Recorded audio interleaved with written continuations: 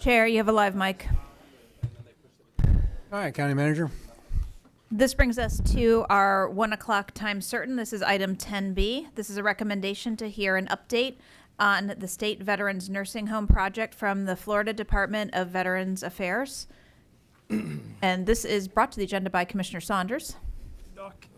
Yes, sir. Thank you, Mr. Chairman. This is one of those good news days. This item is something that we've all been working towards for a long, long time. I've said many times that I want to make Collier County the most veteran-friendly county in the state. And this board has said the same thing over and over again. And I believe that this project actually accomplishes that goal. And Mr. Bob Astalis, Deputy Executive Director of the Florida Department of Veterans Affairs, is going to be coming up and telling us how things are evolving with the federal Department of Veterans Affairs in our application for federal funding. And just so everyone knows, this commission, back in 2018, when we dealt with the 1-cent sales tax, we put $30 million in that sales tax for our local match for a veterans nursing home. That was approved by the voters. In 2019, we purchased property, the Golden Gate Golf Course, and that's going to be the home of the next veterans nursing home in Florida, a 20-acre parcel there. This board has supported all of these efforts. And then we decided to do an adult day health care facility and found out that the federal government doesn't pay for new construction. We needed $20 million for that. This board appropriated $10 million in sales tax revenue just a few months ago for an adult day health care system.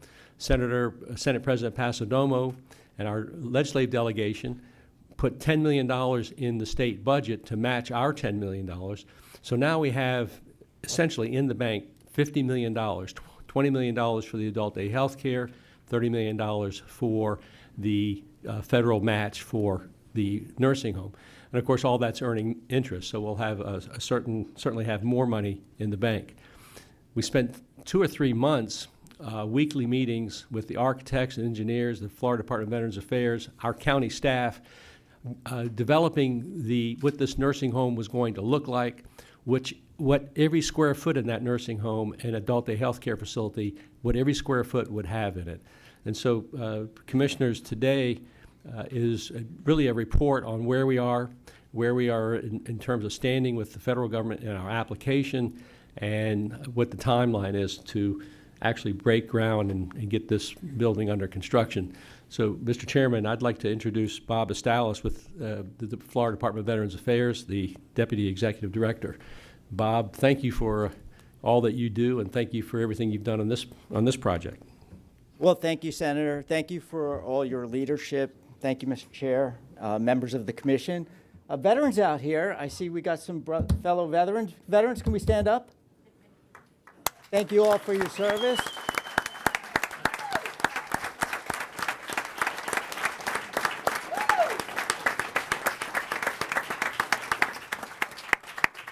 And I was a Navy corpsman, so for my Marine Corps brothers, Semper Fi. For my Navy brothers, anchors away. And for my Army brothers, I'm sorry you couldn't get in the Navy, but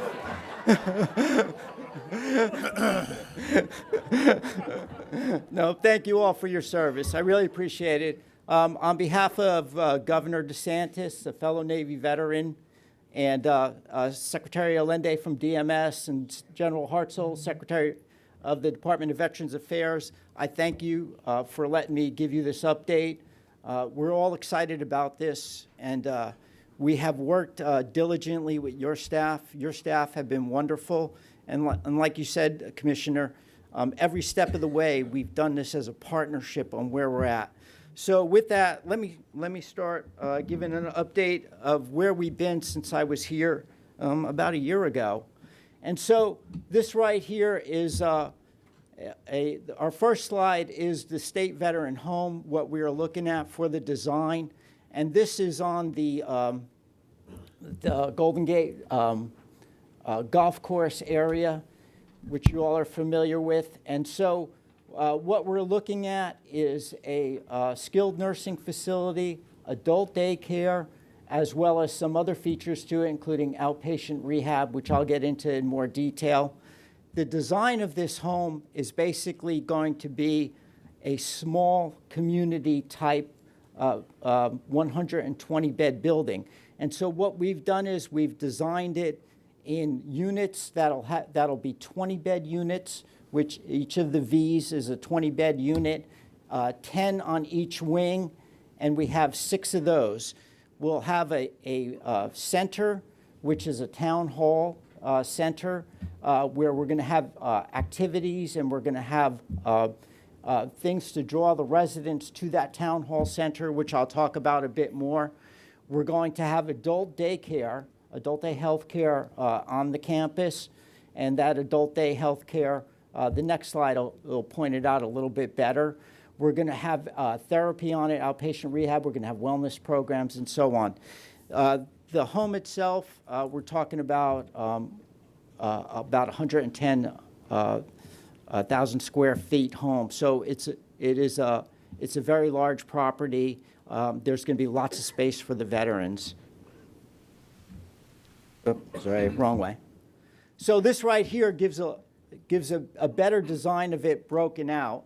The white that you're looking at, those are the skilled units. So those are the skilled nursing beds that we have in the home. The orange area is going to be adult day health care. So we have submitted two requests, applications for grants to the federal government. One is for the 120-bed skilled nursing facility, and the second is for the 40-client adult day health care. The orange area will be the adult day health care.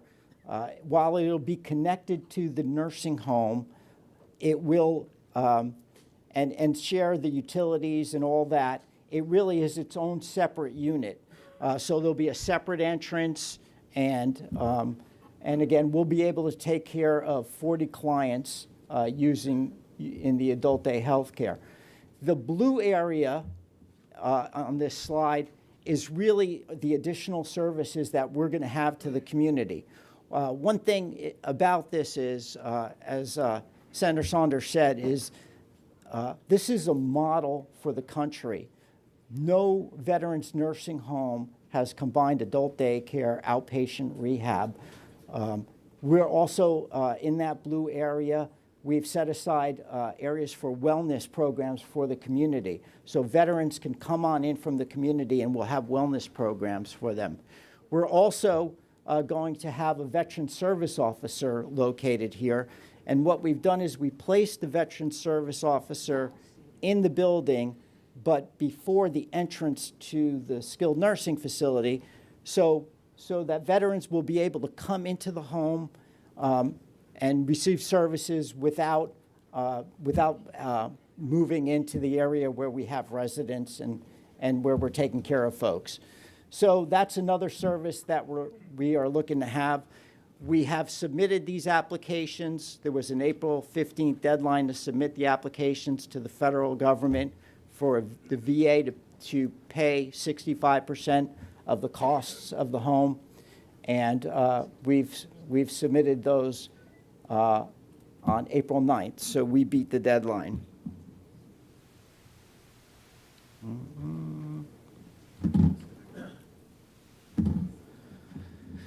This is a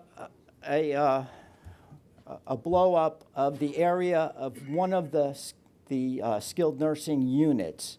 And like I said, what we're doing is a small community design so that it is broken down into 20-bed units with 10-bed wings. And if you look, each room will be a single room. Each resident will have their own bathroom, single room. There'll be a space in there for a desk, a couch, an easy chair for the families, and then storage area for scooters, wheelchairs, and things like that for the residents.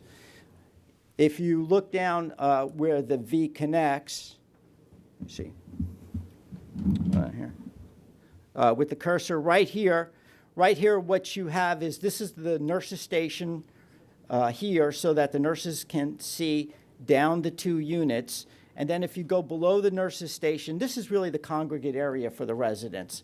This is where meals will be served. Again, small community design, right? Instead of one big dining hall, we would serve meals in each individual community. Activities would be here. Just above that, this is a covered patio area. Our residents like to be outside, and so this is a covered area where they could be outside. Usually we have activities out there, and then a courtyard, an enclosed courtyard for each of the units will also be there too for our residents who want to go all the way outside. What we did was we really played on our RDR Copus State Veteran Nursing Home, which is in Port St. Lucie. RDR Copus opened last year. We're up to 63 residents right now. And this is, I've been in the nursing home business for over 30 years. This is one of the most beautiful buildings that I have ever been, and I'm so fortunate to be part of it. It's a beautiful home. It is based on the small community design. But what we did was we took the positives of it, and the new home, what we did was we corrected some of the things that if we said we can change, we would change it. And some of those changes that we made is that the RDR Copus is really nice in that it has the small communities, but sometimes our residents want something bigger, right? They want to go out and congregate with other residents. Well, our center area really doesn't have anything to draw them to it. The other thing, too, is if you look over where my cursor is, if your room is over here, you have to go all the way through here, then you have to walk through this unit to get to that central area. So what we did was, with the new building, we took that model, and what we did was we condensed it, if you will, so that the units are closer to this Main Street area. And that will allow our residents to not only experience the small community, but also the entire home itself. So that's clearly one of the designs that we think will make this a better experience for the veterans who are going to be receiving services in our home. So this right here is a schematic of the Main Street area. And so this is what I was talking about. Right up here in the upper right-hand corner is that's the units itself where you have the residents at. But on this Main Street, what we're going to have here to the right is a coffee shop. And we're going to do basically like a Starbucks type model where we're going to have a coffee counter, we're going to have tables, and we're going to give residents an experience when they want to come down and just have coffee and congregate that way. This center part right here is a conservatory with lots of plants and open light and all that, so that residents could still be inside but have an outdoor experience. And then lastly, on this side of the Main Street right here, we're going to put in a little sports bar so that our residents... Nice. Bob, change, big sports bar, right? My fellow veterans, right? I mean, you've been in the nursing home business for 30 years, but how long you been out of the Navy? A small sports bar? We're going to serve big drinks. Big glasses. Big drinks, Commissioner. So we'll have a sports bar here, and we're going to have TVs around it. We'll have a little bar setting. We'll have a pool table in there. And again, what this is to draw folks out who want to come out of their small communities into the main part of the home and congregate with residents from other parts. There are some other things I'd like to show you in this. So up above this part, the upper left that you can't see is where the adult daycare is, and I'm going to put up a slide on the adult daycare. But if you come down here, this is going to be inpatient and outpatient physical therapy. And again, as Commissioner Saunders talked about, this is more than a nursing home. We're going to service veterans in the community. Because right now, in our state veteran nursing homes, if you need care, we can only offer you one thing, and that's a nursing home bed. But what we want to do here is that if we can keep you in your home, we want to keep you in your home as long as we can. So if you need rehabilitation services, we want to be able to provide that on an outpatient basis, so that you could come in, you could get your physical, your speech, your occupational therapy, and you could return to your home where you really want to be. So this right here will be outpatient therapy. It will also service inpatient, but outpatient therapy, so they'll come in here, there'll be a therapy space here. If you walk out here, there'll be outdoor therapy too. So what we'll do is we'll be able, our physical therapists and our occupational therapists will be able to work with the community. So we'll have different gradings that will help you walk on. We're gonna have a car there so that our occupational therapists can teach you how to go back to driving again. You won't be able to drive the car around it, but you'll be able to go through skills like that. Above therapy right here is a wellness room. And again, we're going to be open to the community for veterans to have programs, wellness programs. Right on the other side right here, where my cursor is, this is really an auditorium with the stage area. And then next to it, with a dividing wall that will be able to open up, is a seating area. And again, this is for community events. This is for veteran events. We want veterans in the community to use the home because one is the key to keeping our veterans healthy, our veteran residents, is interaction with the community. And it's going to be inviting the community to come on in it. We're going to have an outdoor area too for outdoor events. And again, it is to bring the veteran community into the home. And the other thing too is that what we find is, and this is why these rehab is important, outpatient rehab and the adult daycare, is that veterans will get used to the home, so that if veterans need long-term care services, if they need a skilled bed, they've already been there and they're comfortable with it. And the staff is comfortable with them, and it makes for an easier transition when a veteran needs a skilled bed. So we're excited about this main space here. The other thing I did want to show you is that Veteran Service Officer space is right here. And that, again, the purpose of that is this is a locked door right here that takes you into the home where the reception desk is. So that VSO can take care of veterans and it won't interfere with the operations of the home. So another service that we're going to be providing to the community in this home. This right here is our adult day health care. And again, we're designing something that no other state veteran nursing home in the country has done, and that is to design an adult day health care from the very beginning in a state veteran home. And this right here will be services for 40 veterans who need it. Now, when I say 40 veterans, it's 40 veterans at one time. So we're going to take care of more veterans in the community. It's just that people come on different days, right? Some veterans may need 3 days of adult day health care. Some may need 2. Some may need 5. And so we would be able to take care of more than 40, but it's space for 40 at any one time. There's an activity area, a second activity area, and then we have a dining activity area. We have individual rooms because sometimes a veteran may want to, they may want to be alone. And so this is the adult day health care space. And again, it will assist us in, one, keeping veterans in their home longer, right? Because what we find is that if a veteran is struggling in their home, then their spouse is struggling too. And if we can give them several hours of adult day health care and give the spouse some respite, because one of the reasons we find people having to be admitted into skilled beds is their spouses burn out. They can't take care of them anymore.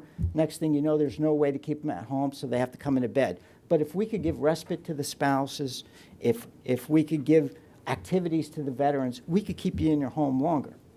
And that's the key right here. The key isn't, we don't want to push veterans into beds. We want veterans to go into beds when they need it. But if we could keep them in the home, we're going to keep them in the home. And that's what's really exciting about this, is that we are providing a wraparound long-term care service to the veterans here in Naples. Expenses. So this is a breakdown of our expenses, and this is, again, we have 2 grant applications. The first grant application is for the skilled nursing facility, and what we did was we basically worked with the architects, we worked with the county staff and the people at DMS who do construction, and said, how much is this going to cost? And then also, we're several years out, so let's build in some inflation. And so that's what we did. We tried to get a realistic number. We believe that the cost of it itself several years from now will be $109 million. We put in $4.4 million for contingencies because we just don't know what's going to happen, right? There could be another big hurricane, a shortage, supply shortage, whatever. So we put $4.4 million for contingency, which makes this a cost of $114 million for the skilled nursing facility part of it, which also will include the outpatient rehab, the wellness center. The federal government will pay 65% of that, which is $74 million, making it a $40 million contribution from the county and the states. The next application that we put in for was for the adult day health care itself. And looking at the adult day health care, as Commissioner Saunders said, the federal government doesn't pay any portion of that. So we have to bear that cost itself. Collier County has agreed to pick up the cost of that, and we are so appreciative to the county commission for doing that, and the citizens for paying a 1-cent tax. Thank you very much. Can I interrupt for just one quick second? Yes, sir. 'Cause I want to make sure that everyone understands the math here. Okay. Because the local match for the nursing home turns out it's going to be closer to 40 million. But when we went to, when you and I met with our legislative delegation to work out the language in the state appropriation for the 10 million, we left it flexible so that that 10 million could float for this whole project. So it looks like a lot of that 10 million will be used as part of the local match for the nursing home. So I know some folks are probably writing down these numbers, and that's the way the numbers work out. So we're not going to be coming back to Collier County asking for another 10 million. Those dollars are all there. That's correct, Senator. And the reason why it's a little bit higher, because initially we were talking 32 million match, is don't forget we built in the wellness center into that. We built in the outpatient therapy. So there's some additional cost which is built into the SNF numbers. Okay. So this is the adult day health care, and again that's about $9.5 billion to build that portion of the building, and unfortunately the federal government does not pay any portion of that. So that is supported by the citizens of Collier County.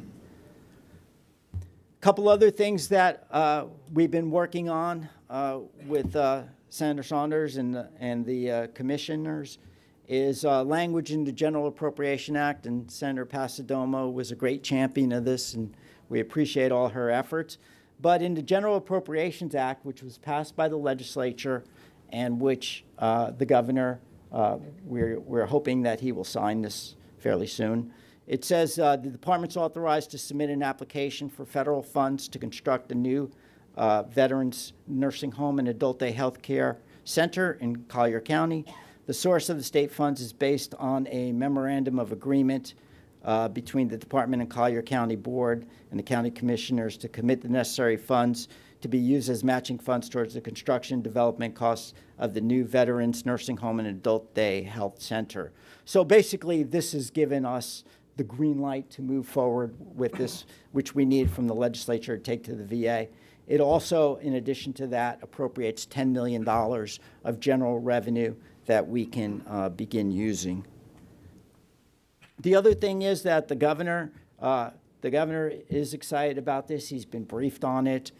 He signed a letter designating our executive director, General Hartzell, to be the representative with the U.S. VA to move forward on this.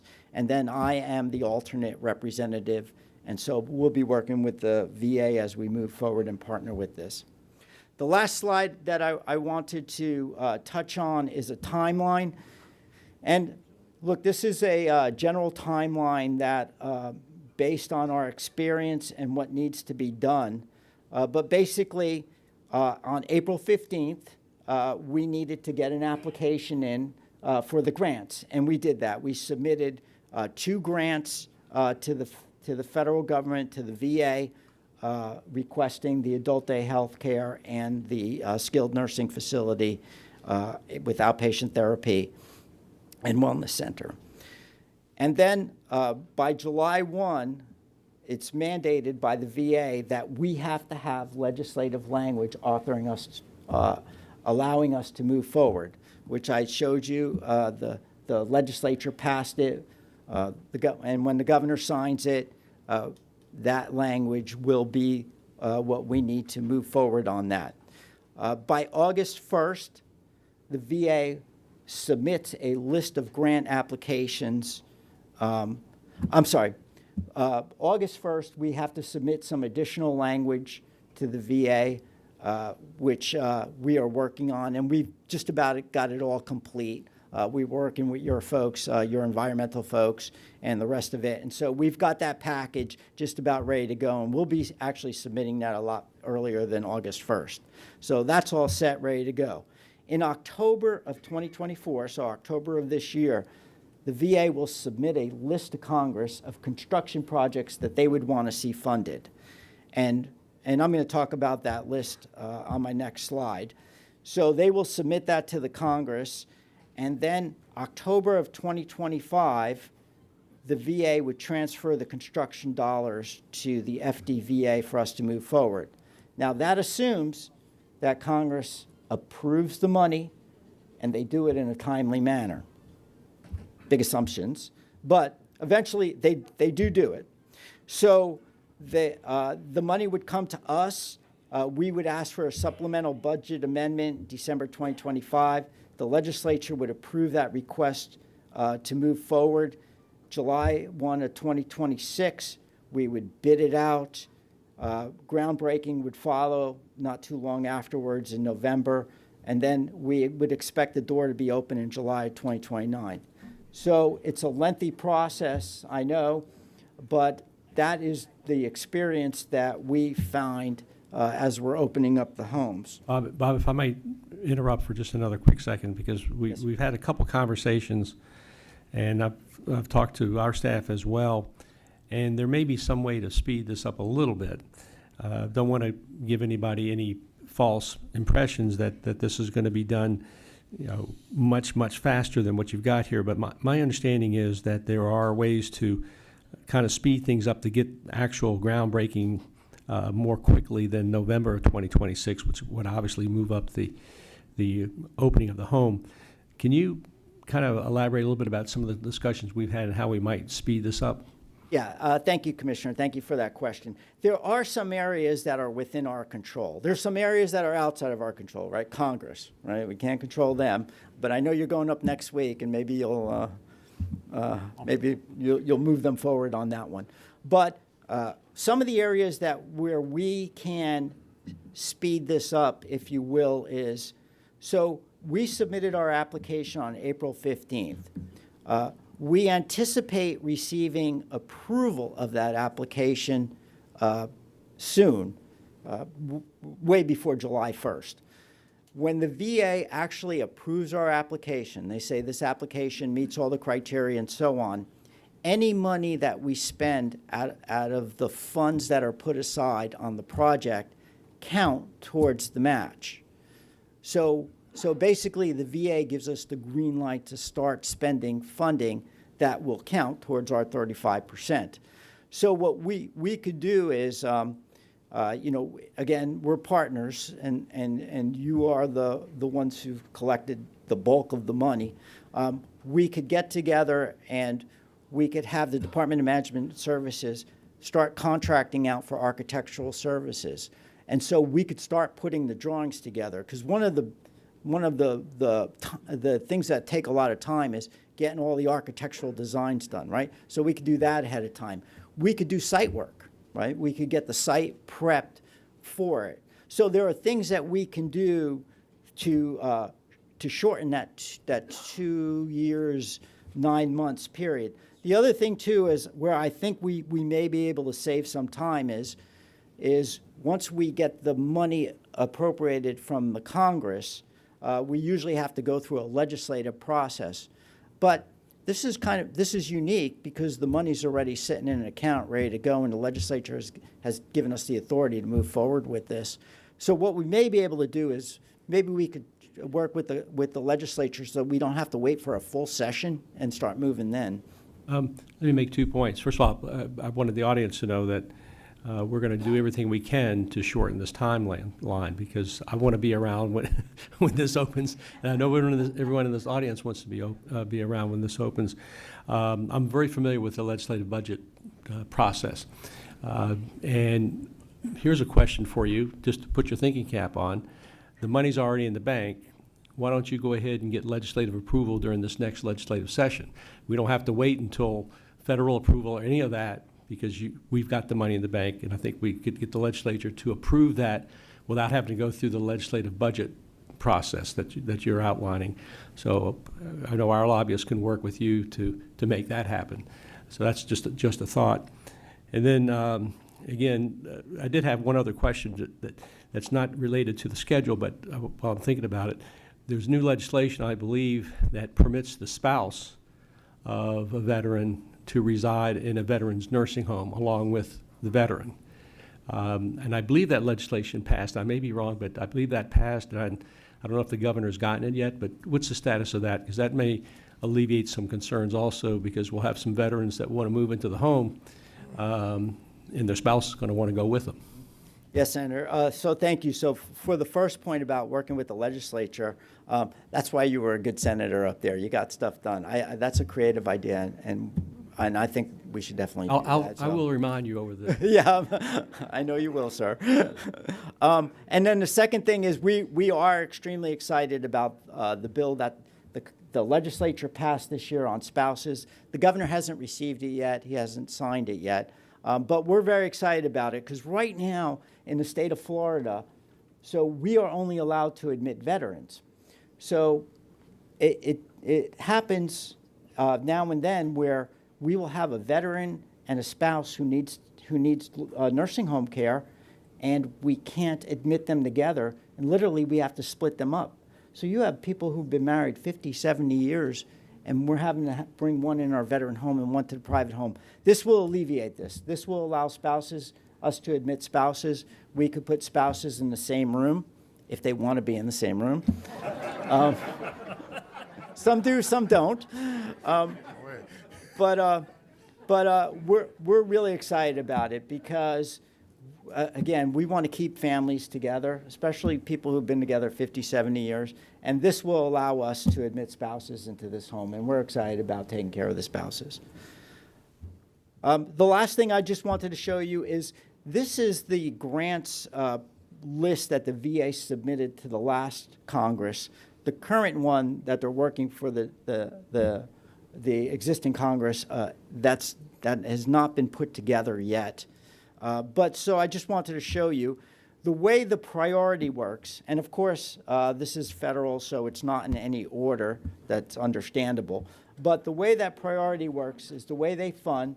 The first projects that they fund are life safety projects. So life safety is your building doesn't comply with environmental or safety issues.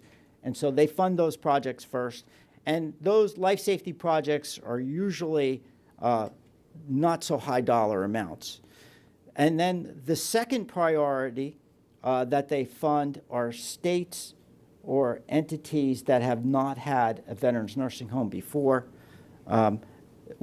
Every state has a veteran nursing home, except we understand there may be a tribe that will be asking for a small skilled nursing facility. If that's the case, that may move ahead of us. And then the next thing is, if you look at 71, 72, 73, those are new construction projects at the bottom to the right that were currently out there, North Carolina, South Carolina, and Maryland. Because we have over 2,000 bed need, we have about 2,900, 3,000 bed need right now in the state of Florida, we will move to the top of that list. So I anticipate, unless something else comes along, that when the new list comes out, our new construction will be at the top of the new construction list. And so that's good news.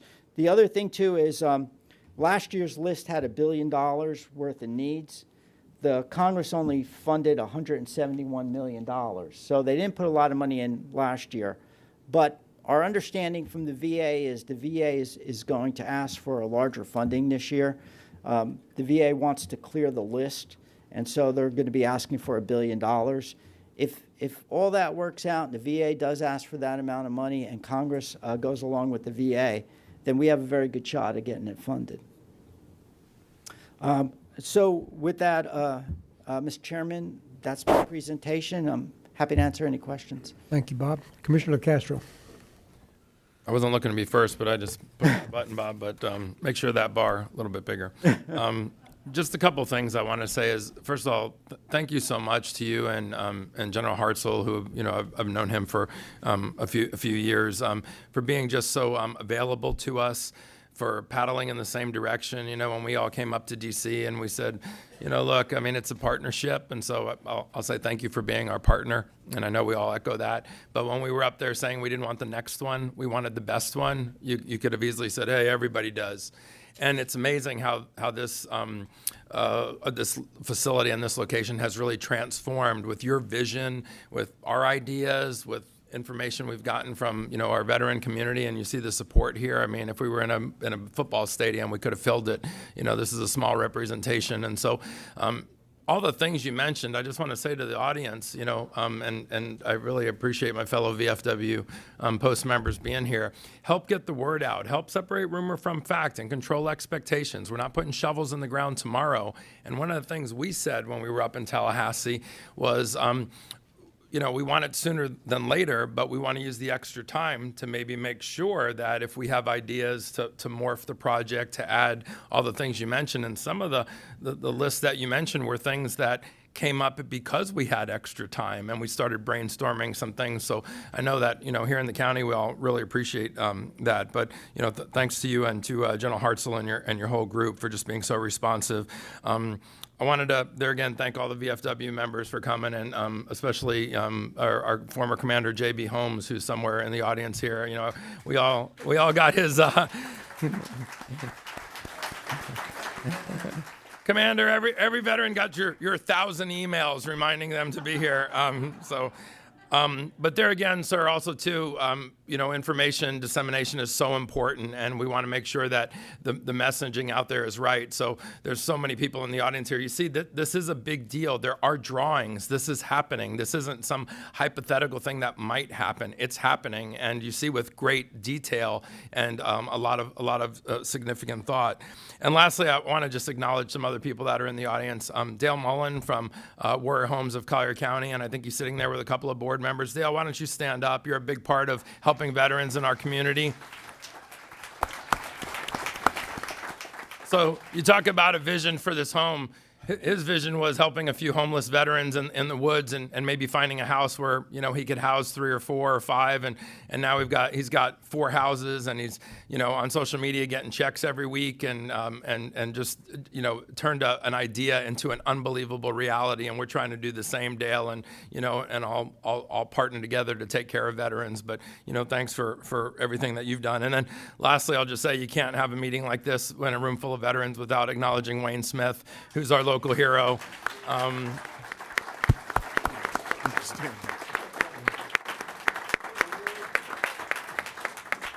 And lastly, I'll just say he's Air Force, okay, right? And fellow Air Force Academy graduate. And one thing I will say, just tongue in cheek, and then I'll turn it over to my my fellow commissioners here. And this will just tell you this: the mindset of veterans and how close we are. And sometimes I was at a meeting one time, and our veterans were in a group, and we were all sort of razzing each other. And a lady came up who wasn't a veteran, and she says, "I'm so disappointed how disrespectfully you all talk to each other." And of course, it was service to service. Oh, you're an Army, pogue, and you're a Navy this and whatnot. And when we explained it to her, the light bulb went off. But I just got an example of that where I saw my fellow veterans out there, and I'm like, hey, line up for some push-ups. And then one of the guys in the middle gave me, I don't know what finger it was. I think he said, I'm number one. But, that camaraderie, whether you're active duty or you're long since, separated or retired, exists. And we're here to take care of the veterans in our community and help us spread that word. And also, we said at a previous discussion here on a totally different topic, our doors are always open. You have ideas, you're hearing things out in the community, feed it to one or all of us, because we're in direct communication with, our partners up in Tallahassee. And, we want to continue to just make sure that this is the best facility and not just the next one, and you can help us do that. But thanks for your service, and my time is up. Thank you. Yeah. Thank you. Mr. Chairman. Commissioner Saunders. Thank you, Mr. Chairman. There are a couple things I want to add. First of all, I want to echo everything that Commissioner LaCastro said with the folks that are here. We wouldn't be here having this type of a meeting if it wasn't for men and women like you that have served so well and so valiantly. And our goal is to help repay you for your service and to help you get the services and the things that you have so earnestly earned over the years with your service. So there's one other component to this that I think I just want to mention to this audience and to Bob. We want to make this into kind of a veterans campus, if you will. And so there are two other things that we're going to be working on. One is a Veteran Services Center and a military museum in the abandoned old white building on the corner of 951 and Golden Gate Parkway. That building was donated, as everyone knows, to the county by a friend of mine who was looking for a tax write-off, and we just happened to be the beneficiary of that. But we've got an application in for some federal funding to turn that building into a Veterans Services Center. That center will have offices for all of the veterans organizations and services that we provide. We'll have it all in one location. And it just turns out that there's about 8,000 square feet of open space on in the middle of that building, from the floor all the way up to the ceiling, 2 levels. It's open, and that's going to be a great location for a military museum. This board has already agreed to apply for some federal funding for the Veterans Services Center, and ancillary to that, we will have space for a military museum. They're going to have a helicopter and a tank and all kinds of things there. But in addition to that, our next item on the agenda is dealing with the Golden Gate Golf Course. And the folks that from Arthrex that are really behind that project are really supportive of veterans, and they're here in the audience right now. They're going to be presenting next on that other project. But they've got an aspect of this where there'll be a place near the veterans nursing home that'll be right by the driving range, and so it'll be an area where members of the military and people that are visiting in the nursing home will have an area to tee off of at the driving range that's just for the military personnel and for veterans, again, to show our appreciation for their service to our country. So I just wanted to mention that before you leave and we get to that next item. This board is making this a veterans campus that we believe will be perhaps unlike any place else in Florida, maybe any place else, because we want to recognize the dedication of our veterans and pay them back for what they've done for us. So that's part of this whole concept, and I just want everybody to know that.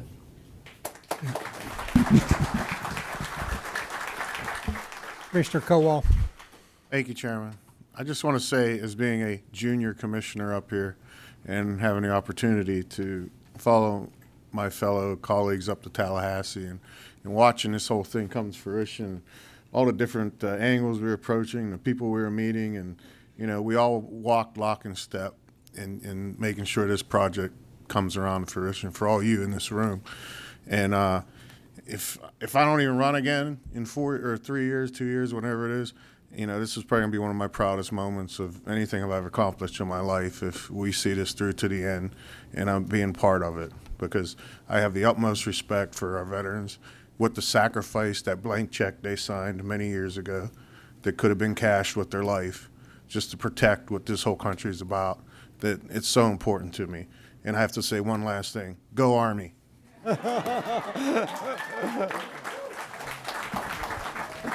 Security, Sheriff, please escort Commissioner Cole out of the. Commissioner McDaniel. Thank you, Mr. Chair. I just wanted to thank Bob. We've Commissioner Saunders, you and I've been working with this project since we became elected back in 16, 17, started on this. This is a epitomization of the glacial speed of government. But it is a reality. And it's because of the driving force of this board, the efforts of Commissioner Saunders, myself, and this entire board, and the Veterans Administration in Tallahassee, along with the voters of Collier County, the taxpayers of Collier County, and the revenue to support this project has moved it to the top of the list. And I personally want to thank you all for your support and what you've done for our country.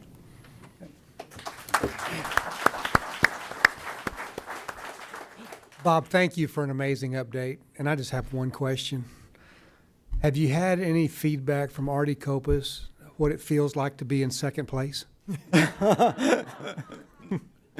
Good question. Thank you. Thank you. And just in conclusion, on behalf of General Hartzell and the Florida Department of Veterans Affairs, thank you for your partnership. You've been amazing partners on this. And you know what? Thank you to the veterans in the room, because I'm new to government. I come from business, and I know that it's where does the money come from? Well, the money came from you all every time you put a penny sales tax in. And so what I offer to you, my fellow veterans, is that I'm willing to come down to any of your meetings. If you want me to do this presentation at your meetings, I'm happy to do that. It's a 6-hour drive for me, but I'll do it. And I'm happy to also get feedback, too, from the veteran community, because you know what you need better than I know what you need, right? So invite me down. I'm happy to partner with any of the commissioners who would like to go. I'm happy to do this presentation, take your feedback, and I thank you for supporting this project. Thank you.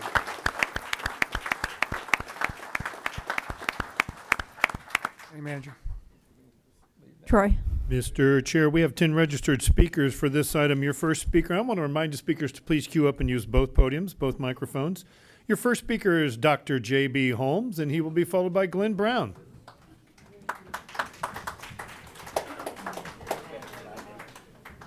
Thank you. Commissioners, my name is Holmes, Dr. J.B. Holmes. I thank you for being here today, and I thank you for allowing us to speak on this matter, and I thank you for all of the hard work you have done on this issue. Mr. Saunders, Commissioner Saunders, particularly you've worked very closely with us, so I want to thank you for that.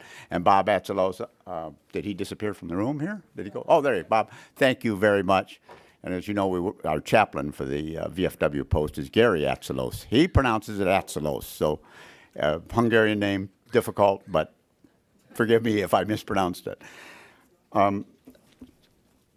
We want to, all these veterans in this room, as I believe Commissioner Cowell said, all these veterans in this room signed a blank check up to and including their lives. Colonel Castro, the same. They also paid the taxes, that 1 penny sales tax. We paid that for years. This isn't a gift. This is not a gift to the veterans, the 28,000 veterans in Collier County. This is not a gift. They've paid for it once. They've paid for it twice. And these men and women will fight for this home. I want to thank the veterans groups that are here today, the Marine Corps League, the VFW Auxiliary, President Betty Bailey here at the front, Wayne Smith, submarine veterans here in the back. There are also Ave Maria Veterans Association and the Veterans of Del Webb are here today. And I want to thank Arthex for being here today and supporting this project. This process is very confusing and convoluted and labyrinthian, as you know. We've tried to follow it with Commissioner Saunders' help. We've gotten this far, and we would like to continue that relationship. And Mr. Atzelos, we'd like to continue that relationship with you as it gets on to the state and federal government. We would like to meet with you as often as possible, and I would invite you to come to the VFW at any time and make that presentation. I think you're a VFW member anyway, aren't you? Okay, congratulations, thank you. He beat you, Tom. So, but anyway, we asked Bob and the commissioners, I got 30 seconds. We asked Bob and the commissioners not to do anything for us, but we asked, what can we do for you? What can we do for you to help you successfully complete this project for the veterans of Collier County? And I would suggest something we can do, and this is one I can't control, is that we form a veterans committee appointed by the Collier County commissioners to work with this project and work with the state of Florida and the federal government through this project. Not to oversee it, not to tell anybody what to do, but to be able to inform the rest of the community. I have kind of the structure for that already. I have a Friends of the Veterans Nursing Home with some leadership in that, and that may be a good way to get started what you're talking about. So let's talk about that over the next couple of days on how we can put that all together. We're at your disposal, Commissioner. Your next speaker is Glenn Thank you. Brown. He'll be followed by Dale Mullen. Hey, Troy. Troy. Mr. Brown, before we get started, we're going to have a special presentation by Congressman Mario Diaz-Balart. It's a fine If time. we can do that now? Show up. Yep. Somebody introduce him. Ladies and gentlemen, Congressman Mario Diaz-Balart.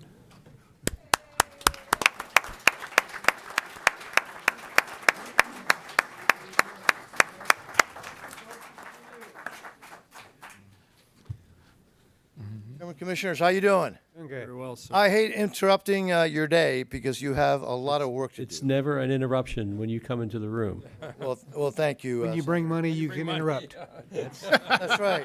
Well, No speeches, just checks. that's right. Just shut the heck up and leave the check, right? That's well. Look, and also, what a privilege to be with all of you. Also with who I believe is potentially the best sheriff in the entire country, who's here with us. Sheriff, where's the sheriff?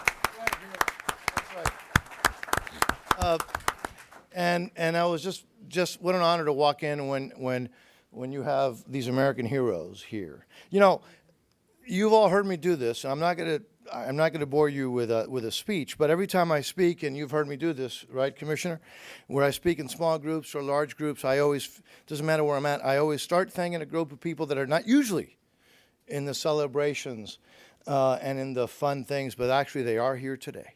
I always start by thanking the men and women of the United States Armed Forces, who are the ones who allow us to live in freedom. So thank you for your service to this great nation. Very briefly, again, I am not apologetic, as you all know, about doing two things. I actually get things done, including in my realm, I actually control government spending in Washington, which is a bit of a task, right? And while a lot of people talk about cutting spending, I actually have a record of doing that. But having said that, I also am not apologetic about understanding that we know the needs of our community better than the bureaucrats in Washington, D.C. And if we leave it to the bureaucrats, good luck. Good luck, right? So working with the sheriff, working with the county commission, we have some good news. I am bearing, as Mr. Holmes said, it's not a gift, because this is our money, right? But I do have some good news. Now, let me look through my notes to make sure I get this right, okay? But again, as I mentioned, the concept of the federal government spending less money, which we need to do, because we're bankrupting this country, does not mean that when we do that, we don't have enough money to do things that we need to do. You can do both things as long as you're smart. And so, working with the sheriff, working with this police department, the sheriff's department, and this county commission, they asked us for a little bit of federal help. And so we were able to get, for the sheriff's office, for police equipment and vehicle upgrades, $1 million from the federal government. So,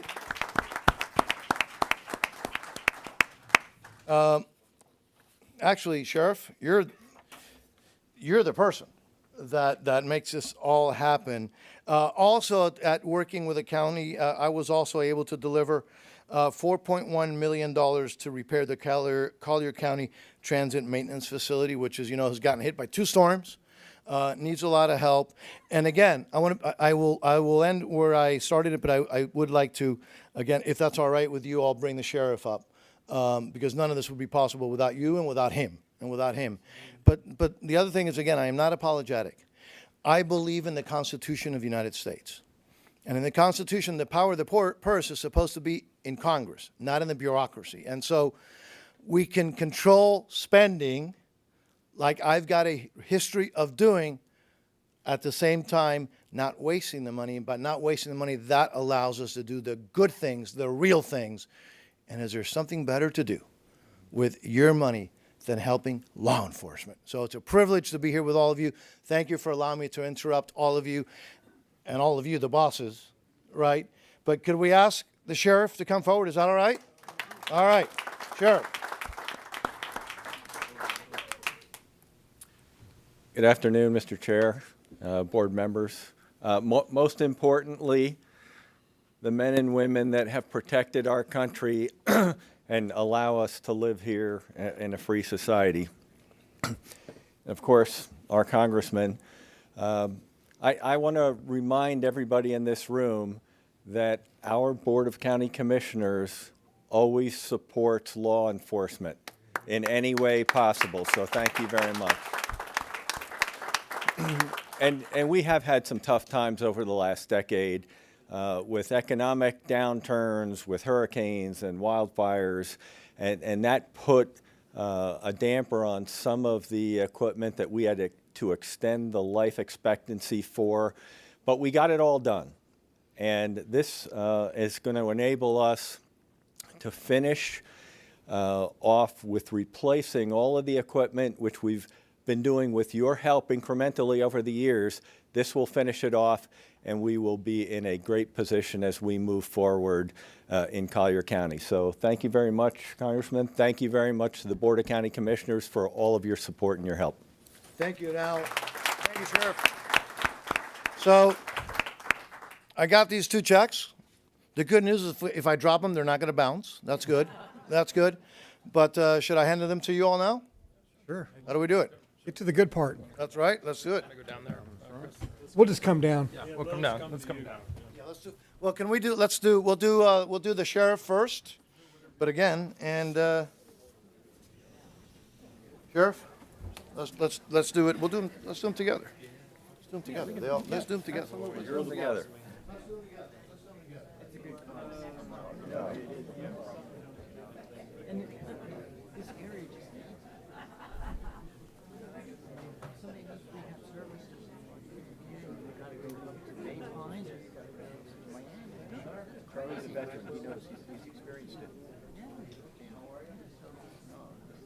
The real money's coming, right? Not just the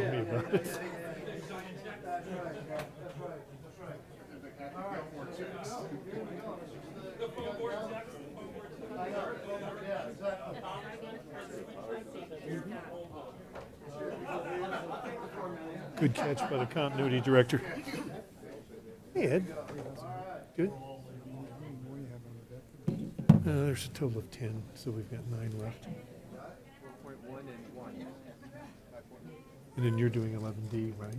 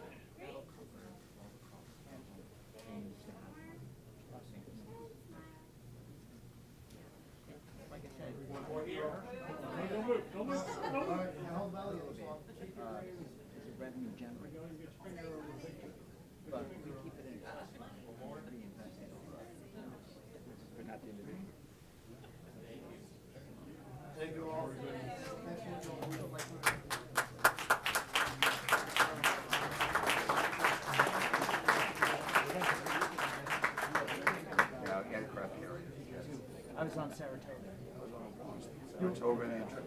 Oh, were you really? Oh, yes.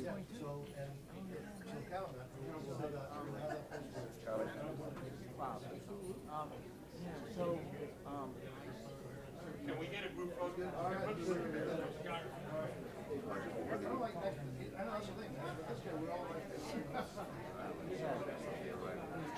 Ready? 1, 2. Thank you.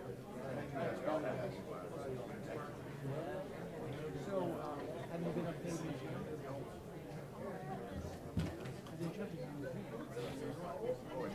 Yeah, they have.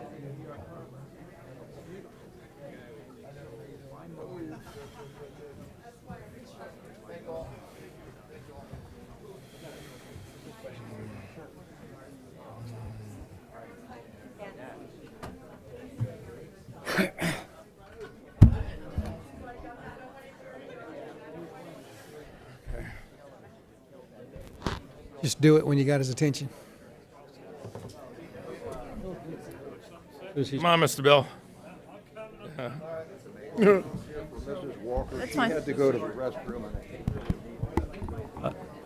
McDaniels. You want to? Powell. All right, Troy, you ready? Congressman? Hang on, we have a question for Congressman. Yeah. Congressman, first of all, thank you for everything that you do. Thank you for the checks and everything. There's always another ask. Yeah. I don't know if you heard the presentation about our Veterans Nursing Home and our Veterans Services Center and the things that we're doing at that campus for veterans. And we do have another application in for some potential funding for a Veterans Services Center.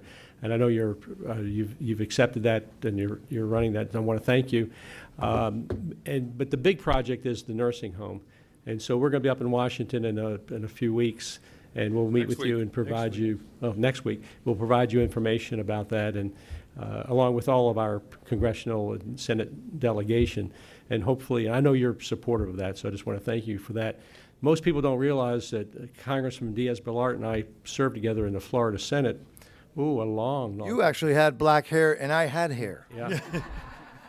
And I like to say that everything I know, he likes to say everything that I know, he taught me, and I like to say everything he knows, I taught him. But you were, you were a legend back then, and you're certainly a legend now. And just want to thank you for all that you've done over the years for the state of Florida. Well, thank you. I will tell you, it's a privilege to work for you all. And you all know that you have a great commission here and who are amazing.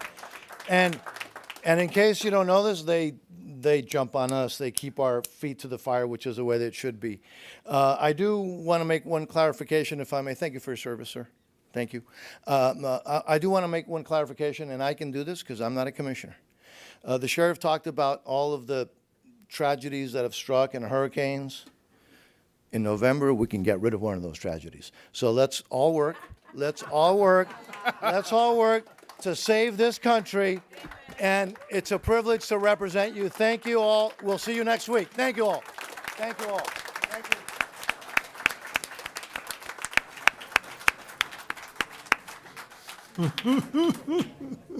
you. Okay, Mr. Brown, you get to follow that.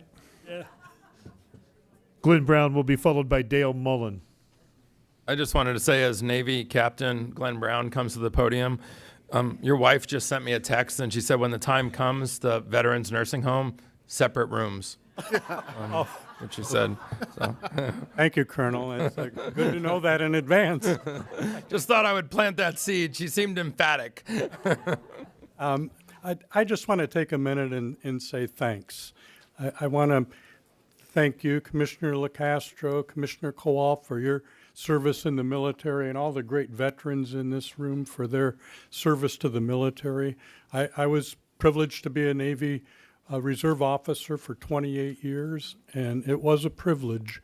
And I know and have great concern for fellow veterans who have tough circumstances and who's currently being underserved in their needs.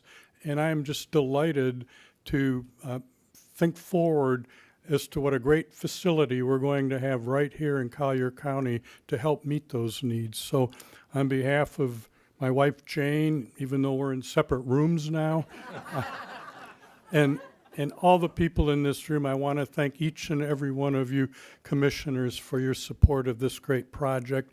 And I'd like to thank the state VA for their support. Thank you very much. Your next speaker is Dale Mullen. He's been seated additional time from Barbara Salkal. Barbara, can you raise your hand to indicate you're here? Thank you. And from Lisa Lauren. He will have a total of 9 minutes and will be followed by Garrett Byron. Thank you. I certainly won't use 9 minutes. Should be no more than about 4 minutes. But anyway, what I've seen today is very impressive. Nursing home. I don't believe that you can ever do enough to help veterans. I'm a veteran myself. I served in Vietnam, one tour of duty, and I don't think you can do enough to help veterans. And I think the work that we do here in Collier County is the charity that we started back a few years ago, our 10th year anniversary, support veterans here in Collier County, certainly reflects our commitment to veterans and what we're doing here to ensure that our veterans, we focus on housing, mental health, and education. The vision of Warrior Homes of Collier is to ensure that no veteran is left behind in Collier County. For decades, veterans who have served our country with dignity and honor have grappled with higher rates of mental illness, substance use, and homelessness, and are at increased risk of suicide. The problem is particularly acute here in Collier County, where housing prices are among the nation's highest. Veterans commit suicide at the rate of twice the national average of 19 per day and are 50% more likely to become homeless. We have documented 51 homeless veterans in Collier County at our last official point in time count, which was in 2023. The 24 numbers haven't been released. Hopefully, they won't be any higher than that. Over the past 4 years, as Rick has mentioned, we have opened 4 properties in Collier County to house veterans. We opened the Alpha House, which is a short-term transitional house for veterans with substance abuse disorders and mental health disorders such as PTSD and traumatic brain injury. Since opening, we have had 37 veterans, on an average stay of 7 months, live in Alpha House. It continues to exist. Right now, Alpha House is full with 7 veterans today. Bravo and Charlie houses provide long-term supportive housing up to 6 senior veterans on fixed incomes who receive subsidies. In the last house is, Rick, I think had mentioned, was the Delta House, supportive house complex apartment that houses up to 20 veterans, including men and women. In addition to getting veterans off the streets, we connect our residents with supporting services and mental health counseling, peer support through David Lawrence, as well as educational opportunities and college scholarships. Thanks to the generous support of private donors, philanthropic groups in our community, our goal of ending veteran homelessness in Collier County gets closer to reality with every passing day. The day that we have no homeless veterans in Collier County, I would be the first to admit that we are a veteran-friendly community. I also stand before you as a veteran, and I really take great pride in that, in my service to this nation. As the Warrior Homes of Collier County, we commend the county for pursuing projects in support of men and women who have served this country with duty and honor, and applaud your efforts to make Collier the most veteran-friendly county in the state. Our concern, though, is that the immediate needs of our vulnerable veterans and population are not being met, and that this project likely won't come to fruition for years. It also benefits current county residents in need of additional assistance. In the last 4 years, we have housed 65 veterans in Warrior Homes and are now at full capacity. We have waiting lists for prospective new residents. We continue to provide emergency assistance through our homeless prevention programs, including rent, utility payment support, and food cards. We can't do it alone. Though our efforts, we have organized and led a coalition of 17 local organizations, all committed to a single mission, and that is that no veteran is left behind in Collier County. The shortage of housing for veterans in a community crisis that requires leadership, advocacy, innovation, and investment from the public and the private sector and organizations and individuals. The Collier County Community Foundation, which Warrior Homes proudly counts among our supporters, concur that the identified homelessness and seniors as a top priority in 2023 in their current needs assessment. Our approach isn't just to do things to do. Our approach isn't just the right thing to do. It will save our taxpayers money. Consider these statistics. At Warrior Homes, it costs us about $30 a day to house a resident. At St. Matt's, $55 a day. If the homeless veterans in the Collier County Jail, those costs increase more than $200 per day. If they are Baker acted at the David Lawrence Center, the cost is about $1,200 a day. These brave warriors need the support of our community and desire safe and clean and accessible housing, as well as greater support with mental health and wellness. Warrior Homes of Collier urges Collier County to expedite the process of not only allocating sales tax surcharge revenues, but to other sources of revenue towards its committed projects, including the state nursing home. We also urge and challenge and encourage the county, business and philanthropic groups, and private citizens who care about veterans to invest in proven local resources that can deliver help today. Every day is the day there's more and more veterans are at risk of falling through the cracks. Thank you. Your next speaker is Garrett Byrant, and he will be followed by Dr. Dmitry Shotov.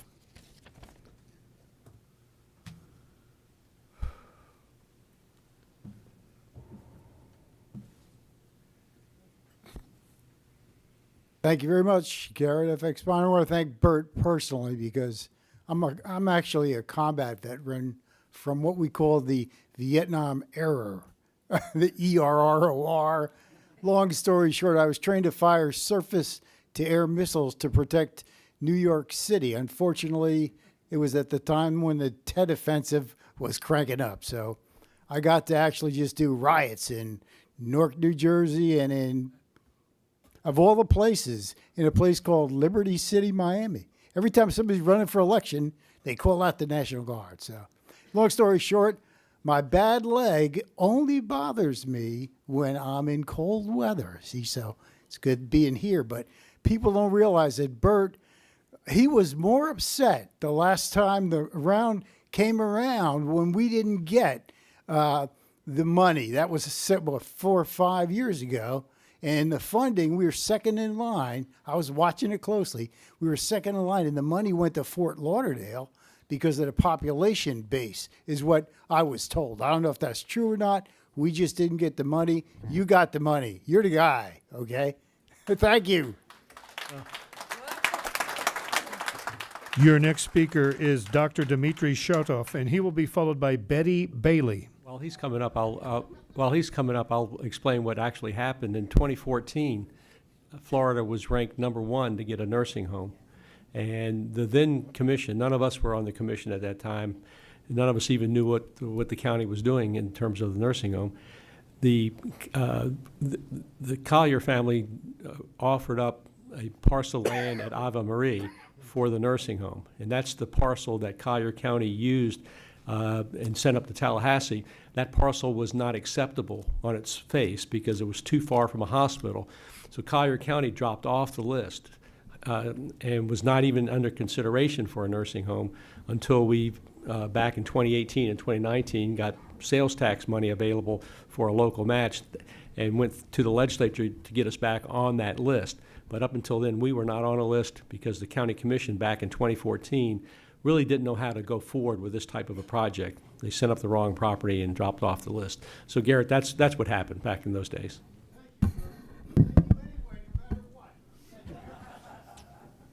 Doctor? Okay. Thank you, commissioners. Thank you, county fellows. My name is Dmitry Shutov, and I have PhD, and I'm a writer. Thank you. You don't need much time to go through the papers or browse the internet to understand that our veterans deserve a better life. Whatever budget USVA has, it always looks like the money could be bigger, or more money could be better serve 16 million veterans in this country. Many veterans complain about low pension and disability allowances and so on. Imagine. VA annual budget is 5 times smaller than market capitalization of any of Apple, Microsoft, Amazon, or Google. The internet search for how U.S. private sector helps U.S. veterans give me 1.2 trillion in a half seconds answers and intakes. The all answers, I read about 20 from the top, were recommendations to private corporations how to help veterans to prepare a resume or build websites. This is to say, is it working? This is to say that it was not easy for the county to collect money. We are celebrating some of the portions today. County 23,000 veterans, somebody said. Some examples. Back 2-3 years ago, Commissioner Saunders fought for additional square footage. He looked for funds in bits and pieces in very possible directions, including U.S. Senate and VA charitable sources and others. And he travels to Senate, Washington, D.C. next week. Good luck. Then somebody else smart came up with the innovation idea of having snoozling room in the complex we are talking about. Come on, this is innovation. That's a real thing. It's relaxation. All natural experience was initiated by non-profit organization in Portugal, and now it's very popular around the world. And now veterans will have opportunity, able to enjoy it and get healthier. Collier County care facility is an important, timely, and very needed undertaking. Thank you, veterans. Thank you, leadership, and thank you all county hardworking people who invested a lot of energy in this project and make it underway and will be completed hopefully on time. Thank you. Your next speaker is Betty Bailey. She will be followed by Yvette and, forgive me, Benaroche. Yes, Betty Bailey, President of Local 7721 Auxiliary, also a state representative for the hospital program for the VFW Auxiliary. Commissioner Saunders, thank you so much for working with me to help make our auxiliary aware of what's happening. Commissioner McDaniels, also for the work that you have done over the years. And thank you, veterans in the audience, for your sacrifice, your valor, I should say, and your giving for our freedom that we can now be here today. It's very important for a nursing home in Collier County. Presently, we have 730 veterans that are in nursing home facilities. Part of the auxiliary programs, and we have some of our hospital visitors here today, Lois, a few of our others are here who have visited these veterans in nursing homes. One of the factors that's very sad is the isolation that these veterans experience. Some of them do not have families. Some of them are suffering from PTSD. It's very sad when you see a Vietnam veteran and you say, did anyone give you a hug and welcome you home? And once you do that, the tear starts calling from both eyes, theirs and yours. So again, this opportunity to service our veterans and their spouses, which are caregivers, which also suffer some of the PTSD that their veteran husband or wife went through. So thank you again on behalf of what you're doing for Collier County. We appreciate it.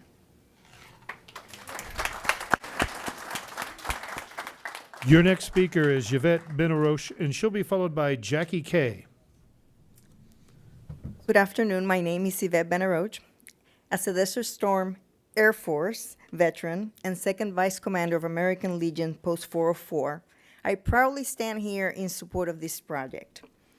This is not just a building, it's a beacon of hope for those who've served our nation. This facility will be more than just a place of care. It will be a community that honors our veterans' sacrifices.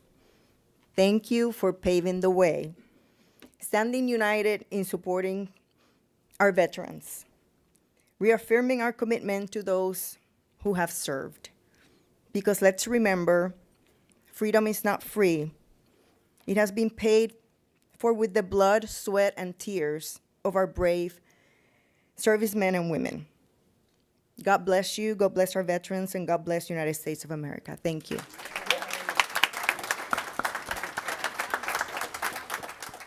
Our final registered speaker for this item is Jackie Kay. Good afternoon. My name is Jackie Kay, and I would say I was trained by the best branch, which is the Army, of course. So thank you. Actually, one of my favorite T-shirts, I told David back there, is Army, because even the Marines need heroes. So that's my favorite T-shirt.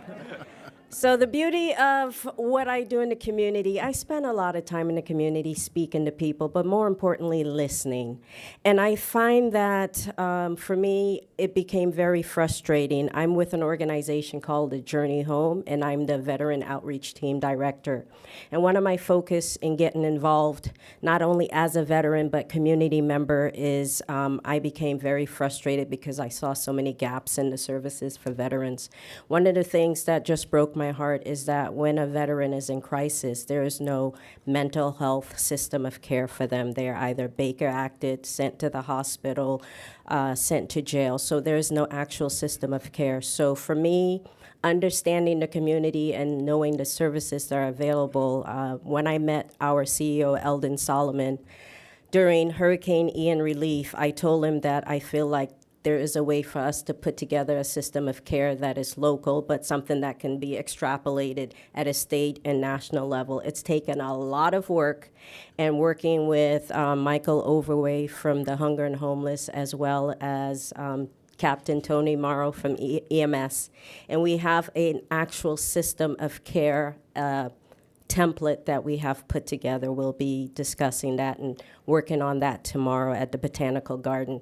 But it is an actual system of care, and you can put in whether it's workforce housing, if it's an issue dealing with poverty. It's a template that can be used across different situations. But I am currently working with 2 veterans, elderly veterans. I have contacted various organizations through the continuum of care. There are no services for veterans who are elderly, without services and isolation. So for me, standing in that gap until we're able to help them to be at a place where they're thriving is very important. The closest I could get help for them is the Baker Senior Center, and that's going to take a couple of weeks just to even get an appointment with them. So there are no systems for these veterans, and these are the vulnerable veterans, and these are the ones that are uncounted in our homeless population. One veteran, he is in fact homeless from Ian, but he has a friend that's taking care of him. But if that friend is leaving in June, so he's going to be isolated. So I'm the only connection he has to the community. So this nursing home, or a better word for it would be veteran long-term care facility, is very much needed. And thank you all very much for working hard. And especially Commissioner Saunders, because we have met multiple times in me going over these issues with you. So thank you. And thank you, Bob. And that concludes our public comment for item 10B. County Manager, why don't we take a court reporter break before we start our next agenda item, and we'll come back at 2:35.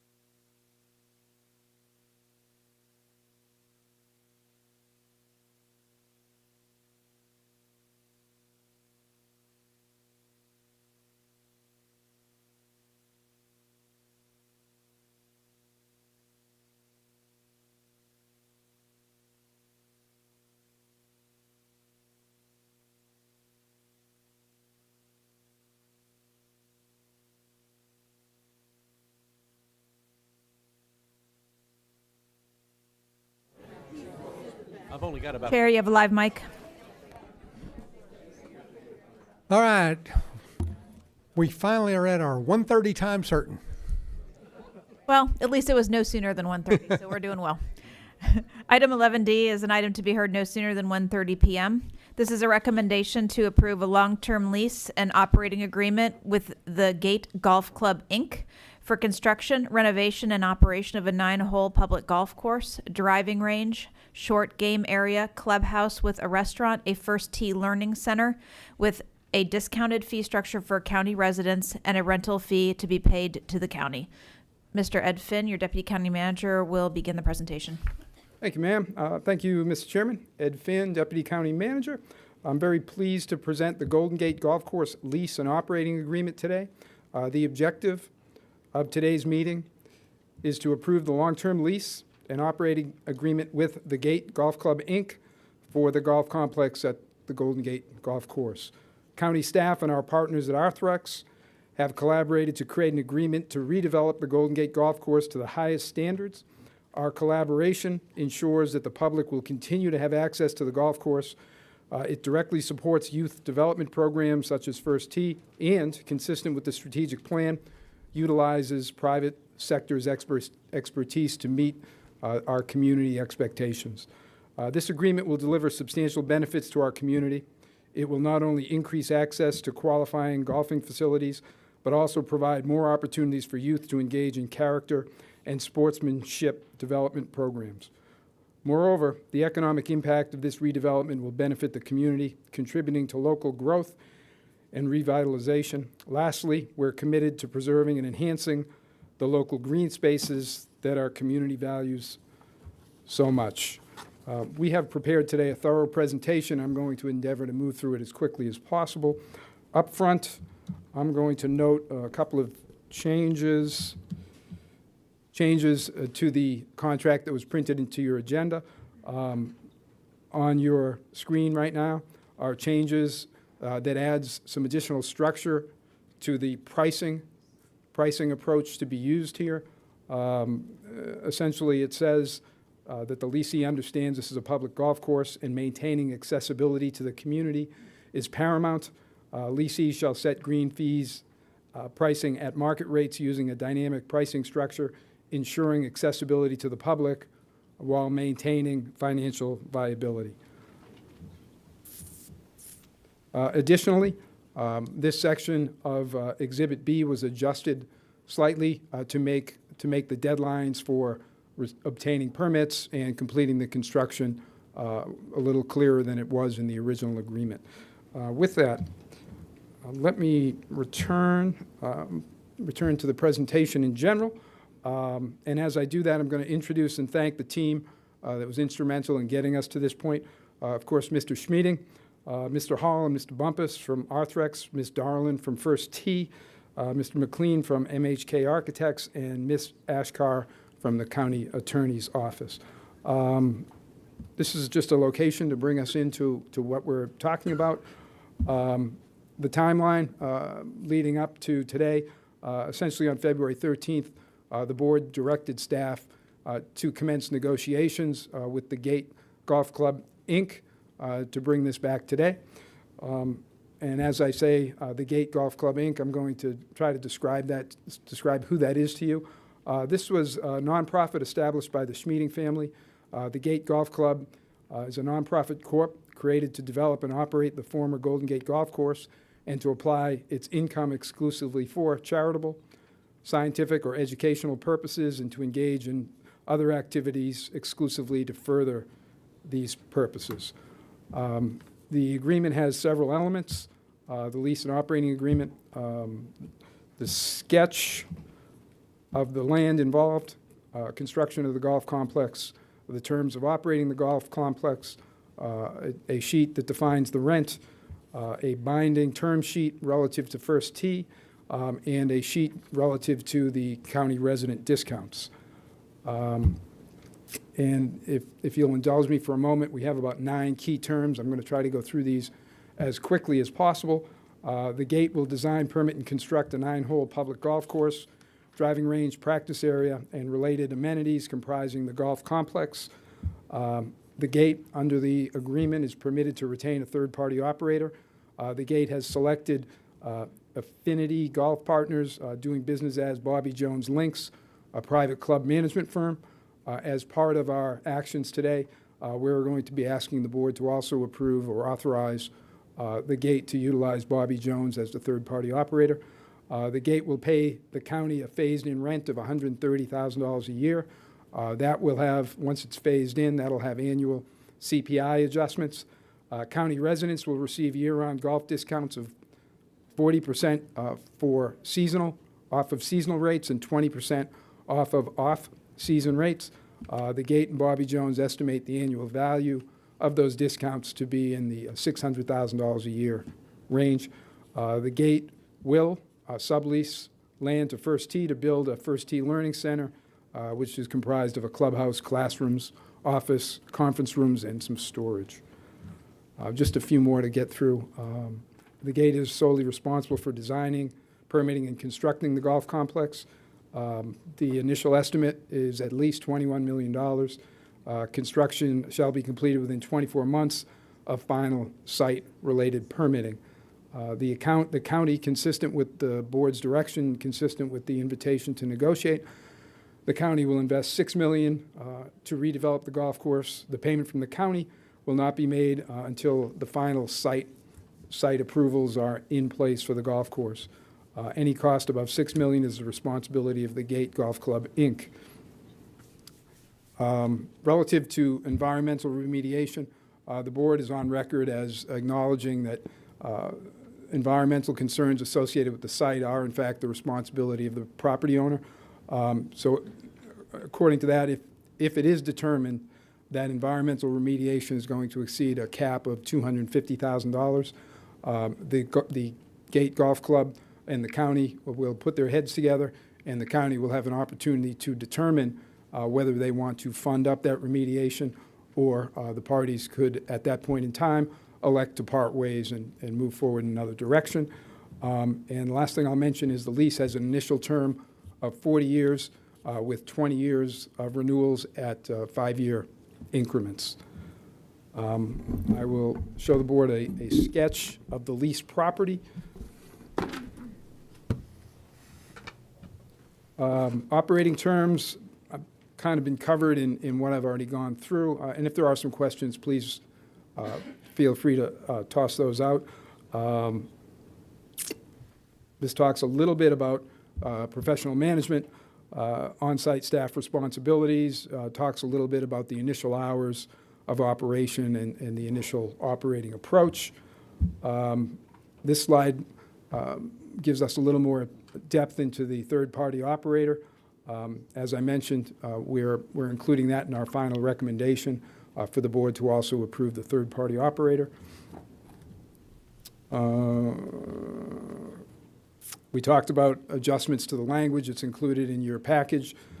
And this is Exhibit F, which is the 20% discount. And you can see it's seasonally arranged.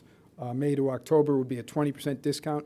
May to October would be off-season base rates. So this still results in a very, very reasonable rate. The high season discount between November and April 30th will be 40%. The value, I had already mentioned the value of the discount being contributed back to the users of the golf course. Rent, the table on the left-hand side shows the phase-in of rent.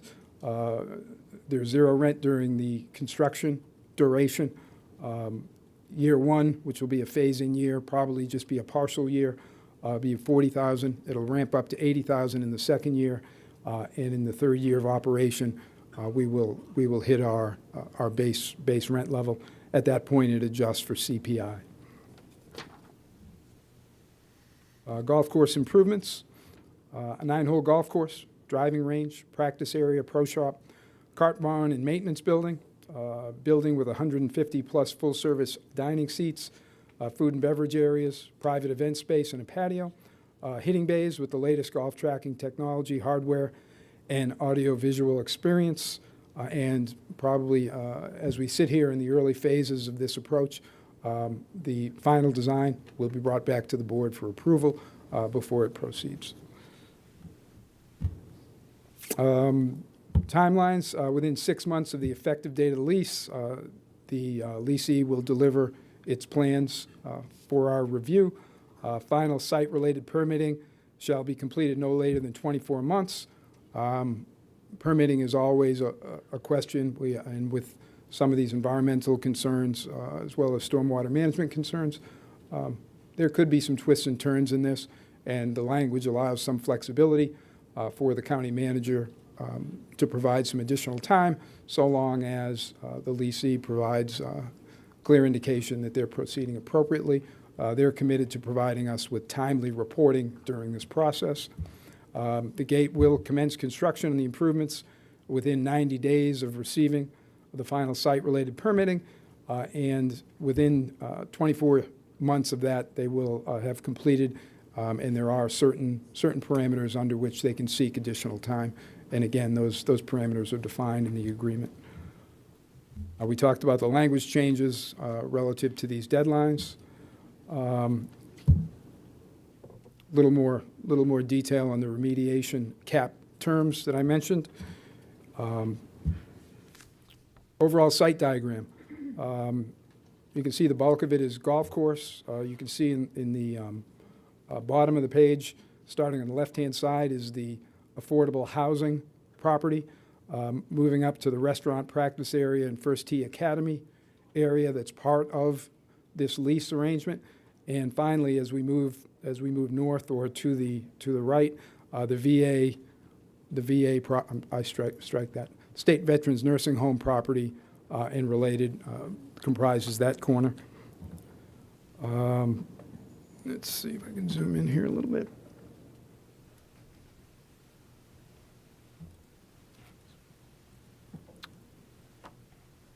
Starting here, restaurant building, kitchen, concession, driving range, pro shop, cart barn, event pavilion, and First Tee related areas over here. This is 951, and this is the access to the site. Conceptual golf course routing study. Again, you'll see lower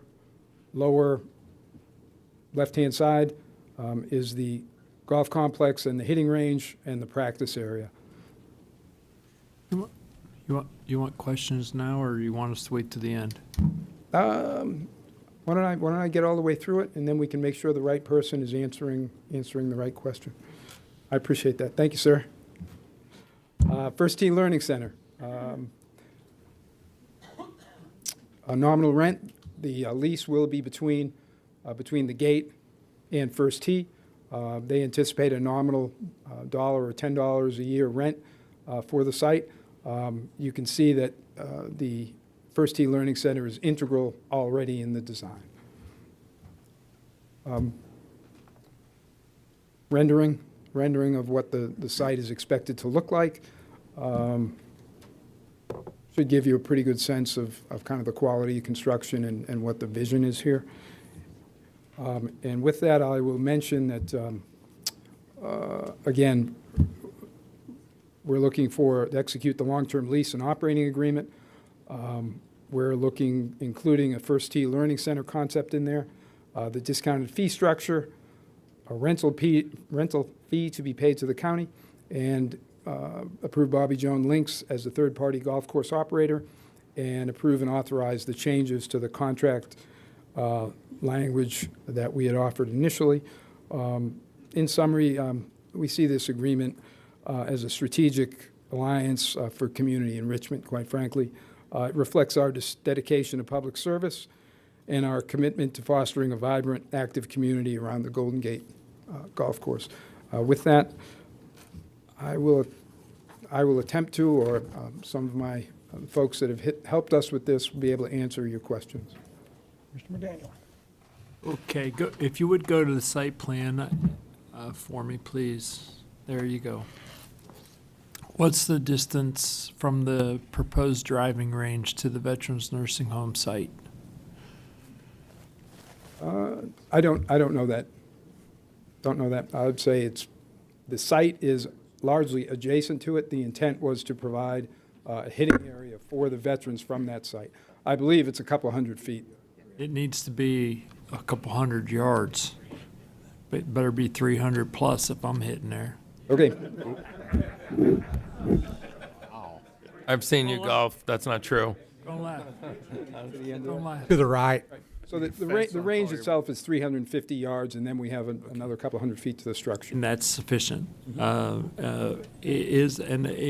we're in our design phase, I would like the potential for additional buffering on that north end from lighting for the driving range, and make sure the lighting's facing from the Veterans Nursing Home back towards the driving range, so we don't, because that if I recall the hours, that driving range is going to be open until 10, 11 o'clock at night. And so we want to make sure that we have a really solid buffer between the driving range and Veterans Nursing Home. If a net's requisite, then we need to do a net, just in case I do catch one the right way and it does go more than 350. Just in case. Just in case. You never know. If I flinch at the right time, it may go. There are cars on Collier. Mr. LaCastro. No, I'm not done. That was question one. Then my other question has to do with this pro forma that was over here, and it has to do, I was, you could see my handwriting, I was trying to do some math. There's a lot of discussion about the users of the first tee. Are they included? Because there's very specific hours of operation where first tee is going to have a prioritization of use, which is good. But it was difficult to ascertain. I was trying to come up with a more specific number as to what the fee charges were going to be. Okay. With that, perhaps I could bring Mr. Hall up here, and he can directly respond to the financial questions associated with this. And how's Mr. Hall doing? Very good, thank you. So the short answer to your question is yes, it is included. To give you a breakdown, there's roughly 46,000 rounds included within the first year pro forma that you have in front of you. Of those 4,000 rounds, roughly 4,000 are designated as first tee rounds. Okay. Do we have any estimate, because the language was very broad, and I understand it needs to be broad for 40 years. Yes. And I was just trying to offer some solace, if you will, as to what the rate structures were. I can tell you the rates that were used in that pro forma as far as how they were, so That would be wonderful. fully transparent. Way better than my math. Way better than your math. So I can tell you the rates that were used within the initial pro forma that the commissioners have in front of you for a non-resident person coming to the course, playing full 9 holes in peak season, it would be $89. 40% off of that would be a resident rate of $53.40. That's high season with the 6 months that it's at. Off season for 9 holes, a non-resident would be $39. 40% or 20% off of that would give a resident a rate of $31.20. Outstanding. I'm going to let Commissioner Saunders make the motion for approval and support it. I appreciate that. Yes, Yeah. sir.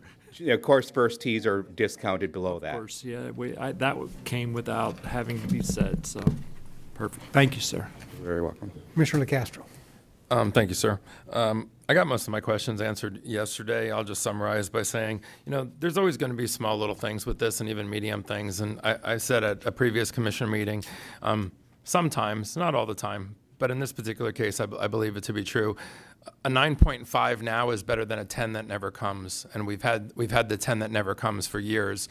So having like this incredible group of people that have come together now is an opportunity we don't want to waste.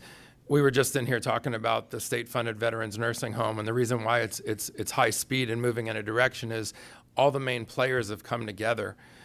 You have the owner, creator, founder, and the 50 pound brain of Arthrex sitting right here in front of us. Mr. Schmeeding, did I say that the way you wanted me to? Yeah, I got your email here. No, but I say that because, level of interest is shown by the people who show up. So many people want things in the community, and at times we vote on it in an empty room. You can tell the commitment, the dedication into trying to make this the best thing that it can be. Will it be a 10? I don't know. I think that the plan is it's going to be that, but there's no question that we don't have the right group together that are dedicated. And you were looking for that from us, and we're looking for that from you, and I believe that we've gotten it. And so I'm very strongly in support of this project. One thing that I will ask, and this is a small thing. I mean, we have artist renderings now. This will be down the road, but the term Collier County resident, I mean, I can tell you, I'm the commissioner for District 1. My district is very seasonal, and our other districts are, but I've got people on Marco Island. Marco Island is 55,000 people in season, 15,000 in the off season. In season, a lot of those snowbirds consider themselves residents. When the time comes for pricing, trust me, if we don't get that right, and somebody walks up and says, I have a condo in Fiddler's Creek and I live there 2 weeks out of the year, but I'm a resident and I pay taxes and I expect to play golf for $5. I don't know what the rule is going to be. Let's just not forget that down the road, because I deal with that a lot in my district. Residential pricing, non-residential for lots of different things. And if you don't get that very specific, Residence Beach on Marco is a perfect example. The rule is you have to live on Marco and have an address and bills and all that. Well, seasonal people have some of that. And I've gotten stuck behind them at the gate as they're holding up their electric bills for their seasonal condo, and they're turned away. So, pricing is a big deal, and getting that right. One question I have is Mr. Jacobson, Peter Jacobson, still involved? He is, okay. And now that we've brought in Bobby Jones, is it Bobby Jones? So, starting to get, not every community that has a course gets these kind of names. And I'm not saying things in the past, even some of the things that maybe predate some of the people up here weren't perfect in the past. Some of them weren't. But we're dealing with the here and now, and I'm very excited about the path that we're on, and thank you all for your expertise. And I'm extremely committed to this project and how it's going to be cohesive with all of the other things around it. I mean, we just had veterans in here, and when they're sitting in their veterans nursing home and other places looking at a brick wall, but they're going to be in our veterans nursing home at some point, looking out the window and watching people golf, seeing incredible, beautiful landscape. Some of them that are able to be able to go out there and hit a few balls on the driving range or putt on the green with their spouse, maybe as they're recovering or getting some type of therapy. I mean, this thing starts to become kind of a no-brainer. Lastly, I'll just say, let's not screw it up. Let's not screw it up. And so thank you for all your dedication, and I'm encouraged by what I'm hearing and seeing. Commissioner Saunders. Thank you, Mr. Chairman. For me, this has been kind of a long time coming, so I'm delighted to have folks here today to do this. I will be making a motion to approve the documents that are before us, but I do have a couple questions for I'm not sure if Dan Hall would be the right person to ask this to, but we have a fairly long timeline in terms of permitting, up to 24 months, and I understand that you've got to be pretty conservative in how long it takes to do the permitting, and then you got a construction period after that, and I understand that as well. My question is, will there be an opportunity to develop the golf course more quickly, do that first, and then have temporary facility, a trailer for check-in and that sort of thing, so we can get the golf course open? Because I can tell you there are a lot of people in the audience that they want to hit some balls on that driving range and that golf course, and my hope is that, because I think permitting might be a little lighter in terms of the golf course than it is for the facilities where you have people eating and that sort of thing. Is there a proposal or an opportunity to move this forward more quickly in the development of the golf course portion of it with some temporary facilities? Certainly. Thank you, Commissioner. David Bumpus with Arthrex. Our intention is to treat this one project almost like two projects, one being the village and one being the course itself, the village incorporating the driving range. We plan to attack it very much like we do most projects, being in a staged approach. So when we can get early work permits for certain portions of the work, that will certainly be our intention. We've already talked with county staff about those opportunities, because listen, we have it designed pretty much and are ready to go as soon as possible. We do understand and recognize that the environmental impacts are going to drive a lot of this. And so I can only give you our word that we're going to pull the trigger as fast as we possibly can. We would love for it to align and open at the same time, but the reality is, to thoroughly do this golf course and do it right, we're going to try to time it so that seeding occurs in late spring, early summer, for a fall opening would be the ideal scenario to truly get a good, successful course for everyone to play. So the potential would be for a golf course to be open, obviously not this fall, but fall from a year from now. That would be wonderful. Okay, and then would there be some temporary facilities for check-in and that sort of thing, or would your? That's certainly something we will entertain. We've talked with Bobby Jones about setting up that type of operation so that golf could resume. But again, if we don't have the parking lot facilities and we don't have restroom facilities and those support facilities, we'll have to figure out how that works, because we genuinely don't have enough extra or any extra land. So if we're in construction on the village, it really leaves you few options to have the supporting operation. Understood. Mr. Chairman, I think that's really all the questions I had. I don't have any questions on the lease itself. I know we probably have some registered speakers, I would guess. Yes. We have 5 registered speakers. Your first speaker is Garrett FX Byrant. I do not see, you'll give him a minute to come in from the hall, but let's go to next, CC Zinti. And Cece's been seated additional time from Louis Zinti. Louis, are you here? Thank you. So she'll have a total of 6 minutes, and she will be followed by David Marin. Oh, she'll be followed by Garrett Byrant. He doesn't want to speak. Okay, Miss Zinti, go ahead. Yes.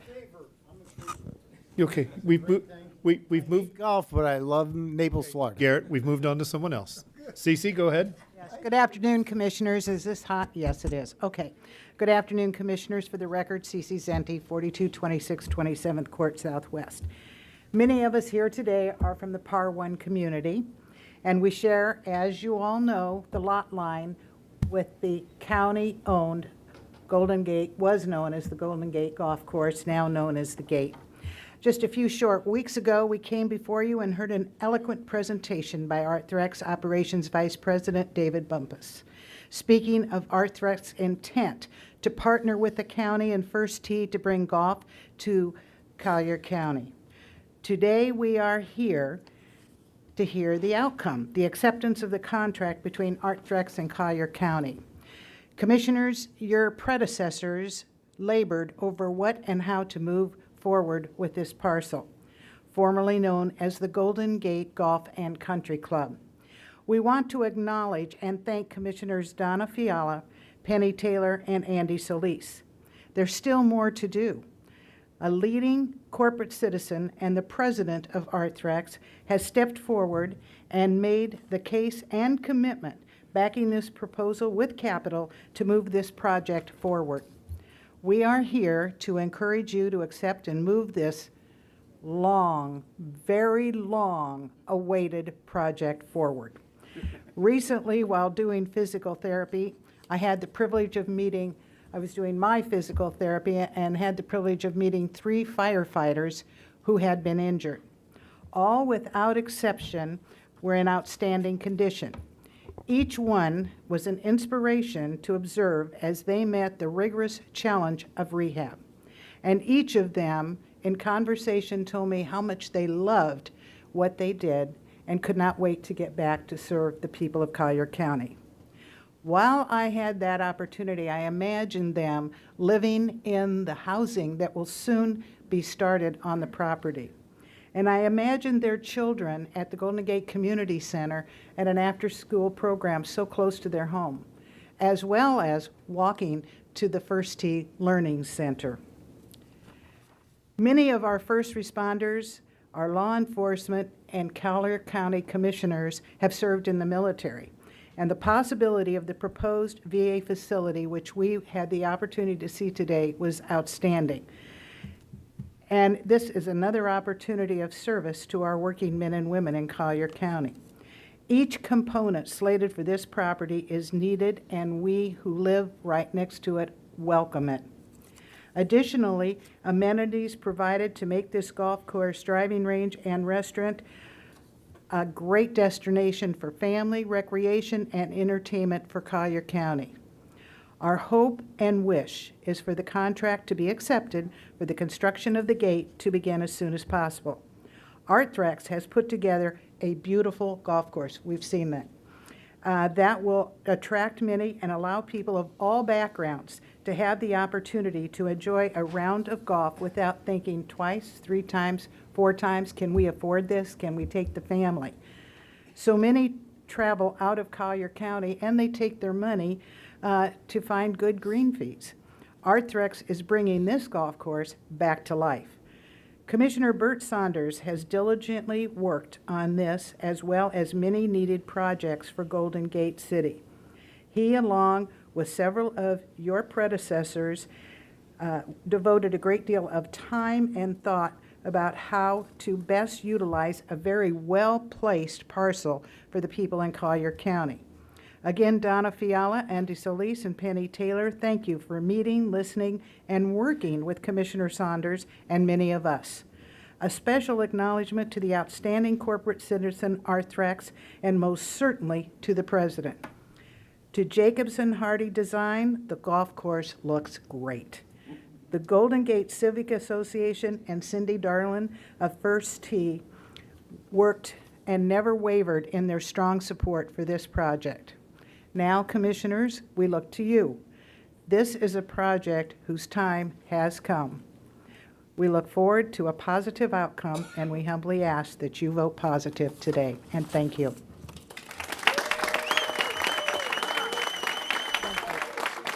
Your next speaker. You got a comment? No, I'll wait till the speakers. Your next speaker is David Marin. He'll be followed by Gene Romano.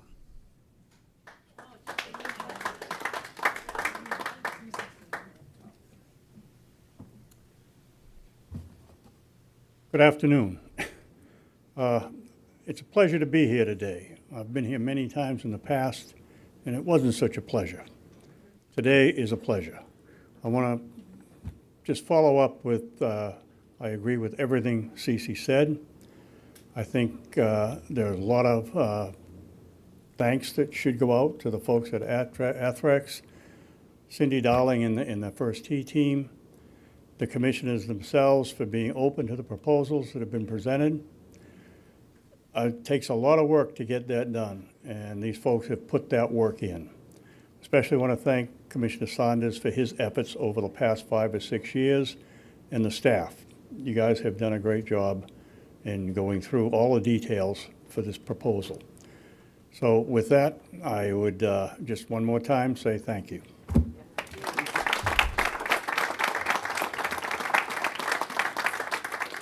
Your next and final speaker on this matter is Gene Romano.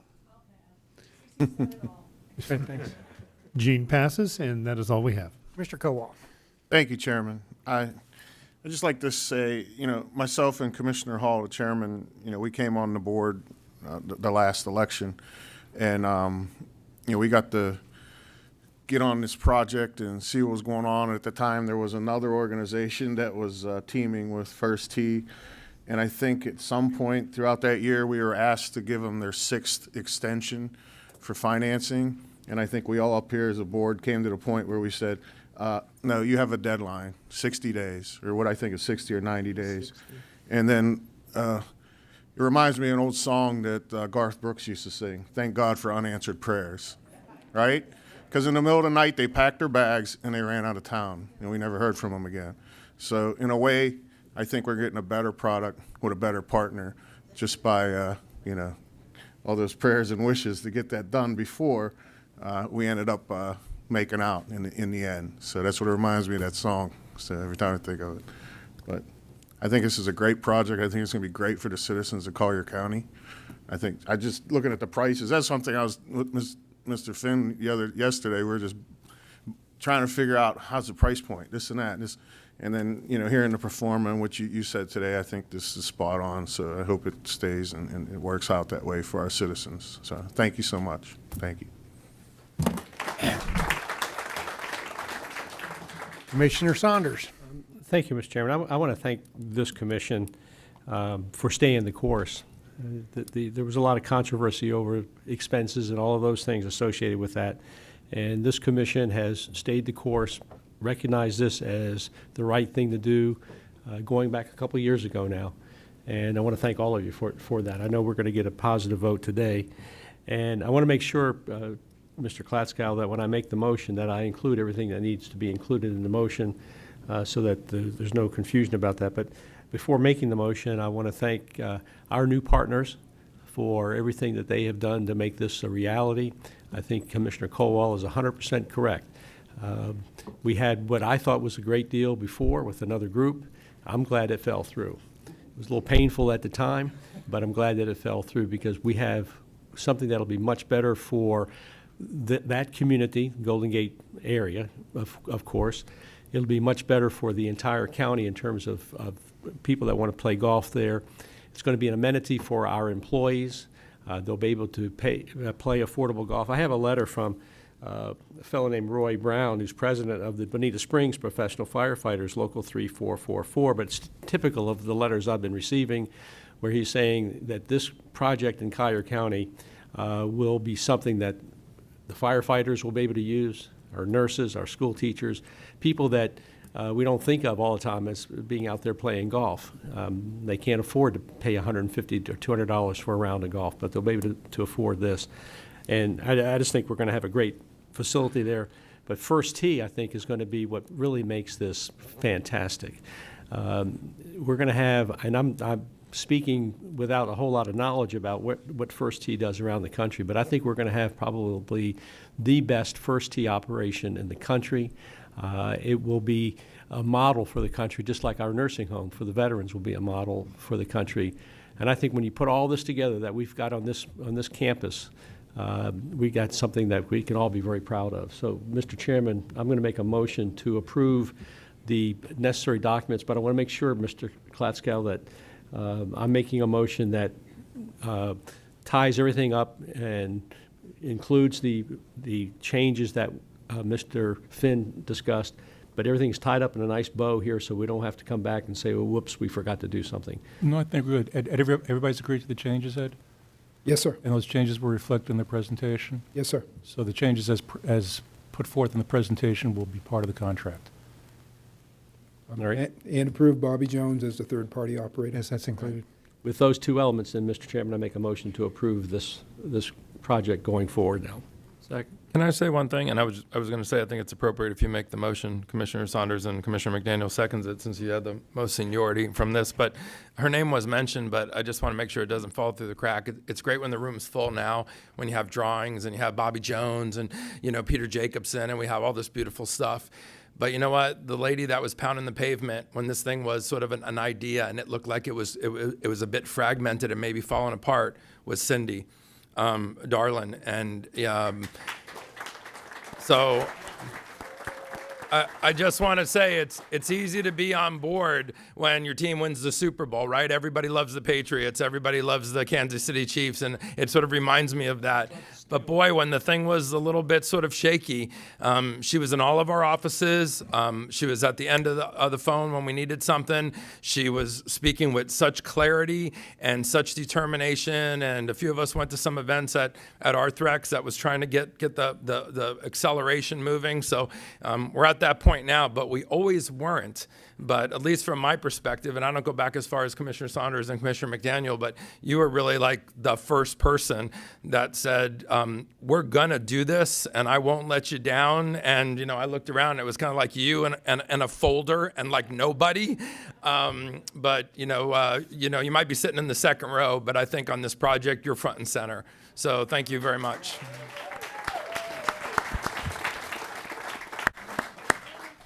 All right, we got a motion. We have a second.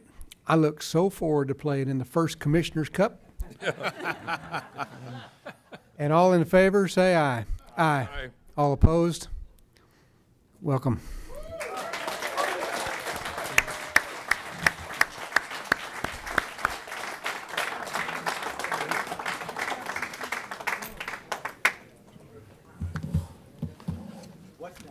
Thank you, gentlemen. Commissioners, that brings us to item 11B. This is a recommendation to approve and authorize expenditures through an exemption from the competitive process to Visit Florida for membership fees and destination marketing programs up to $150,000 from April 2024 through September 2025, and to make a finding that these expenditures promote tourism. Mr. Jay Tusa, your Director of Tourism, is here to present.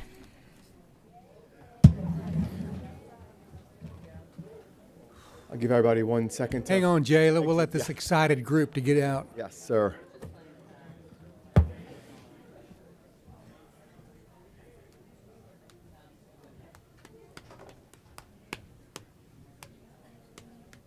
They must be part of the Caddies Association.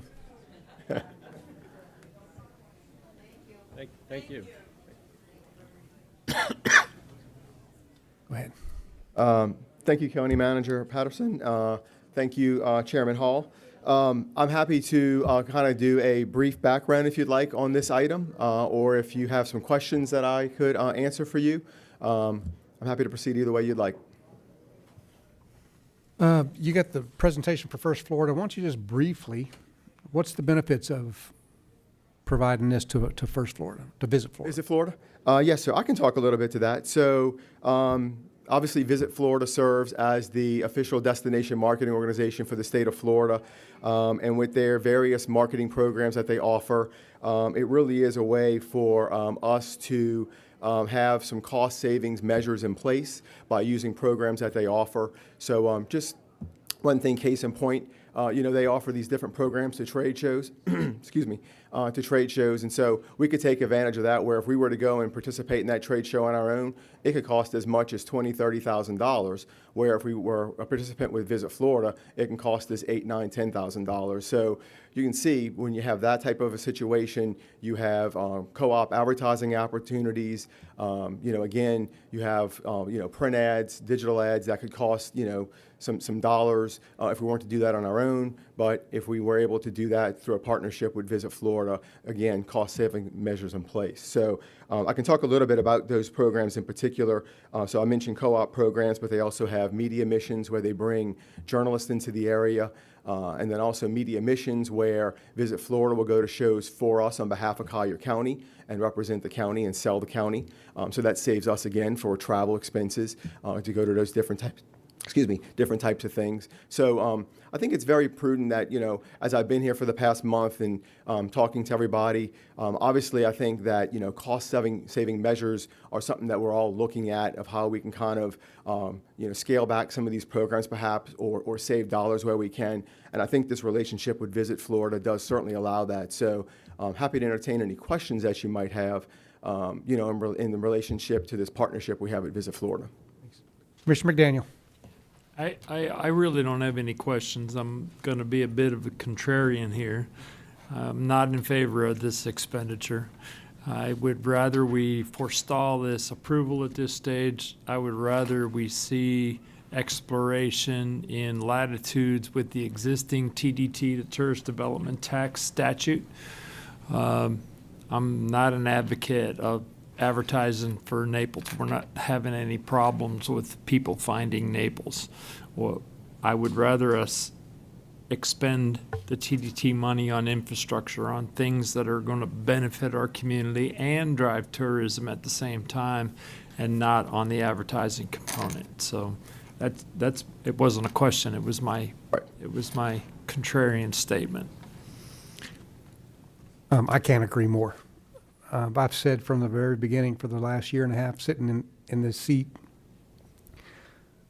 I don't think it's right for us to spend taxpayer money to advertise other people's business. And I understand that we're trying to drive people to Collier County, but we live in paradise. They're coming anyway. And I always get the fuzzy terms. Well, Commissioner, we've had this thing, it brings $500,000 worth of money into the county, and they start counting hotel nights and restaurants and stuff like that. Well, you can look at the traffic during season and know that people are coming. And I was thinking right here, what can we pay people not to? But no, I was teasing. But I'm totally, if we're going to spend money from the TDT, I want it to go to infrastructure. I want it to build our assets to where Collier County, Naples is a place that's unprecedented. And when people come once, they go home, they tell others, and that's free marketing. Commissioner LaCastro. Thank you, Mr. Chairman. Jay, this goes in line with the conversation that we had at our last commission meeting where we're like, why are we sending $10,000 a month to Ireland and the UK and all that? We agreed to continue to do that because you're brand new on board, and hey, we don't want to say, well, that's because we've always done it. But when we voted to continue that, we sent a very clear message, to you that on your short list of leadership things was really take a look at this and see if it's money well spent. I mean, I agree with everything my colleagues say, but that's why and I don't want to beat a dead horse, and Commissioner Daniel is going to throw something at me here, but that's why I still wonder why we gave $15 million to Great Wolf Lodge. Okay, I know they bring $1 billion here, but they were coming anyway, but that's another story. But I can't help but mention it because it almost seems like in some of these arguments, that same argument is made, but for different reasons. So we got to be consistent. But I guess I don't disagree with my colleagues, and now that I sit in the TDC seat and taken over from Commissioner McDaniel, and I have sort of a front row seat to the preliminary discussion before it comes here, I had a big problem with why are we sending money to Ireland and Germany? And then, I heard the pluses and minuses, and we were like, okay, we'll give it another year, but we don't want to rubber stamp a 6-year, a 10-year deal or whatnot. I think we all have copies of this Visitor Florida talking points, but I guess what I want to hear from you before we kill this, or it barely approves, 3-2 or however it goes, and I don't even know how I'm going to vote. I have the same sort of concerns. You're sitting in the seat now, and it's a little unfair because maybe your feet are still, not completely wet. But what is your assessment that if we don't approve this right now, what will be the negative impact? And we asked that question about Ireland and Germany and all that, and we got like an okay answer for one more year. Although we all sort of left here with the taste in our mouth, going, I still think we see plenty of Irish people here if we don't give, Ireland $100,000. There's so many of these little organizations that all do these little things for us, but it's real money. Right. So tell us why we would be foolish to not continue this for one more year. And if we did, it would be with the same direction. Okay, we're going to give you one more year at this price, or maybe we're going to change the price, or maybe we're going to say no. But if we said yes at this amount or a lesser amount, what would be the way forward? What would be, what would we lose if we didn't pay it in full? Or, this is your chance to make the case to us. This is sort of like a court case. Right. Convince us that this money is an investment. It's not just a check being written because we've always done it. Yeah. Well, thank you for the opportunity. So I think that there's a definite advantage to this relationship, and I would, urge the board to just reconsider perhaps some of the things that we just discussed in the past few minutes. This relation is important. As I mentioned, that there are cost-saving measures in place with this relationship that does save the county dollars. Like in the what? end. So, for instance, if you go to IPW, which is an international trade show, so, talking about people coming in to the country, coming into Collier County, for us to go to that show on our own, that's a $30,000 investment. For us to attend with Visit Florida, it's about a $9,000 investment. So that's one case where you can kind of see the dollars. Now, whether or not you say we need to be advertising or not, Commissioner Hall, I understand that. But I do believe that we need to advertise because there is that cycle of where people, they see advertisements, it's top of mind awareness, and where we're advertising, we're keeping that fresh in people's minds. And then when we're not, we lose a little bit of that where somebody perhaps is going to be like, well, you know what? I'm going to go to Sarasota, or I'm going to go to St. Pete, or I'm going to go to, Palm Beach. So why does this give us the best bang for our buck? Because we do advertise. So if we killed this one program to save the taxpayers this amount of money, okay, great, we don't get to go to the conference for free and we have to pay for it or whatnot, or maybe we don't even need to go to that conference. Why is this worth the bang for the buck? Well, I think there's a lot of tentacles to this relationship. So I mean, it's trade shows, it is appointments with media, it is bringing in journalists to the area, it is sales missions. So it's really far-reaching in what we get out of that relationship, and it's not just one-sided of us going on our own to one-off of this show or going to this conference, to all those different components. So it has a greater appeal for us as marketing the area, that we have lots of many choices through Visit Florida. What do you think would be the top 3, for lack of a better word, events to attend to market Collier County? That's a tough one with me being new. I think as far as the side of an event, I think obviously the number one thing by our research is people come here for the beach. No, let me rephrase. Okay. Like you mentioned some international conference. Right. What top 3 things would be the priority to attend or to go to market Collier County? Okay. Thank you. So I think there's a couple of different things. So there's obviously the international perspective, so we want representation there. So there's a couple of different shows that we could participate with or without Visit Florida, quite frankly. That would be IPW, which I mentioned earlier. IMEX is another one that's an international show, large show that people come from abroad. And so I think those are important from an international perspective. And then we have a group perspective. And so people coming in from different parts of domestically from the country, where they come in and look at us from a group perspective. So if they go and they say, hey, we're bringing a conference to the JW Marriott, let's just say. So, those are different shows. So that would be like, something like a Connect. That's a trade show that they have. So something like that. So, and then there's also some leisure shows to bring people into the area. So I think that those shows are important from a group perspective, and then certainly just our individual advertising to people where, you get an ad served on your phone, digitally, or if you're, surfing on Facebook, you get a Facebook ad. Obviously from a leisure perspective, those are important to us as well. So would it be fair to say that we have relationships from the years with group tour operators that bring people here, whether they came from Visit Florida or from somewhere else? We do have those relationships, but probably not as broad and robust as what our international reps and what Visit Florida bring to the table. Sure, no, I understand that. I'm just trying to rack my brain around, $150,000 is $3.7.5 million worth of tourism dollars. And I don't know, I'm a businessman. Taking a risk is fairly easy for me, and I think it's worth risking not to do it to see what happens. Mm-hmm. If it's a flop, if we don't get, if we're $4 million down next year from tourism, now we know. Mm-hmm. But just to do it, that's a risk I'm willing to take. Commissioner McDaniel? Well, I come at it from a little different perspective, and granted, it's a risk-reward scenario.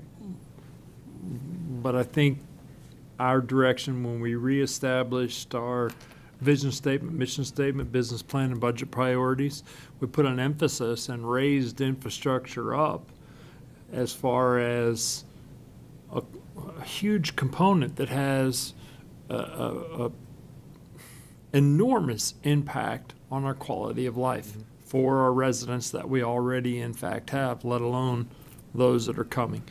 And I think staying in that light,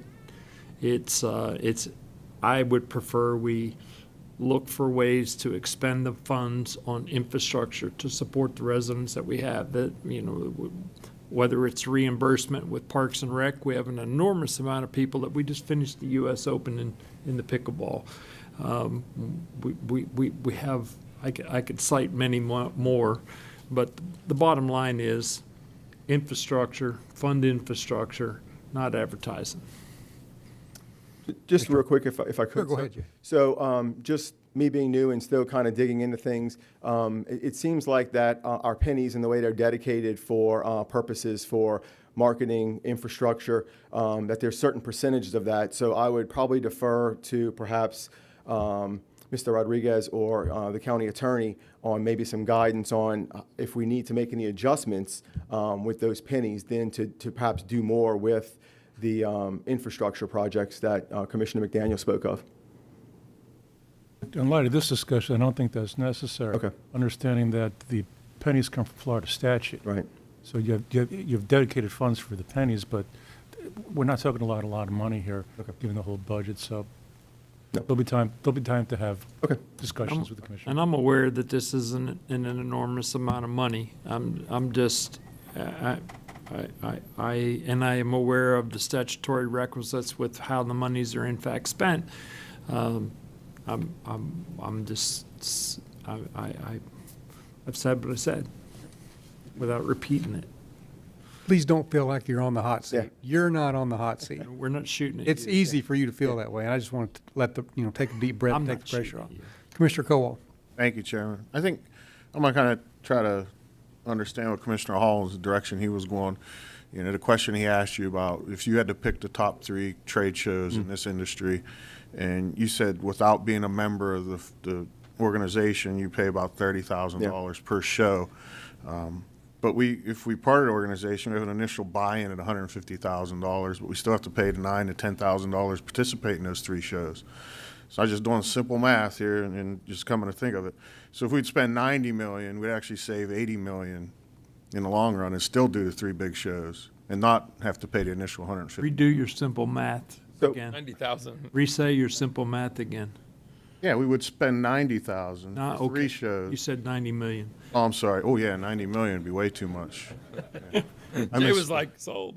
Yeah, but you know, I Thank think you for the that's clarification. I don't know if that's what you were I trying knew to what say. you was talking about. Yeah, all right, but I think that's what we're kind of looking at is like still do the shows. Yeah. You know, but initially, you know, to pick the top 3 you think is your best bang for your buck, and we're still going to save some money that we could put towards. We still have listen. I know it's the city of Naples peer, but they are going to come to us for money. There's no doubt. I think they already put their application. They have. in. They have. Yes, sir. Some more planting has to be done on beach restoration. These type of projects like that some of this money can go towards. It just reinforces the experience that the people expect when they come to Collier County and Naples, you know, that instead of just spending all on advertising, I think that might be an approach, you know, to look at, you know, instead of just straight up, like, just say infrastructure, because I think we can articulate that these things are part of our tourism, and the money can go towards that. You know, that's just, I know we have some issues with Clam Pass. I think our county park up there probably needs some work, parking lot issues, things like that. You know, there's other things that we can articulate that, you know, that this money could be well spent and still do your 3 shows, and, you know, and we're not putting in that initial 150,000 right off the get. To that point, Commissioner, if I could, would the board consider then, if we're going to do 3 shows, perhaps it's still prudent to be a part of Visit Florida, where if we participated, we could be maybe a little bit more selective in those shows and just scale back the dollars. So instead of 150,000, it could perhaps be 75 or 100,000. So to the point you just made of 3 shows at $30,000 a piece, if we still did only 3 shows, but it were $10,000 a piece through Visit Florida, well, then that's $30,000. So I think there could still be some savings there. I mean, if that is something that the board would entertain, we could certainly do a lesser amount for Visit Florida. But that's certainly up to the board to decide that. Like, I didn't know that was even an option. It is an option. Yeah, we can select Still at 105 if my math's correct. So we can participate at any level we'd like to at Visit Florida. So if we wanted to say, you know what, it's $75K, that's it, that's all you got, Jay, then I can go and make that work to purchase what we need to purchase at $75K. And I'd rather see that than nothing at all. But again, it's the will of the board, and I'm happy to do whatever you direct me to do. No more questions. Commissioner LaCastro. I had 2 questions. I think you kind of answered one of them. Previously, when we didn't have a great appetite for the Ireland, you know, UK thing, it was a little different because it was sort of like an all or nothing. You know, there wasn't that latitude. So you kind of answered it. I wrote down here, I said, is it 150K or zero? Is there anything in between? And if there's something in between, we have a saying in the Air Force, it's tough to go from Mach 10 to a dead stop, and sometimes that's not the smartest thing, right, Commissioner Hall, right, flying guy, right? And also, too, having you on board, like I said, we've spent more money than this quickly at times with little discussion. I really have been encouraged by the conversations I've had with you. I think it is prudent to say, you know what, and also, too, the second question was, we do have the latitude that any money that's saved, whether it was the whole 150 or maybe we cut your budget in half, it's able to be used in a lot. Sometimes the color of money is, you saved it, but it can't be spent on the pier. It can't be spent on the beach. In this case, it goes to a pot that would be used for a whole lot of other things. So, I think it's prudent to, cut it in half and give you $75K, but give you the same direction we gave you when we were talking about Ireland and Germany and all that, and say, Jay, when you come back to us next year, our question's probably going to be, prove to us that the $75K was even worth it, or how it grossly negatively affected, some big major tourism thing. And we're going to be asking you that on the other pots of money as well, for the foreign investment that we make and sort of the other things. And, one of the things I always say is we can do anything, but we can't do everything. And to Commissioner McDaniel's point, some counties really have to advertise in these things aggressively because they're not Naples. Right. We can get away a little bit, like would you say? People find Naples, and so it doesn't mean I would say zero advertisement, but let's really pick and choose and not just spend money, but invest it. So, my motion would be that we give you $75,000 and see what you can do with it, and then also that means that we're fencing $75,000 over for a lot of infrastructure things that right now are sorely lacking, and so this is the time for us to move money around a little bit because we got some really big needs here, and that's something I would support, and then that would at least not tie your hands and go from 150 to a dead stop, but it would allow you to then really dive into the program and come back to us, at the next budget cycle and say, hey, you know what, Visit Florida, 75 was more than enough, or it really wasn't worth it, and I'd rather move money to something else. But I think that would be prudent. That would be I'll just say I'll make a motion that we approve $75,000, and then, continue to have deep discussions with you, on all the programs we're funding. And I'm happy to have those conversations in the future, and we can have ongoing dialogue. And to the point that Chairman Hall made earlier, we can really evaluate it. So if we cut it in half, we can look at it and see, okay, did that hurt us? Did it help us? Are we the same? Do we need to keep it moving forward? So I think we can answer all those questions moving forward through keeping our eye on research and those efforts. Commissioner Saunders. Thank you. Actually, I kind of like the idea that Commissioner Castro has thrown out in terms of kind of splitting the baby here, if you will. But do you have any idea how many counties have membership at Visit Florida? Do you know offhand? Yeah. So John just said all of our competitors do, but I don't have the number offhand. But I do know that it is probably the majority of counties in the state of Florida, and I think really the ones that don't really have a lot of tourism. So like Holmes County up in the Panhandle, they don't really have tourism. But I think anybody who has kind of a tourism infrastructure background, I think they have a relationship with Visit Florida. Could you? I'm sure this is a public record. Could you give me a list of the members of the Visit Florida and what their annual payments are? Yeah. I don't know if $150,000 is in the middle or if it's high, low. I don't know if $75,000 is reasonable or not.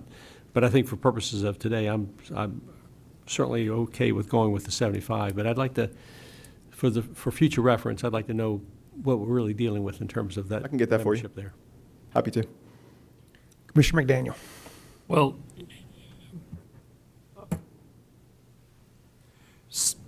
75 is better than 150.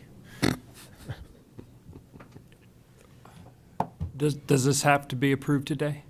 It does not. It can be deferred to another meeting if you'd like that. My question at the beginning was exploration with the statute, the TDT statute, and what our allowances are, a more specific description of where the pennies go and what they can be spent for.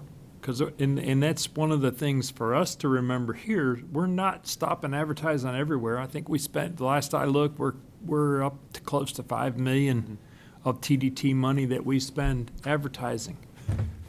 And so, and so, having said that, I would rather continue this item for one meeting, have you come back to us with that delineation with a report on, and I looked at the numbers on the TDC all last year, and but I would like it to be very simple. Here's what we're already spending in advertising. Here's what we have spent with Visit Florida and these other organizations and such, and then make that decision. If in fact you can get along with 75,000, that still maintains the relationship that we have with Visit Florida and so on. Again, we have to spend a certain amount of that money in advertising, period, and it's statutorily regulated. But can we move those monies around to support the tourist industry? Jay, just make sure that our membership doesn't expire. One of the things we said at the last meeting was one thing we need to improve when it comes to the TDC is don't come here 3 days before a membership expires and then have your hand out for the money.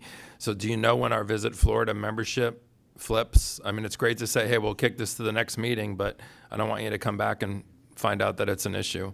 It's in June, sir. Okay, then we're good. So and that's the kind of timeline that we're looking for, so that if we do have an issue, it doesn't put you in a bind. And I think what Commissioner Saunders asked for, list of other counties, and you make a good point. I wouldn't expect all counties to be part of it, but I want to see the ones that are similar to us are and what their investment is, if that's attainable. Doesn't mean that drives our decision, but it does give us perspective and some comparison. So happy to work on that for you, and I'll bring it back to you. Okay. Thank you very much. Motion. No vote. No. I think no vote. We don't have to have a motion. We just don't vote. Just direction, right? What is just direction? Just come back with us. Yep. Works for me. Thank you very much. That's our new move. That's our new thing, no vote. If we don't like something, we just don't vote. On the front page, commissioners vote on nothing. At least we're unanimous for a change. All in favor of no vote? Commissioners, that brings us to item 11C. This is a recommendation to direct the county manager or their designee to make pre-suit offers for the fee simple and easement parcels required for the extension of Vanderbilt Beach Road from 16th Street Northeast to Everglades Boulevard in amounts based upon the appraised value of the property sought to be acquired, with purchase agreements subject to board approval by the Board of County, subject to approval by the Board of County Commissioners. Estimated fiscal impact $17,195,000. Ms. Trinity Scott is here to present or answer questions. How much tourism is this going to get? Going to help the Mockley Road, sir. Can you do it for $16 million? Maybe. We'll see once all of our appraisals come back, sir. Go for it. Matt? Do you have any questions? I can go through a presentation. No. No. I'm waiting for the chair to call on me. I'm over here lit up. Go ahead, Commissioner McDaniel. Commissioner Hall's over Squeezed there. in. I'm going to make a motion for approval. Thank you. I'll second it. Thank you. All in favor, say aye. Aye. It's work. Unanimous. Good job, Trinity. Okay, that brings us to item 11E, formerly 16D4. This is a recommendation to terminate for convenience agreement number 17-7152, Parks and Recreation Pickleball Concessionaire with Pickleball Enterprises LLC, doing business as Naples Pickleball Center. Ms. Tanya Williams, your department head for public services, is here to begin the presentation. Good afternoon. Oh, this was moved at Commissioner Kowal's request. Yeah, I had it moved because, I feel that anytime we're doing anything like this, and I had a lot of, emails coming in from both sides on this whole subject, and I felt that it needed to be put on the regular agenda just to be open and clear so both sides have an opportunity to explain or put themselves or give an idea of what's going on. And second reason was that I think it was even Friday, you got to love the press, right? The news stations. I was being sarcastic. They just put out things without fact checking. And I was getting a lot of emails in relations to what they were putting out on the news, and it was totally false. And I think as of, yesterday or the day before, they actually pulled some stuff off their website pertaining to what was going on with this particular item. I remember the First Amendment was supposed to be a fourth check and balance because the news is supposed to be truthful. And I hate to just sit up here and grandstand about that, but we don't see that much today. I hate to say it. They just put out what they hear. They don't fact check, and they just put it out to the public. And the problem is, if the public hears it over and over again enough, it becomes truth to them. So I think it's important that the truth should come out, and that's why I asked to have these things in open before the public, and we can hear both sides. I just wanted to make it clear why I pulled this off the consent agenda. Thank you. Thank you, Commissioner. For the record, Tanya Williams, Public Services Department Head. I do have a real quick presentation. Obviously, it is staff's recommendation to terminate Agreement 17-7152. And as Commissioner Kowal so noted, I do want to state on the record that all 60 pickleball courts belong to the county. They are a county asset, and we will continue to maintain that asset. There's several critical factors that came into play, leading staff to come to the conclusion and the recommendation that we have presented before you today. I'm just going to give you a highlight of some of those critical factors. Pickleball Center, Naples Pickleball Center, has been in default of their contract multiple times since July of 2021. Be it late payments, failure to properly notify Parks Administration of tournament dates, of use during public time, just to name a few. Failure to make timely payments. Several letters were submitted to Naples Pickleball Center regarding lack of proper payment and timely payment. I do have a copy of the most recent letter to submit if you'd like to discuss that. Over $29,000 in insufficient funds for amounts owed to the county. The vendor was forced to eventually pay by ACH moving forward after we were able to garner those funds, and that was directed by clerk staff via email October the 4th of 2022. Naples Pickleball Center also repeatedly failed to adhere to contract requiring notification of park staff, as I noted earlier, for tournaments, hours of operations, and running lessons during county time. Naples Pickleball Center also failed to make timely payments to their own vendors for cleaning services, security services, and professional lessons, to the point that the vendors actually reached out to county staff to assist in obtaining payment from Naples Pickleball Center. And staff continuously receive complaints from current members concerning the declining treatment of members, lack of customer service, and the general poor management of the pickleball program. This is just a real quick chart of the payment history, starting with the very first insufficient funds notice back in June of 2021. Several of our payments to the county were so lengthy that it took over a year for us to actually end up obtaining payment. A tournament was held in February of 2022. The county did not eventually see payment until September of 2023, after a very prolonged and protracted discussion and communication with Naples Pickleball Center.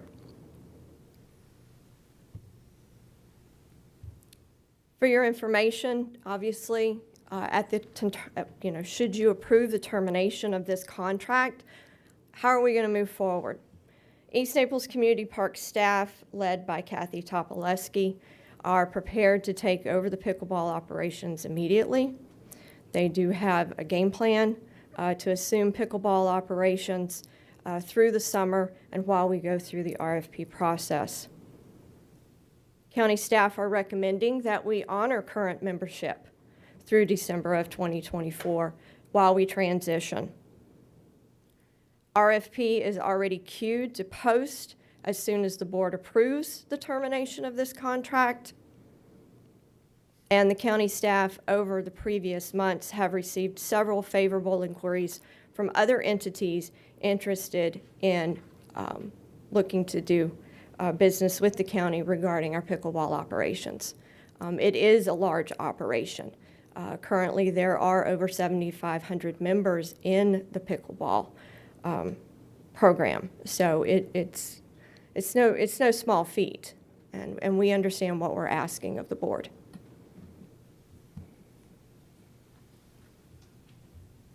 And with that, I'll entertain any questions. Ms. Williams, thanks for giving us that, and Commissioner Kowal, thanks for pulling that forward, because there's a public perception that the county's being mean, because the public sees the pickleball side. They see the fun. They're out there doing it, and they have people coordinating. That's what the public sees. But the public doesn't see the other side of the business side. And it's clear that the current vendor is not a good partner financially. But one of the reasons, one of the critical factors was that there were complaints of customer service and the way that some of the people have been treated. I didn't see those emails. The emails that I got were the warm and fuzzy ones, keep the current vendor because he does a great job and we like him. So were those complaints that came in, were they the trivial few, or did they represent several people, or I just want to make my decision based on, somebody that's got their feelings hurt? Commissioner, thank you for that question. I have a stack of emails from a wide variety of members and constituents alike regarding complaints against Naples Pickleball Center. They are varied. This isn't a choice few. Most of these did not reach your level. They went through, they went through park staff, and park staff worked through them as best as they could. I do have interim parks director James Hanrahan in the room with us. He can speak more specifically about the variety of complaints. But like I say, I brought a small sampling of them. Stack is a stack. It's a stack is a not stack. A simple few. Okay, thank you.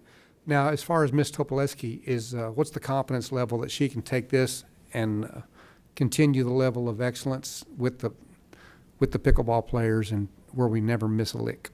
Ms. Topoleski actually started the program in the very early stages before this contract was even established in 2017. She is well versed in the pickleball world, and we have complete faith in her ability to move this forward. Troy, do we have any public comment? We do, sir. We have 12 registered speakers for this item. Okay. Thanks, Ms. Williams. Shall I call them now, sir? Your first speaker is Bob Stroman, followed by Roberta Grassoni. Mr. Stroman's been seated additional time from Kenneth Grassoni. Can you raise your hand to indicate you're here, sir? There he is. Jennifer Muir and Marianne McAllister. Okay. He will have a total of 12 minutes and again will be followed by Roberta Grassoni. Not very often that I get accused of being inappropriate in dealing with consumers, but I do appreciate the opportunity to respond because everything I just heard right now was the first time I've heard it. And when I did receive the letter of notification of termination, I did inquire to procurement, because that's where the letter came from, and asked what this was about. They said, go back to James, and he will tell you. I sent 2 emails to James. He didn't respond. I said, I'd like to meet with you to find out what's behind this, because I believe open communication is critical in any kind of good relationships. I reached out to Mr. Rodriguez, and he promised me that his staff would get back to me and give me more details of what's going on. That did not happen. So it's very difficult to be asked to respond to what I just heard, because nothing is as simple as it appears. And let me just give you a couple examples, because this is not about Bob Strumman. This is about our commitment to what we were doing in our pickleball facility. It is to the 36 staff people that we have. It is for the 75 volunteers that are there to support the services to our membership. When we first got involved in October 30th of 2020 and took over from Mr. Ludwig, the very first thing that we did was that we looked at what are the value, mission, and purpose statements of Park and Rec and Collier County, and we created ones that would align with them, with both of them, so that we were all in the same line. And granted, between the last 3 years, we've gone through an awful lot of park management people who have been responsible for me. I guess I'll call it responsible for me. And one of the key points gets to be great communication and always exceed expectations. And that has been stated many different times.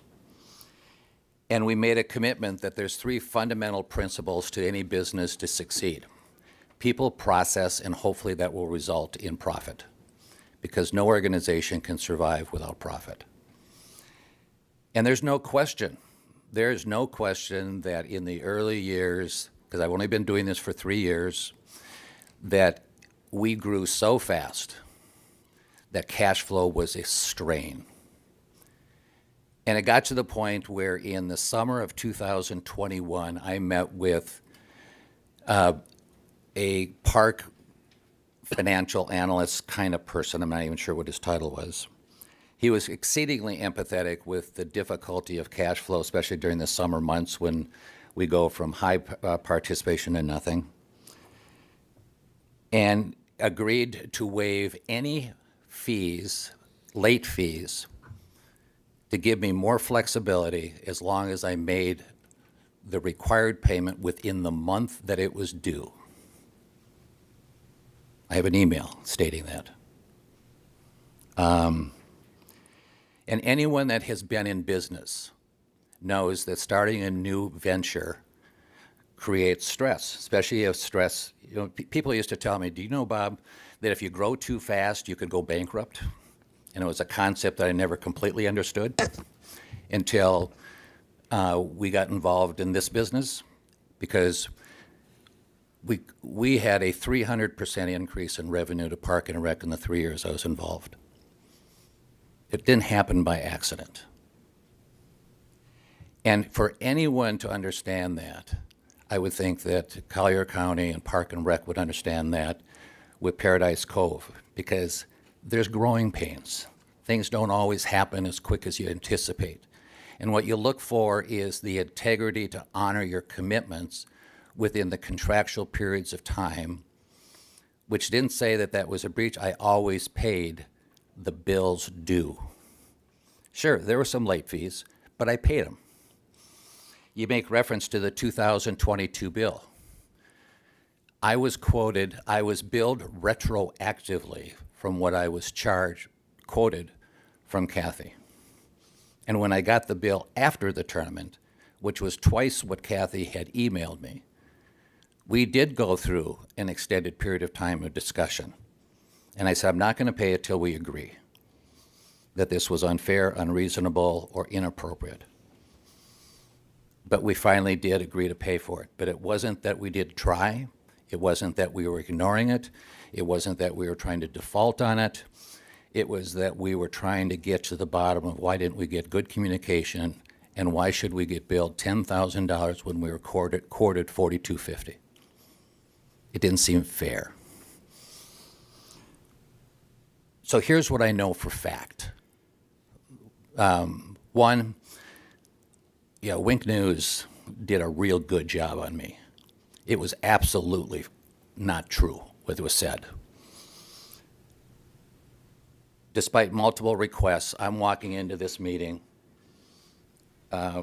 where someone has loaded their shotgun without telling me that there's real bullets in it. I asked and requested open, honest, fair communication so that I could respond factually. And some of those facts I gave to Commissioner Cowell in emails that I think help support that this earned the right for more discussion. And I'm not saying that I'm right, and I'm not saying that the Park and Rec is right. I'm just saying is that it's time to get the facts on the table and to find out if the problem is as bad as it appears. We don't know the Park and Rec a single penny at this moment. We've grown our revenue by 300% in the last 3 years. We've raised over $170,000 to local charities because we're committed to the community, one of which is Wounded Warriors and Home Base. NPC has invested significant capital in the facilities, all that we own, and is our personal property that would terminate the day our relationship terminates. I've proposed additional services that were revenue generators that are consistent with my contract, and a former park manager declined to give me permission, even though it was with a contractual right that I had, and never once would give me an answer of why. That person has since left that position at Collier County or Park and Rec. And in fact, at this point, Park and Rec Collier County owes me money for overcharging me sales tax. Haven't gotten that either. So how do we respond? Here's what I know, and here's how I view this, because I've always taken an enormous pride in enormous great communication. And it's hard to believe that Park and Rec in Collier County as an organization never gets a complaint, because we deal with a very fickle community. Here are some of the things that I know. We've invested in a call center because we get 175 emails and phone calls every single day, 7 days a week. We have 3 people that handle the call center. Was that a contractual requirement? Absolutely not. It was our commitment to exceed expectations. We have 75 ambassadors whose sole purpose is to provide value and service to not only our membership, but also to our tourists and guests that come. We have 18,000 visitors that come through that facility that stay, of which 86% of them spend less than 3 weeks within Collier County. Those are our tourists. Why do we do it? Because we believe in exceeding our expectations of contractual obligations. We hired a retired police officer in the evening because our staff doesn't feel safe to maintain civility in the evening, because the park ranger only pops in for 10 minutes every night as they make their rounds. Why do we do that? We wanted to exceed expectations in our commitment to our community. We have our bi-monthly mini events that has raised $170,000 to over 30 charities within Collier County. Were we required to do that? No. We are completely embedded within the community. We provide health-related seminars and workshops for the members. Why? Because we are committed to having a healthy lifestyle and to provide value added. We have a well-defined medical protocol. You wouldn't believe the number of emergency vehicles that come into our facility. Our staff immediately responds, and not once has someone from Collier County ever come out to say what's going on. Why do we do it? Because we're committed to making sure that our staff and membership is healthy. We had to hire private security because Park and Rec would not do it when we had a very severe threat to our membership. And we did it for a whole week until we felt that it was mitigated. Are we perfect? Got 1 minute and 10 seconds. Are we perfect? Absolutely not. but we are perfectly committed to excellence. And if you got 200 email complaints, how many of them did you share with me to say, are these valid? What are the issues? Could we correct them? Because every single email that I received a complaint, I responded in the same manner that Commissioner LaCastro responds to emails, because it's a commitment to communication. We're dealing with a very fickle group of Collier County. In conclusion, I'm asking for the courtesy of a no vote at this point, so that we had an opportunity to get to the facts and the color behind some of the reactions and information that was just shared to you. Because like everything, there's another side of the story, and there's a backstory that supports some of the things that went on. And I'm not refuting that there's been delays, but I am refuting that I've never not paid my bills. Thank you. So thank you for your time. Your next speaker is Roberta Grassoni. She'll be followed by Matthew Grassoni.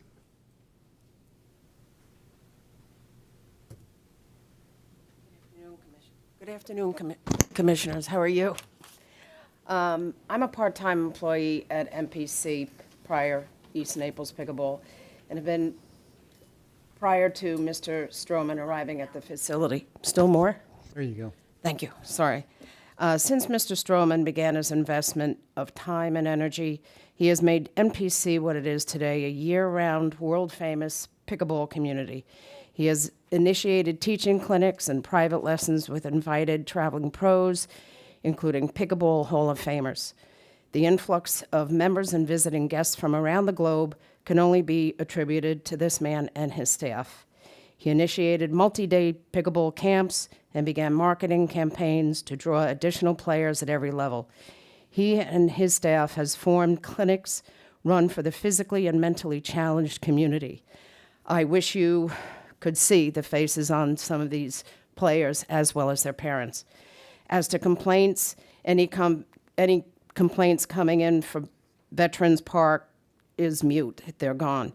As I am in the pro shop many hours per week, I do hear complaints from players that are waiting too long to play. That's great news, as the facility continues to grow each and every year. If there were additional courts, players would still be waiting. I mostly work the night shift. I'm the one that works at night at the pro shop. As the facility is a county park, we have the less fortunate community coming in every day, more so in the evening hours. As I worked alone for quite a long time in the pro shop, some would come in and ask for money and liquid refreshment. Mr. Stroman hired a retired police officer to make me more comfortable and who is still employed there today. I could write all day of the qualities of this man for what he has brought to the county park. He is an asset far beyond most has any knowledge of. I hope you would consider rescinding your motion to vacate. I thank you very much. Your next speaker is Matthew Grassoni, and he will be followed by Chris Visser.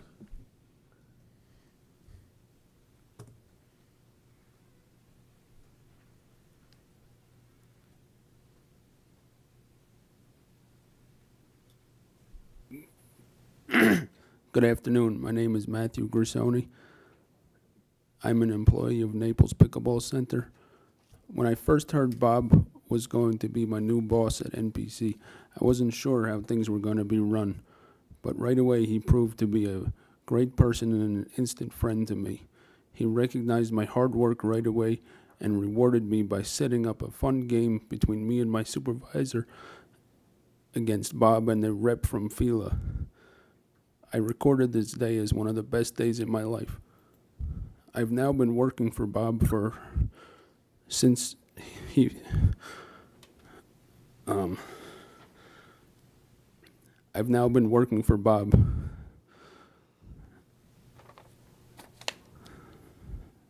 took over from Jim Ludwig, who originally hired me. In 2004, I was walking to my car after a long day of work and collapsed on the sidewalk, never making it to my vehicle. I knew then that God was looking out for me as I suffered from a massive brain aneurysm. For a few years, I was lost as my life changed drastically. I could no longer operate a vehicle. I'm now blind in my right eye, and my memory is pretty horrible on a good day. Many of my so-called friends had disappeared. When we moved here to Naples, I found pickleball, and it saved me from being depressed. I have made many friends. I have made more friends than names I can remember. Many times people come up to me and talk to me like we've been lifelong friends. If it wasn't for Bob in East Naples, I don't know where I would be or what I'd be doing, but I know I wouldn't be happy. We have such a wonderful family at NPC. Thank you for allowing me to share my story. Your next registered speaker is Chris Visser. He will be followed by Jim Obrimsky. Before anything, Colonel, Chairman, Officer, thank you very, very much for your service.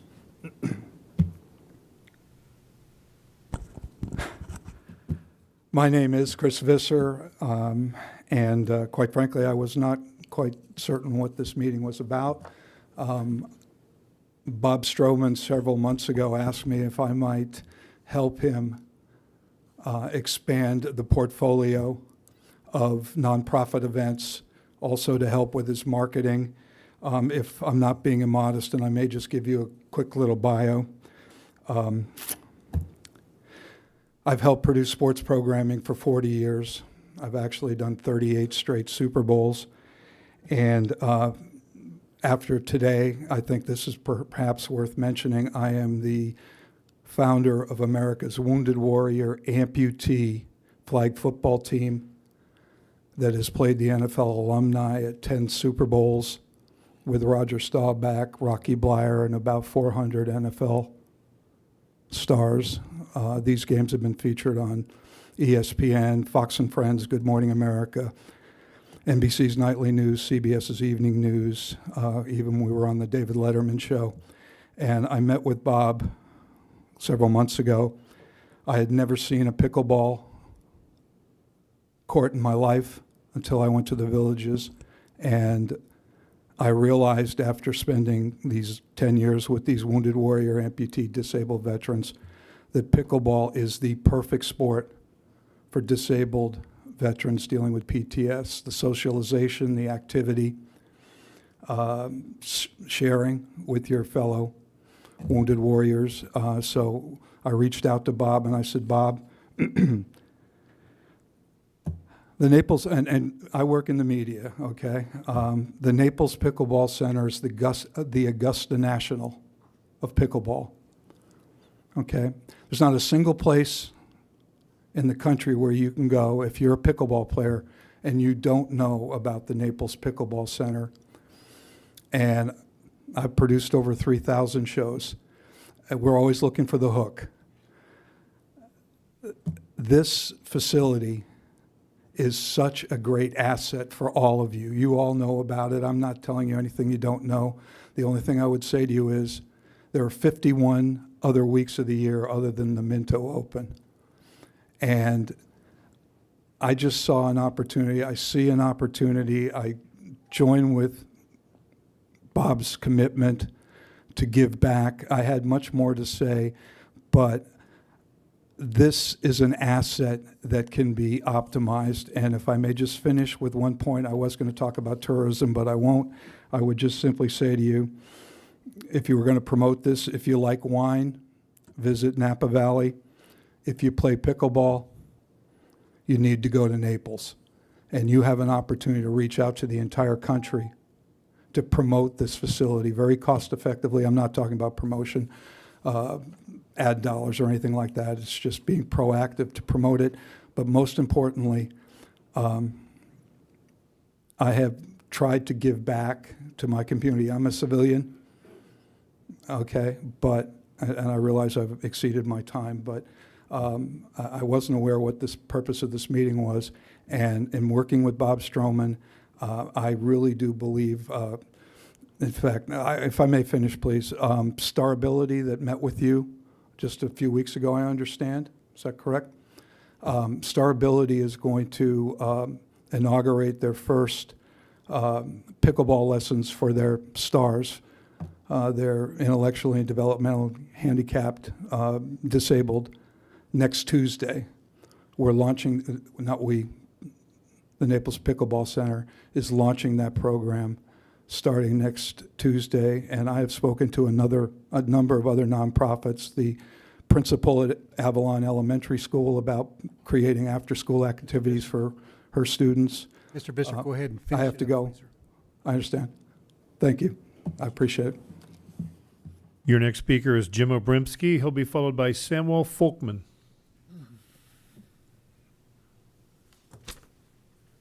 Hi, I'm Jim Obrimsky. Thanks for the time. And I'm surprised and never thought I'd really be up here talking about this. You know, I'm 72 years old, and I kind of feel like I'm a pioneer in Naples with pickleball. I played the last 8 years. And I never thought it would be what it is to me. More than the game that you love, it's about the people. And when we talk about the assets in Naples, one of the big ones is the people.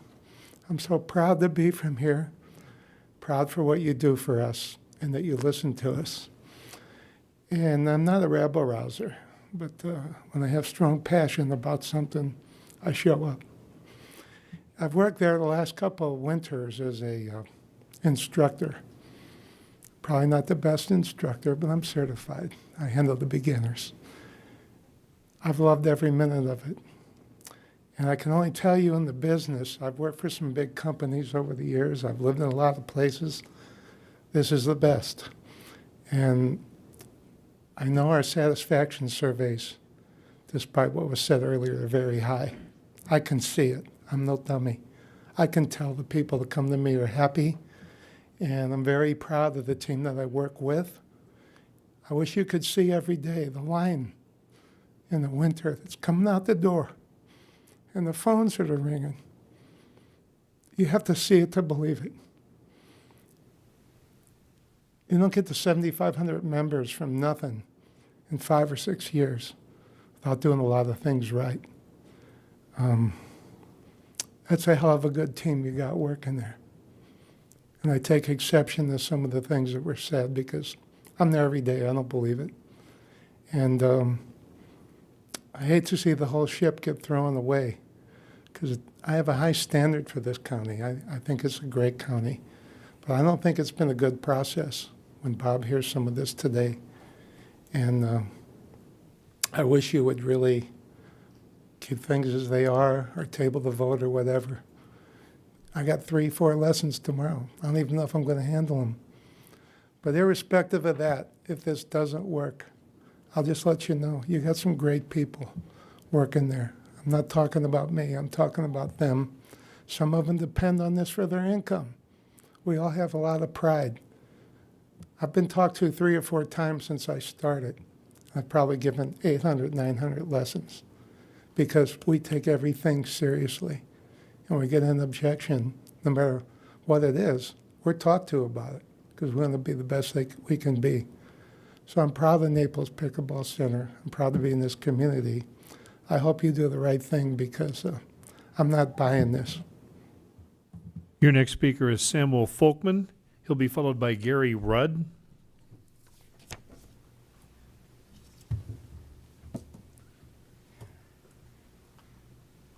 Got to get my notes out. Thanks, commissioners, for allowing me to speak today. I'm a resident of Bayshore. I'm not a very good pickleballer, but I understand how much of an impact it's has on the community. I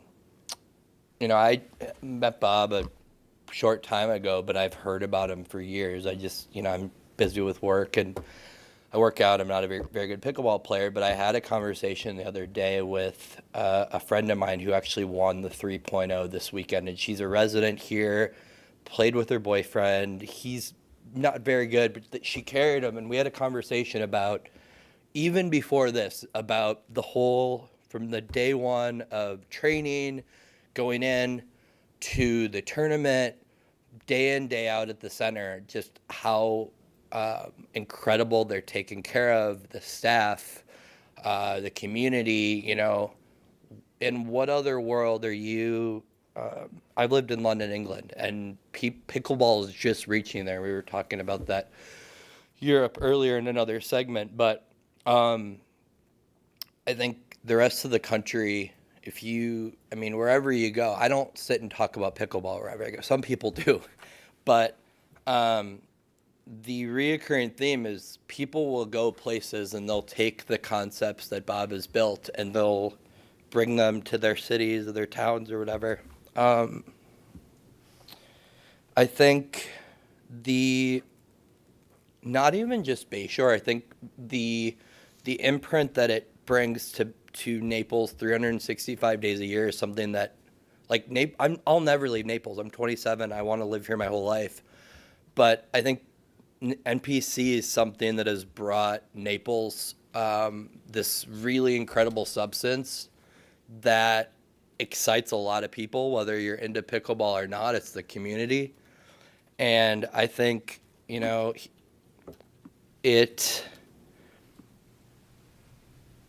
I don't know. It's one of those things that, you ask somebody that's 16 or you ask somebody that's 80 that, you know, played, I think four rounds or in a tournament or four rounds before you go to lunch. When you're done playing, it's like, it's something really, really amazing. And, you know, I wish I was a better pickleball player so I could understand some of this other stuff. But when it comes down to it,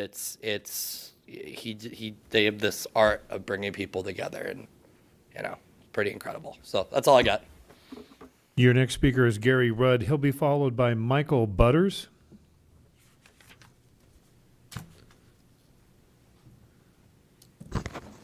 Good afternoon, Commissioners and Senator.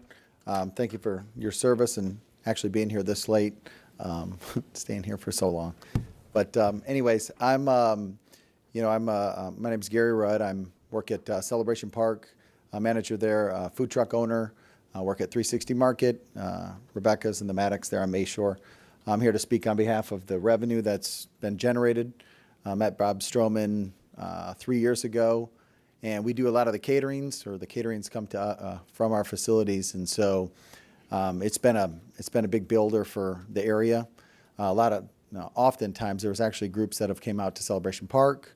We have discounts that the pickleballers come to our place and do. And I know Commissioner Kowal, this is your district, and so speaking to you directly, sir. So we really love that relationship right now and what's happened and kind of how we've been able to build the different customers and everyone there. We have lots of folks that come in to all the different places and come often to 360 Market, to Celebration Park, and then the new place, Rebecca's and the Maddox. And so, again, I'm here just on behalf of kind of what it's done for the area and the street directly.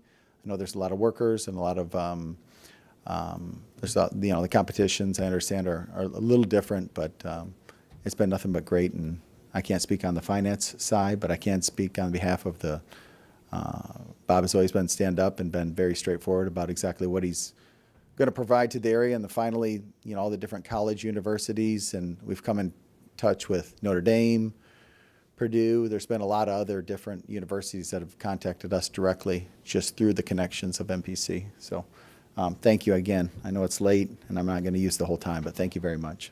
Before you go, I just want to make sure our staff has your phone number. Yeah. Because did you say you run the Celebration Park? Yeah. And make sure our senior staff has it, because he's the one that gets the phone calls when it's too noisy. I was going to say something because Commissioner Hall said something about loving taco trucks, and I appreciate you standing up for the food trucks and the. But I do have my, and if we could invite. I was joking. Okay. Thank you. I was going to put another plug for some free drinks. Your final registered speaker for this item is Michael Butters. I'm sorry, that is not the final speaker. Michael will be followed by Tom Rosen. My slips stuck together. Good afternoon, County Commissioners and fellow constituents. My name is Michael Butters. I'm the head of maintenance at the Naples Pickleball Center. I'm there every morning, 5:30 a.m. You can come see me. I wanted to say that between our pro shop, operations staff, instructors, and NPC, we provide a service to the members, guests, and countless destination tourists who visit NPC to play pickleball, join our clinics, or sign up for private lessons. We truly are a full-service, turnkey pickleball experience. This has been mentioned earlier, but during our season, our call center receives on average of 175 plus calls every day. I work in that call center during the summer, and it is a bear. People also come in to register for clinics and schedule private lessons and just regular general information. It is a busy time. In addition, we receive countless emails daily with general information requests, membership requests from people out of town who want to buy memberships for their parents. But also our back office handles the on-court emergencies. In 2023, we had 26 emergencies, and so far in 24, we've had 16. We have an established protocol in place for in case of such an event. We respond immediately with first aid, ice. We call 911 when necessary, and we stay on site until paramedics arrive. We also have a staff member in the parking lot to ensure EMS gets to the injured player as soon as possible. We respond regardless of whether it is during county time or NPC time. If we're on site, we're responding. We complete an incident report, which is immediately forwarded to the Park and Recs department for each incident. We also have a mandated follow-up with the injured player the same day to check on them. Many of our NPC staff and instructors are CPR and first aid certified. During the summer months, we also take it and make it a priority to walk around the grounds, reminding players of the importance of hydration, sunscreen, and listening to your body to prevent injury. The back office also manages all communications to members and guests. This includes preparing and distributing monthly clinic schedules, coordinating tournaments, special events, leagues, and other important updates and information. Everyone who walks in the pro shop receives immediate, friendly, and personalized service, whether it's for a day pass, membership, expertise relating to gear, or local tourism questions. We are a team that is laser focused on a customer service, respect, and the true pickleball experience. To terminate this agreement would be a huge disservice to all of the members, guests, and staff of NPC. We ask that you reconsider this recommendation. Thank you. Your final speaker is Tom Rosen. Thank you. Give me a second. Okay. I'm not here to say whether or not the contract, it's not my opinion, but there are some things I would like to say, whether it's terminated or not, I don't really care. But thank you for allowing me to take the opportunity to express my thoughts and opinions on the operation of the Naples Pickleball Club, more commonly known as NPC. It is my opinion that Mr. Stroman of Naples Pickleball Club is operating outside the legal scope of his agreement dated October 24th, 2020. He is operating in a manner that is discriminatory and does not apply uniform operating procedures across all courts. He has stated he was going to communicate a plan to members prior to the U.S. Open how he was going to improve the operation and bring into compliance. He did communicate a nice letter regarding many wonderful things that have happened over the past year at NPC. When it came to changes needed to bring the operation into compliance with the agreement, there was minimal substance other than he was going to be doing a beta testing to determine how to uniformly test players at all levels to segregate play levels at all courts. His current testing process is biased and dysfunctional, subjective instead of objective, and does not reflect the way the game has changed and evolved over the last 2 years. Currently, testing is done for play at the 4.0 plus court, which then does not allow players who are not 4.0 rated to play at those courts. Throughout the rest of the courts, players can play anywhere, irrespective of their skill level. This is biased and discriminatory practice that violates Item 30 in his aforementioned agreement, no improper use, Item 31, no discrimination, and Item 48, compliance with laws. This is a public park funded with taxpayer dollars. The fact that Mr. Stroman says he's going to do beta testing does not give him the right to continue to operate outside the scope of the agreement and the law, and in his words, while he figures it out. I do not care going forward if Mr. Stroman and his entity are the operators of NPC or a different entity, but whoever that is needs to adhere to the agreement and the laws, and Collier County needs to provide proper oversight. Thank you. And that is all of our speakers, sir. I got questions for staff. So, like I said earlier, we've heard warm and fuzzy stories of what pickleball does and provides for the community. And whatever we do, I don't want to jeopardize that. So what happens to the staff that's there, the volunteers that are there, the daily operations, if we approve this? And go ahead, James. James Hanrahan, Assistant Division Director for Collier County Parks and Recreation.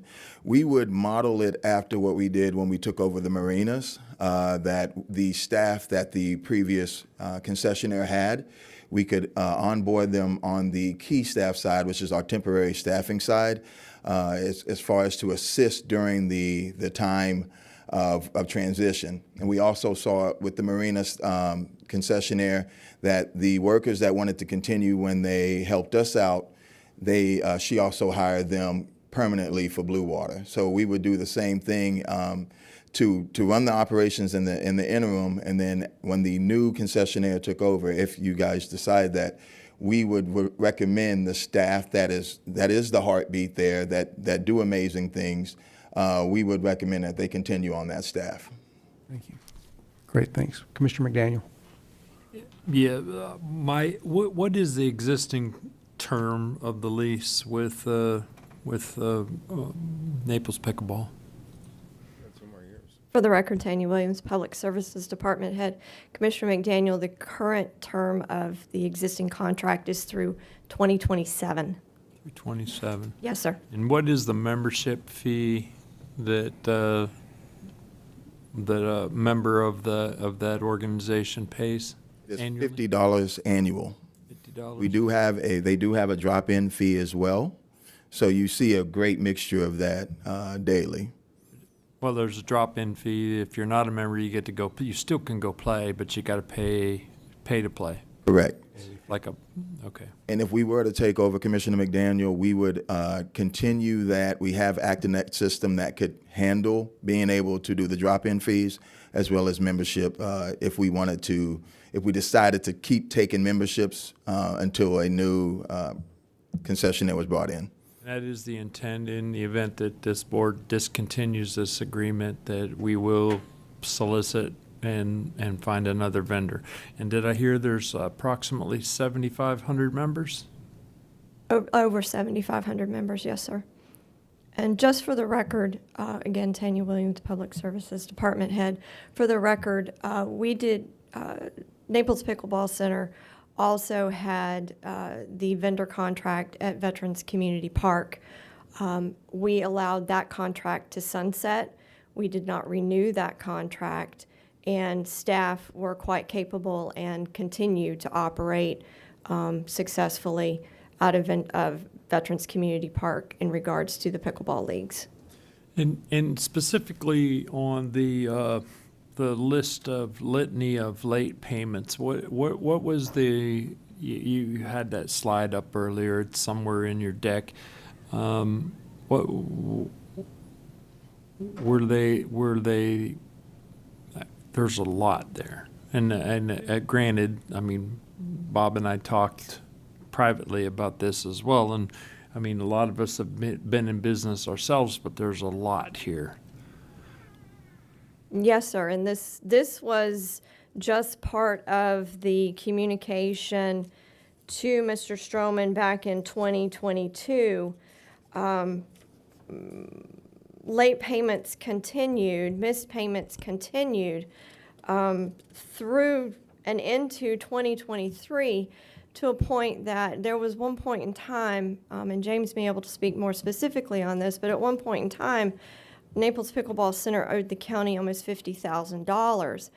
And in talking and communicating with Mr. Stroman, former Parks Director Alima Edwards worked out a payment plan where he did come current on the back payments, but I think it was in 3 different payments before he came current. And when we're what is the rate structure? I mean, as far as the lease goes, does Naples Pickleball pay a flat fee, or do they pay on a per game, or how's the lease work? Because I know we've had some rather, and I'm going to say it out loud, we've had some rather convoluted agreements with vendors that concierge folks that operate our facilities. What type of an arrangement is established here? Is there a flat fee, or is it per game? Percentage. Percentage of what? Percentage of revenues. Gross? Sir? Percentage of gross revenues? Percentage of Total gross revenue. total gross revenue as reported by Naples Pickleball Center. So since Mr. Stroman took over the contract from Mr. Ludwig in 2020, he has reported to the county a grand total of just over $3.9 million in revenue. 15% brings the county's portion of that to just under $590,000. He has paid over $62,000 in late fees to the county, bringing a county revenue of just over $680,000, which equates to about 17%. So a little bit over the 15% due to late fees. Okay, so let me play that tape back. Okay. We have an agreement with a vendor that uses the county assets, and we receive 15% of the gross reported revenue. Yes, sir. Who pays for the maintenance and the upkeep? So it's a dual effort. Mr. Stroman handles as far as the nets and the things on the courts. His team they do a great job of cleaning the courts each day. Our maintenance teams takes care of the rest of the facility. We contract out with our cleaning company, and then he pays a small fee on the FPL.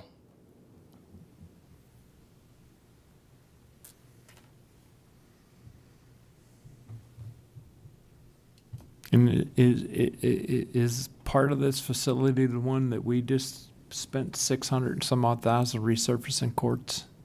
Capital expenditure is solely on the county. Over and above the ongoing maintenance, the capital expenditures are ours. Yes, sir.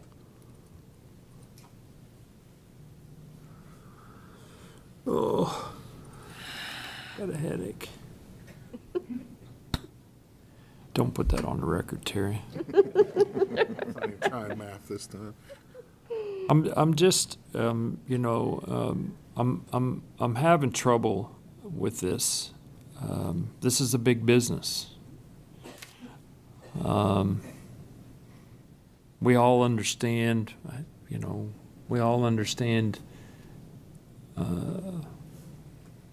pros and cons, business decisions.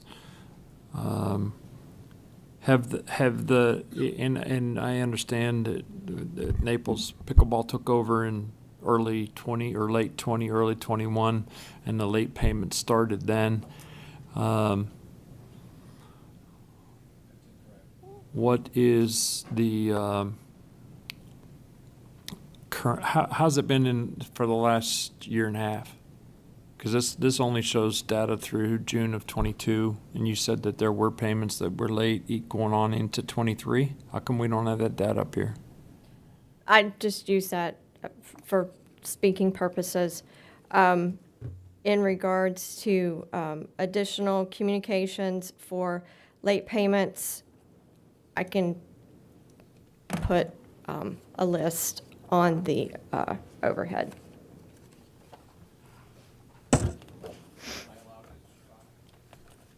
I don't. That's up to the chair. I think we're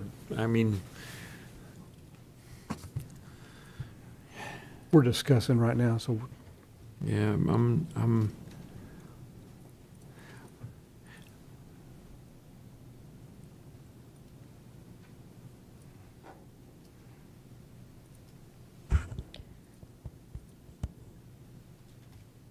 And I'll start from 2024, and we can work backwards. This is a list of incidents that staff have had to triage.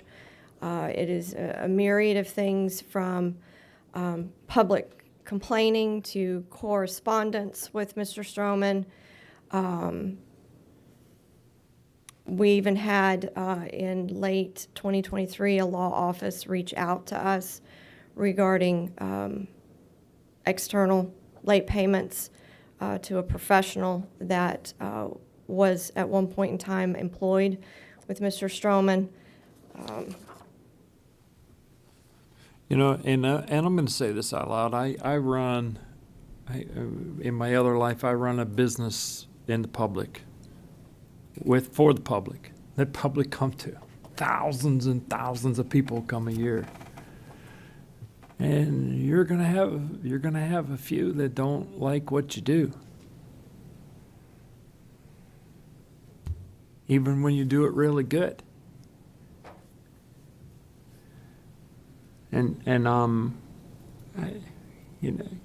I see both sides of the equation.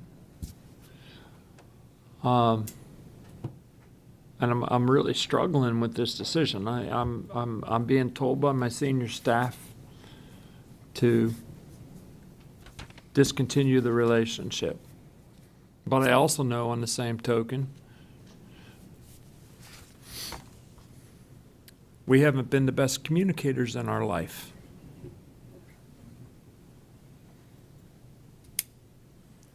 I have personal experience with lack of communication.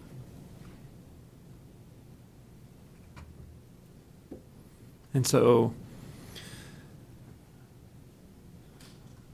I have an inclination. I mean, you know, there again, the handwriting is on the wall.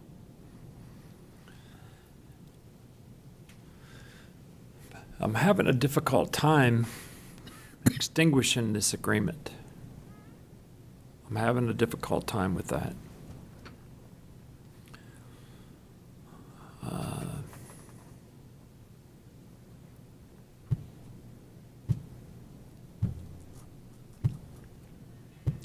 I'm having a difficult time with that.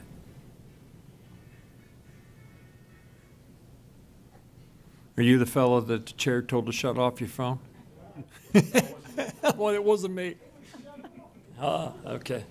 So, I don't know. I may have further comments, Mr. Chair, but I mean, right now I've got my questions answered. I'm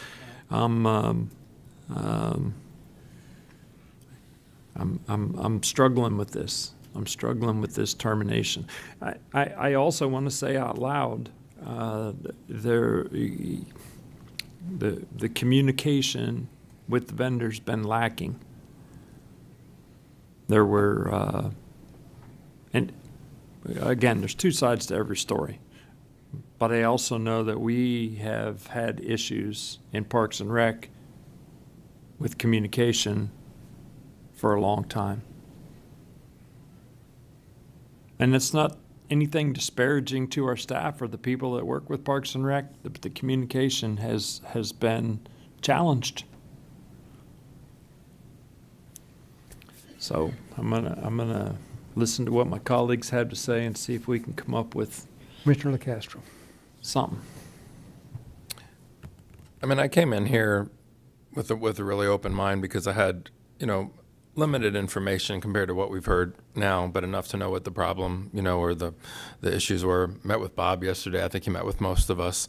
Got a presentation for him that is a great advertisement for the Naples Pickleball Center and how awesome it is. But I think we're mixing up so many different issues in this meeting. I mean, most of the emails I got and some of the testimony we heard today was, pickleball is important to me. The facility was stellar. It's wonderful. Well, you know what? People should thank the county for that. We own it. And so he's not a one-man show. He's a private, contractor who, is benefiting greatly profit-wise. And this is a conversation we had about our marinas when we terminated, contracts about how they were keeping, the majority of the profits. And it's not to say these separate companies can't make money, but, these county taxpayer-funded locations need to be a benefit to the taxpayer as well. You know, not just the cash cow for the contractor, but that's just one of many issues we're mixing up here. So, you know, I got emails from people who they were kind of implying that if we terminated this contract, everybody at MPC loses their job. I mean, as you just said, that's you know, I knew that wasn't true because at the marina, most, if not all, almost all people stayed until we got a new contractor on board, and we continued with, you know, maybe we took 2 steps back, but then it was to take 5 steps forward, and sometimes you have to do that. So where I say I think we're mixing up issues is the staff isn't all getting fired, you know, which some of the emails made it sound like. Everyone agrees the facility and the product and playing pickleball is amazing. So, you know, somebody thanked the county staff and the taxpayers who have funded this incredible, you know, facility. The profit margins are a little bit in question. The payments, concern me, but if you pulled up the first slide, some of the payments are 5, 6, 7 days late. That doesn't make them, horrific, but it also doesn't make it great. I'm sorry? Evil. Yeah. And so there's a disconnect a little bit there, you know, and there's always a little bit of a story, and Bob told me some of that story, you know, yesterday. The other thing I wrote down here is everybody brags about the service and how great it is and wonderful. Thanks everybody who works for Bob. You're doing an amazing job. The customers appreciate what you do every single day. So then that comes to Bob. The service is great, but is the leadership / ownership awesome? People that bragged to all of us in emails about how awesome the Naples Pickleball Center was didn't know that we had 3 spreadsheets of late payments.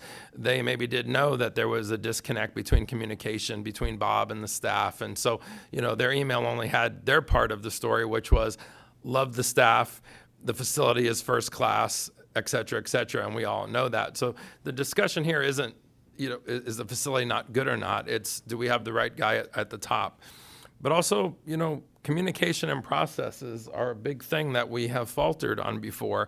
I look back in my district and I go, we lost one of our best contractors ever in Tony Smith, who ran Tiger Tail, and he had much of the exact same feedback that Bob gave at the podium, which was, man, these spreadsheets are all great. I wish somebody would have emailed them to me. You know, I hear you got a stack full of complaints, but how many of those were forwarded to me? And so, you know, I'd like to maybe, if there's a rebuttal to that, hey, we did forward every single one of those to Bob, and he told us to pound sand, and he didn't care. You know, we went over these long litany of 5, 10, 12-day late payments, and he said, too bad, so sad, you know, you're lucky I'm out there.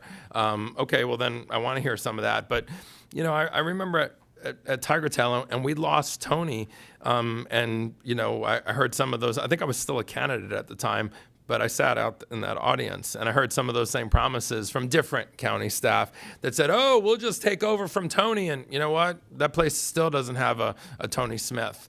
And so, you know, sometimes be careful if somebody is, you know, 3.5 stars, to kick them to the curb and just say, well, we'll assume it, we'll put it out for bid, and the best person we might have had, we might have just kicked to the curb when we could have used this as a wake-up call on both sides and say, you know what, Bob, you got to start writing your checks on time. There's no grace period. You know, you're a contractor who's making, you know, millions of dollars. Maybe you're not managing the money very well. I don't know. That's just, you know, my take. Maybe we got to make sure we answer emails and phone calls. And if somebody says that they're going to get back to Bob, who's a contractor, and he doesn't, and we don't, then he has a valid point. He has merit to that. But, you know, also too, the product does start with leadership at the top. And I've met very few, or I've seen very few operations of anything that are awesome, but the guy at the top is horrible.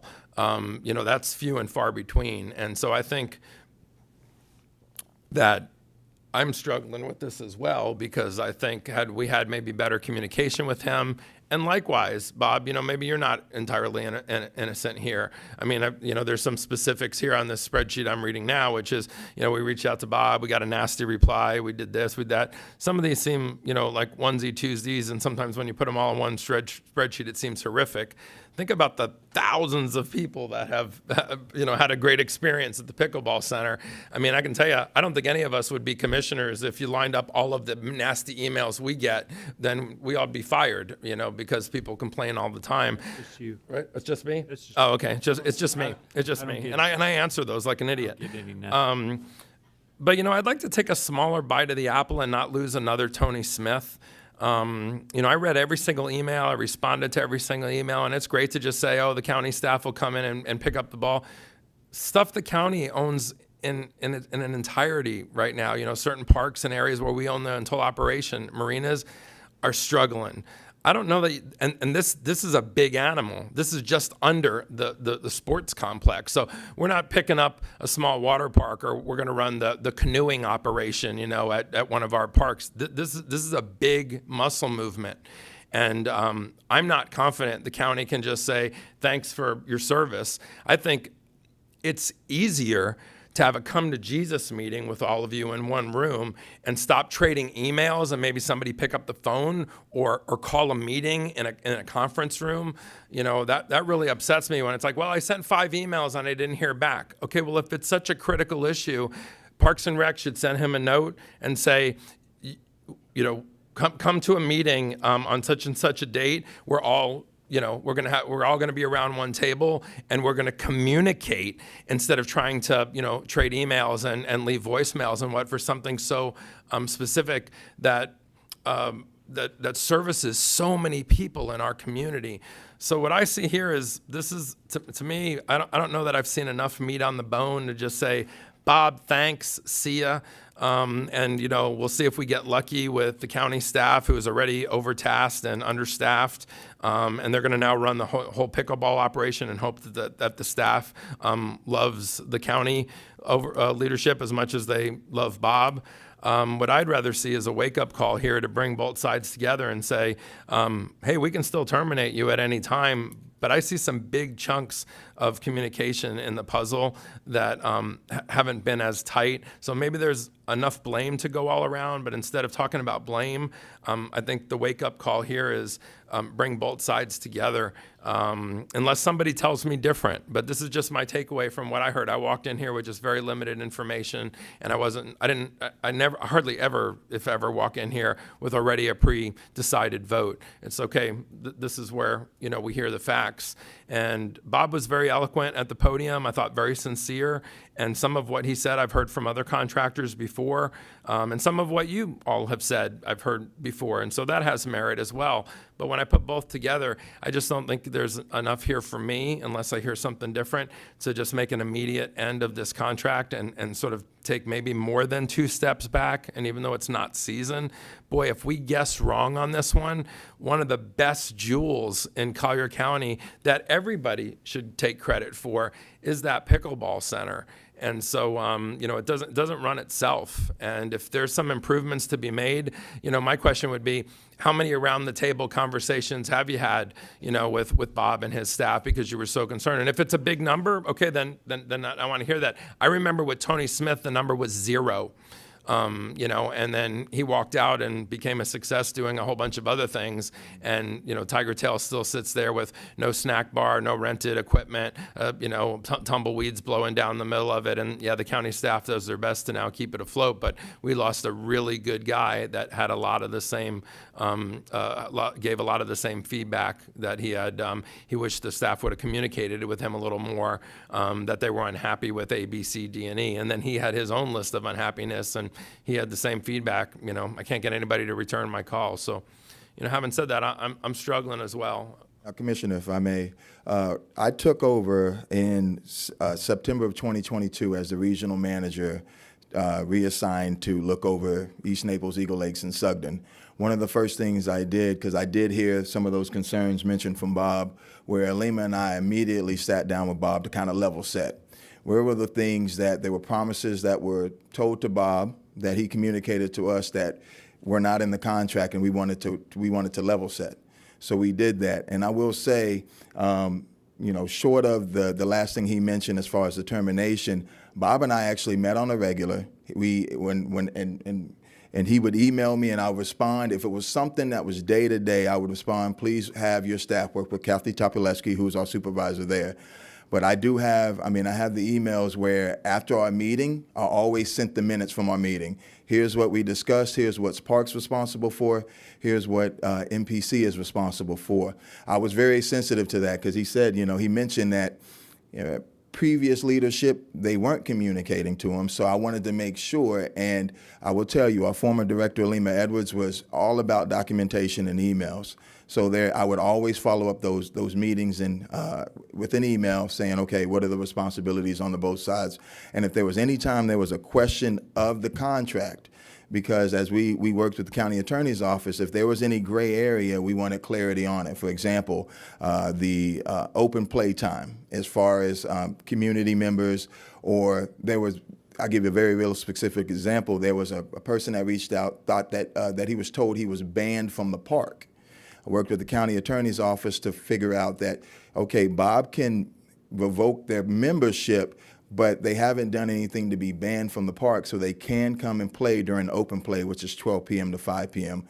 Communicated that, and you're right, we get it. We know as frontward facing, there's a lot of complaints that will come, some that are founded and some that, you know, it's like, all right, the level of standard that they expect may not be what we can control. And I will tell you, when I was the regional manager before I became the assistant director in July of 2023, when those did come to me, the first thing I would say to the staff is work with their staff to see if these are real. The only ones that I was brought in on were the ones where they said, I no longer want to talk to your supervisor, Kathy Topolewski. I want someone higher to deal with it. So those are the ones, as you see, where it talks about being banned and getting clarification on that. The lawsuits were dealing with the money. And anytime there was a question of that, I reached out to the county attorney's office for clarification, not making a decision without all of the proper parties involved. So you're saying you have had meetings with Bob. You know, you answered that question to me. Yes, sir. So do you feel that those meetings, that he made a lot of promises that then didn't happen, or the meetings actually were positive? And I mean, give us a little bit of a report card. We're here trying to decide, do we let him go or not? And some of his complaint is communication, and it seems like there at least is some of that. But now I'm hearing, you know, y'all did communicate pretty regularly and sat down and all that. So was that not successful? If I could, for the record, Dan Rodriguez, your deputy county manager. Commissioner, probably about a year ago, this shouldn't be a surprise to Mr. Stroman, because about a year ago when we had the challenges with the payments, getting the payments promptly from him, reviewing the contract. I was part of some of those meetings with James, Alima, and Tanya, as well as going before that with Mr. Williams. But I remember the last meeting that I attended with the group, and I remember specifically telling Mr. Stroman, you're in breach of your contract if you do not make payments, period. And that may put you in jeopardy of losing your contract. So that was made perfectly clear.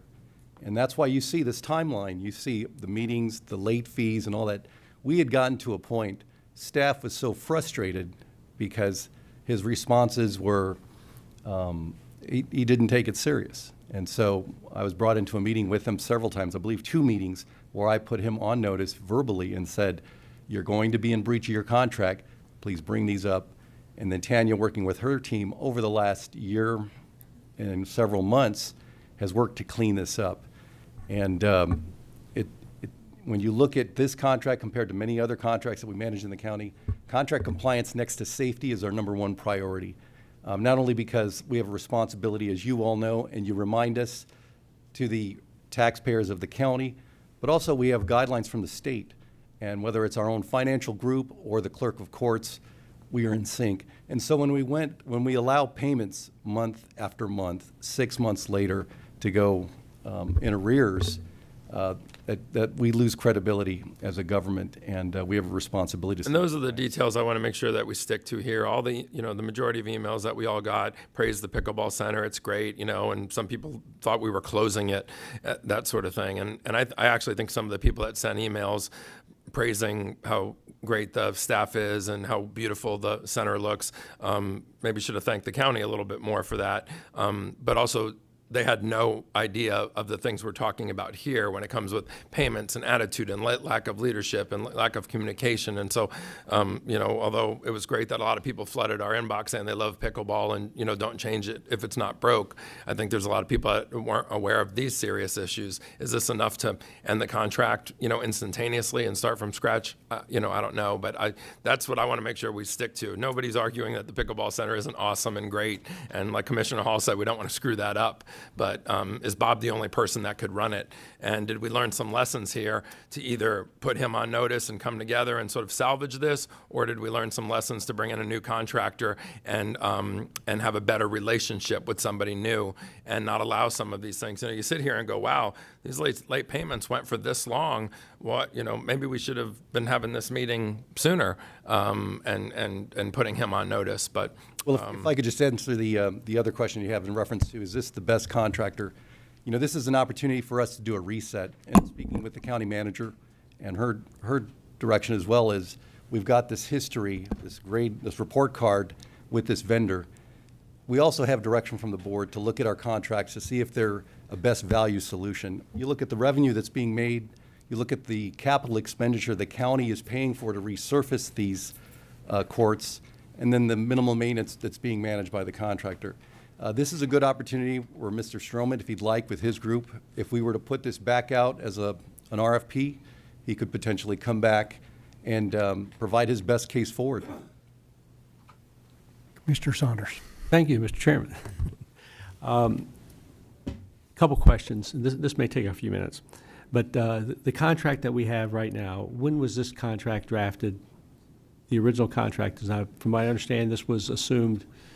So when was this contract? So the original contract with Jim Ludwig and Pickleball Center was 10/24/2017. 2017. So that would be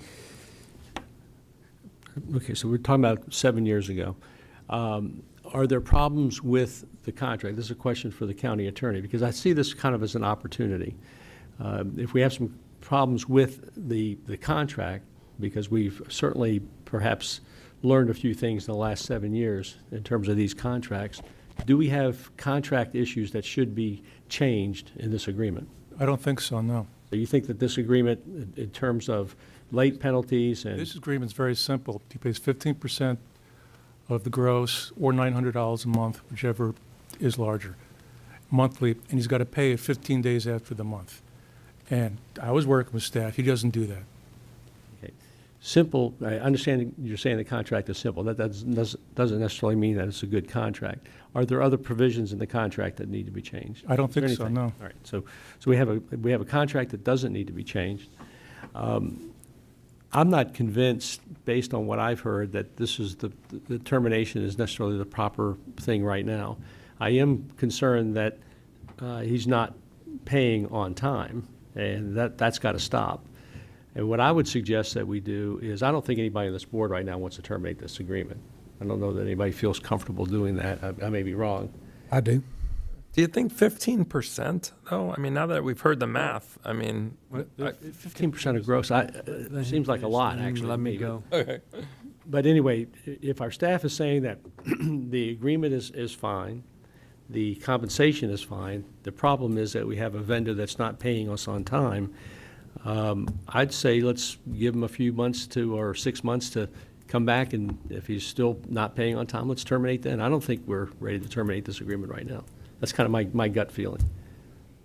Commissioners, if I may, and that's fine, but when and if we come back, which will be sometime between now and when the contract expires, we would be looking at the terms as far as that payment as something that we would want to look at differently.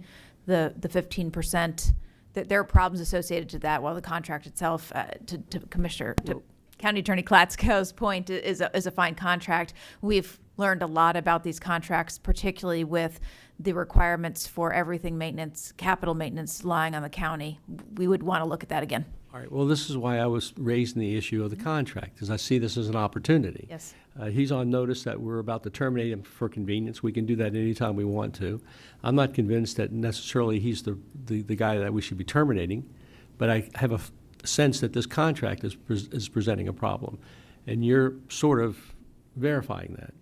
So why don't we continue this? Why don't you tell us how this contract needs to be amended to make it more consistent with what we're doing today, and give him another opportunity to continue operating with new terms in this agreement that more fit what you're trying to accomplish.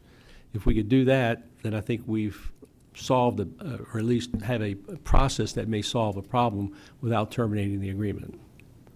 If that makes sense to you. I think it's a good first step based on where, several of you have concerns. We need to address that, and this gives us an option then to look at where things are going wrong. So obviously the first thing is the payments have to be made timely under the existing contract, but we need to come back to you with what our suggestions are for a contract moving into the future that more adequately covers the county for things that were not contemplated when this was done in 2017. All right, so I'd like to ask, is it Schroeder, am I saying that right? Stroman. Oh, Stroman.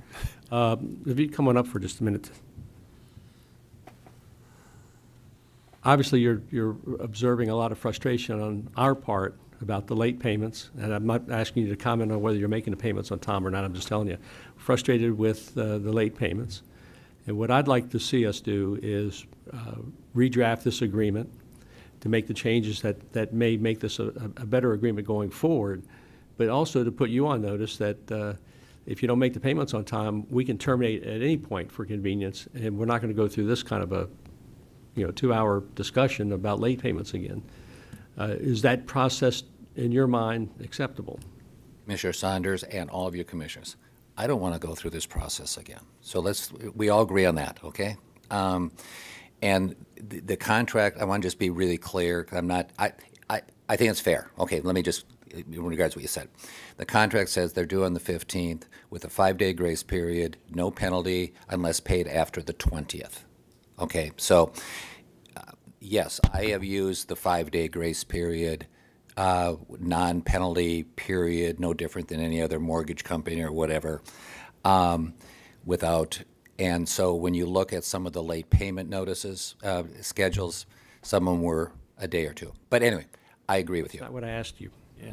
I'm Okay. trying to come up with a process that gets us a little bit better contract, has the potential to keep you on board until we feel that we need to terminate you for convenience for other reasons. That's what I'm trying to accomplish right now. And I appreciate that. I would love to have that.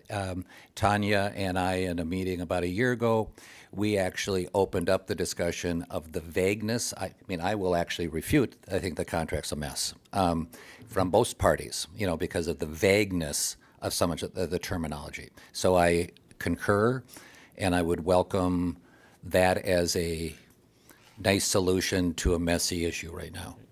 So, Mr. Chairman, I could formulate a motion if you think it would be appropriate at this point, or I can. Let's hear from Commissioner. I haven't had a chance to chime in. This decision's hard, but it doesn't mean it doesn't need to be made.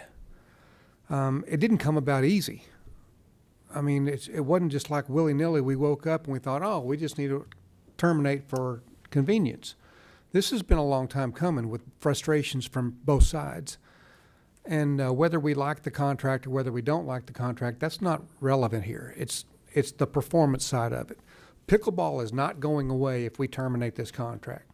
People are going to show up tomorrow ready to play pickleball. It'll just be under different direction and different leadership. So the people that are enjoying the county asset, they're not losing here. If we terminate this agreement, we come back with an immediate RFP, Mr. Stroman will have I can promise you, I'll commit right now, if we do this, you'll have a fair chance and a fair shot at your RFP, moving forward. We'll also have other people who have expressed interest. So to me, it's not about how much money we make or how much money we don't, or what the terms of the contract are. If we terminate this contract based upon reasons from the past, then we can move forward with changes that we want to make.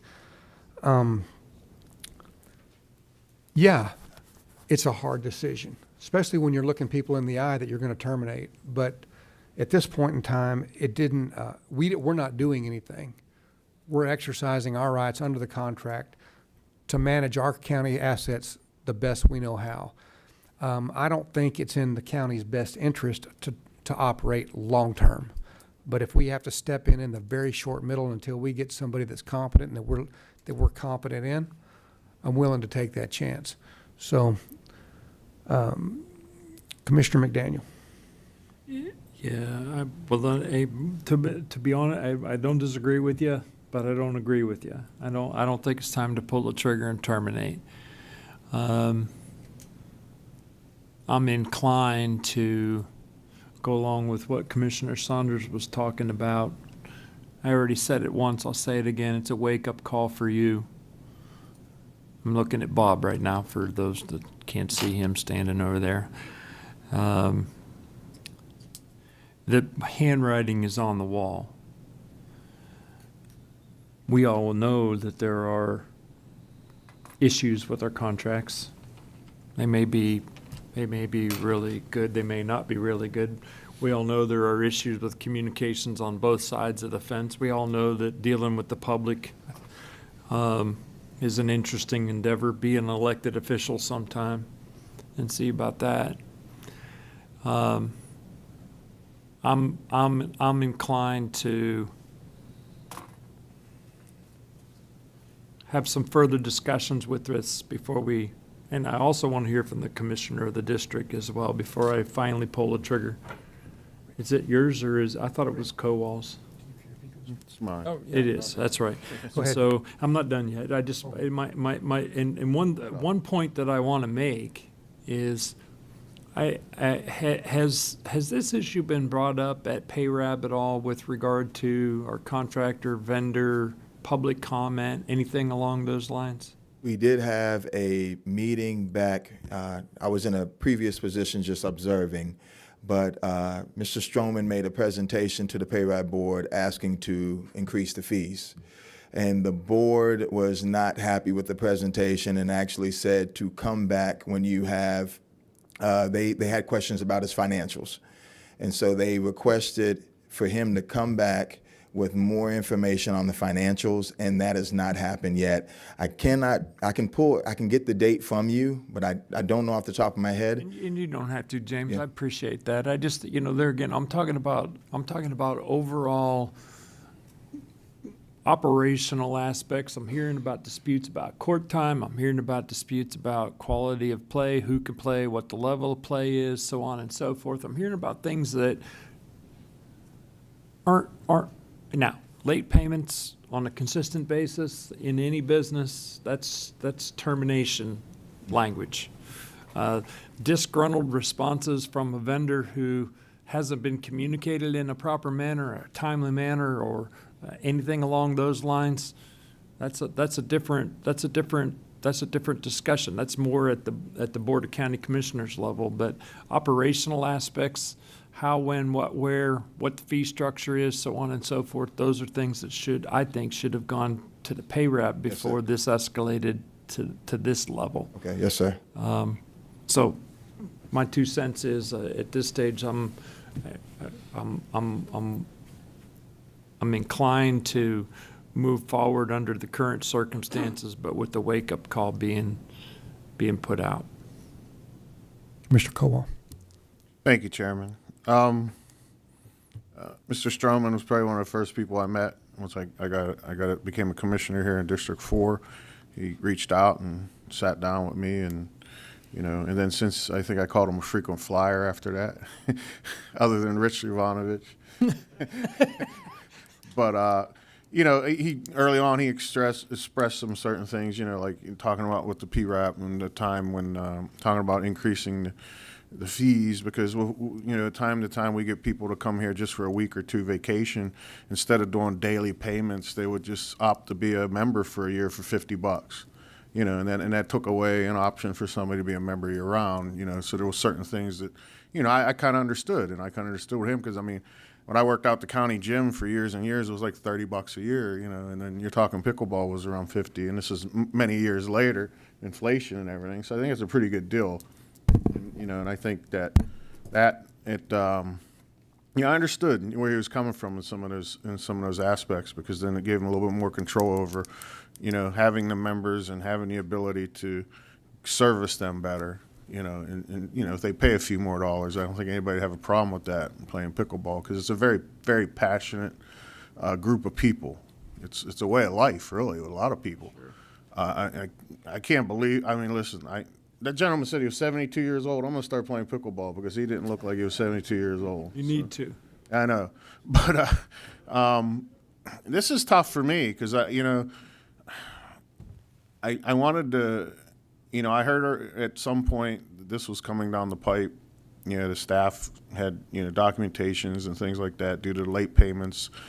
And just like anybody said, like Mr. Rodriguez said, Dan, he said, we have a certain duty to our citizens and we have to be efficient. And when we have contractors that service our citizens, we hold them to a higher standard, just like we hold our own employees to a higher standard.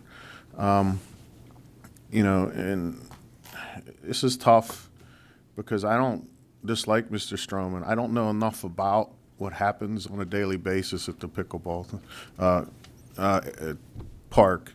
I know at one point it was a community park, and it's hard to describe that now because it's definitely not the same community park it was 15 years ago.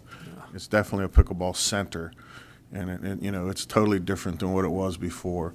And I think maybe some people are angry because it's not a community park anymore, and it kind of became our pickleball center for Collier County. Actually, for the whole United States of America, it's looked at as a jewel in the industry, and especially we have the U.S. Open here, the only place in the country has the U.S. Open.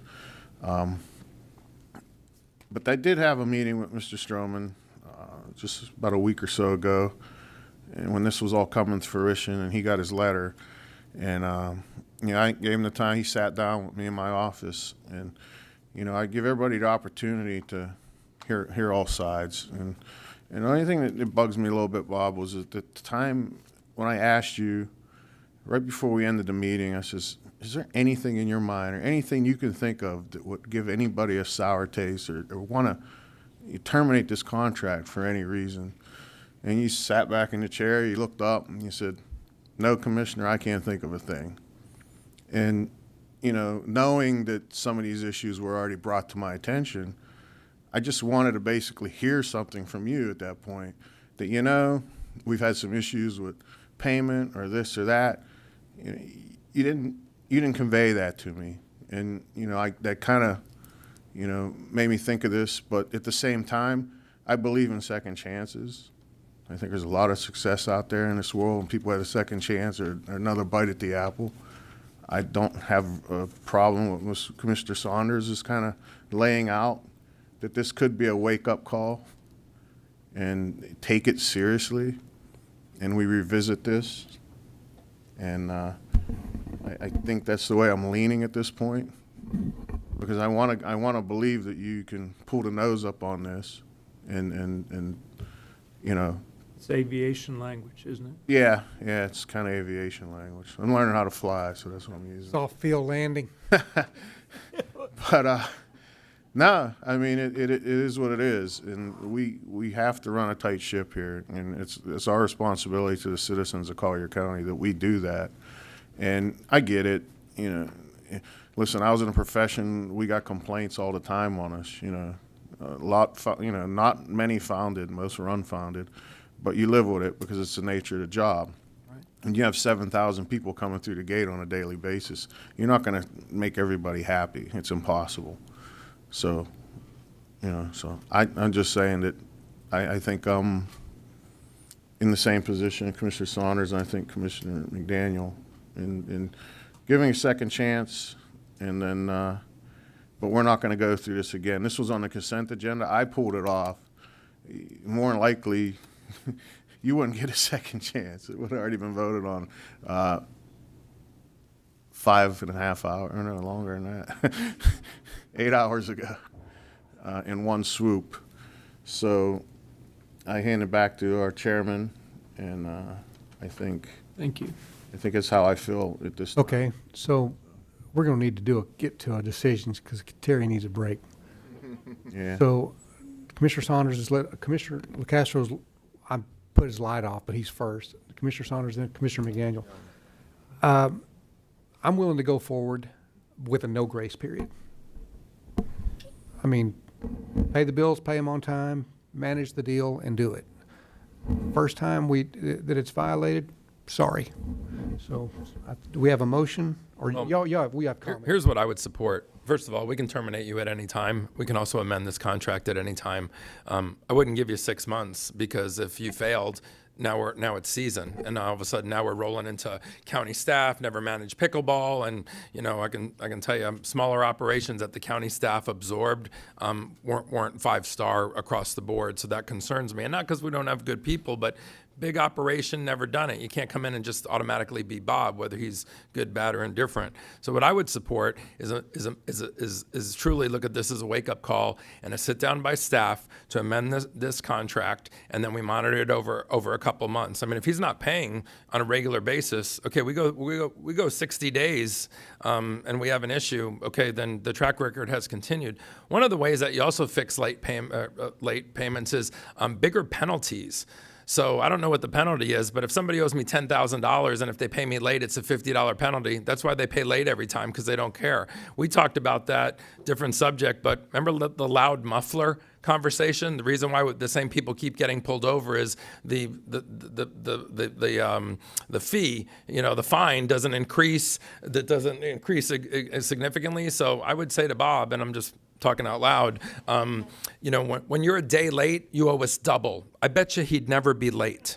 Okay, and then if he was, you'd come in here and say, you know what, he can't do it. So I'd like to see an amendment, and these are the things I wrote down that need to be beefed up.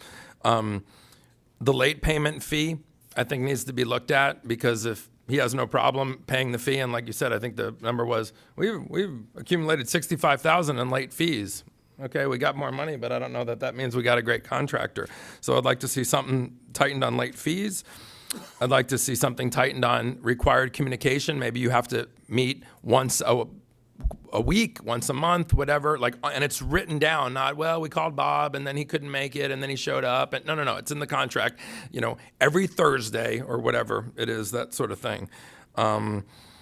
I think the percentage of the gross is way off. I mean, county assets aren't supposed to be a cash cow for the contractor. I mean, to me, I always say, if it's 51% good for us, and they feel like it's 51% good for them, then we both walk away going, you know what, we mutually feel good. We have some contracts that were almost 0% for the county, and the reason why the contractor loved the county was because they were making money hand over fist and nobody was minding the store. So I would like to see an amendment that, now that, as you said, we've become more educated on the profit margin of pickleball, the popularity, the costs to keep the place looking, pristine. I don't want taxpayers to be paying hundreds and hundreds and hundreds of thousands of dollars to keep this place pristine, and then we get 15% of the gross. So if I'm wrong on those numbers, then okay, correct them. But if that's pretty correct, if every taxpayer in Collier County was here, they wouldn't be happy to hear that, even the pickleball players. And then just less vagueness, less specificity. Like Ms. Patterson said, we've all learned something over the, what do you say, Commissioner Hall? 7 years, right? And especially in the last year. So look at the contract and see where it's thin. And if Bob doesn't like the new amendment, see you later, then take a walk and put it out for an RFP. But I think he's dedicated enough and cares enough about pickleball, and that if this is a wake-up call, the things I just talked about and the things that you're not happy with could be put into an amendment. But I would give it a very, very short timeline, because this isn't a new contract and we're sort of learning, and he missed a couple of payments, but he apologized. No, there's a long track record. The next 60 days should be stellar. If they aren't, then I want to transition to county staff and an RFP in the middle of the summer, not in November, because that center will implode. It will implode, and then we'll look like a bunch of idiots, and then we'll be begging for somebody like Bob to come back. So something like that is what I would support. Thank you. Commissioner Saunders. Thank you, Mr. Chairman. I'm going to go ahead and make a motion that I think sort of includes all of this, that we continue this termination request until the second meeting in May. That gives staff a little over about 30 days. During that time period, to review the contract and come up with the amendments to the contract that make this more consistent with what we know today in terms of how to operate these facilities. That may very well include increasing the late payment fees. That may include changing the gross revenue sharing. I'm not so sure about the communications thing, but something dealing with regular communications between the county and the vendor. And on the vagueness issue, that's going to be, I guess that goes without saying, you're going to be drafting a new agreement. Hopefully it'll be less vague. And so I think that continue this for that time period. If Mr. Stromer doesn't like what's being proposed, then we have plenty of time to do a rebid. But that gives him an opportunity to take a look at what we're proposing, the changes. These changes have to be reasonable and fair. I'm not looking at trying to shove something down his throat that's not acceptable. But let's try to work out an agreement that works for him and works for us. So that's my motion, Mr. Chairman. I'll second it for discussion. Can I add one thing and just say I love everything that Commissioner Saunders just said. And while that's being worked on, I would say to you, Bob, and to your staff, verbally, you've heard a lot of things here. So what I would love to hear in 30 days is not only the staff coming back with an amendment, but hearing he made every payment during those 30 days perfectly, started working better together, that he didn't wait for something to come to him on paper. I think we've talked about it at nauseum here. So how impressive it would be to get it in writing in 30 days, but here, wow, we both, the county and Bob, blew off the dust, and you would think we had a new agreement today because we're operating even better without it, and now we have something in writing. If you come to us with an agreement and it's still been a lot of the Abbott and Costello show over the 30-day period while he was waiting for something in writing, then we'll know we don't have the right team, is what I would say. So, I mean, that's, No. Hang on. Commissioner McDaniel. You're okay. I mean, for now, it'd be best to. You've got a lifeline. You have a lifeline right now, so just a lot of listening. And my statement has to do, when I said this before, I would like to include direction to carry this to PayRab for public input from the players by the PayRab board, who is an advisory board to this board, for public input on quality of play, how the facilities are being used, so on and so forth. And I would also suggest you get your recommendations to I'm talking to Bob, that he get his recommendations to our staff, because he respectfully disagreed that it's a clean agreement. So tell us where the holes in the donut are, so that we can work with our staff to clean that up so that it is a tighter agreement. And I agree with Commissioner Saunders. I mean, coming back at the end of May with the report with suggestions, don't use that 5-day late fee. Don't use that 5-day float ever. Yeah. Pay early. What we're doing is coming back in May with a new contract. But and a discussion about that. So we have a second. We have a motion as amended. Yes, Ms. Commissioners, just for clarification, you're looking for this amendment to go to PayRab or just to involve? Yes. Okay, so timing-wise, it's going to be really... Let me rephrase that. Right. PayRab really doesn't have anything to do with the amendment for the contract. The contract's between the Board of County Commissioners and the vendor. I want PayRab to be in discussion with the operational aspects, who's happy, who's not, that sort of thing. Use of courts, what's the time? Because I've heard all kinds of things. We've got, as we've all said, we've got a whole bunch of email and communication with regard to when the timing of the courts is allowed, who's allowed to use what court, and so on and so forth. Understood. We'll open up. Those are the things that I want to go to PayRab. Okay. As far as the specifics with regard to the contract, that's between the vendor and the Board of County Commissioners. Very good. Thank you. So the motion is to continue this until we get a new contract, May the 23rd? Or suggested amendments. Or suggested amendments? Yeah. And it's been seconded, so all in favor of that, say aye. Aye. Aye. All opposed? All right, we'll take a court reporter break. It's 5:30. Let's come back at 5:40. Good answer. Let's come back tomorrow.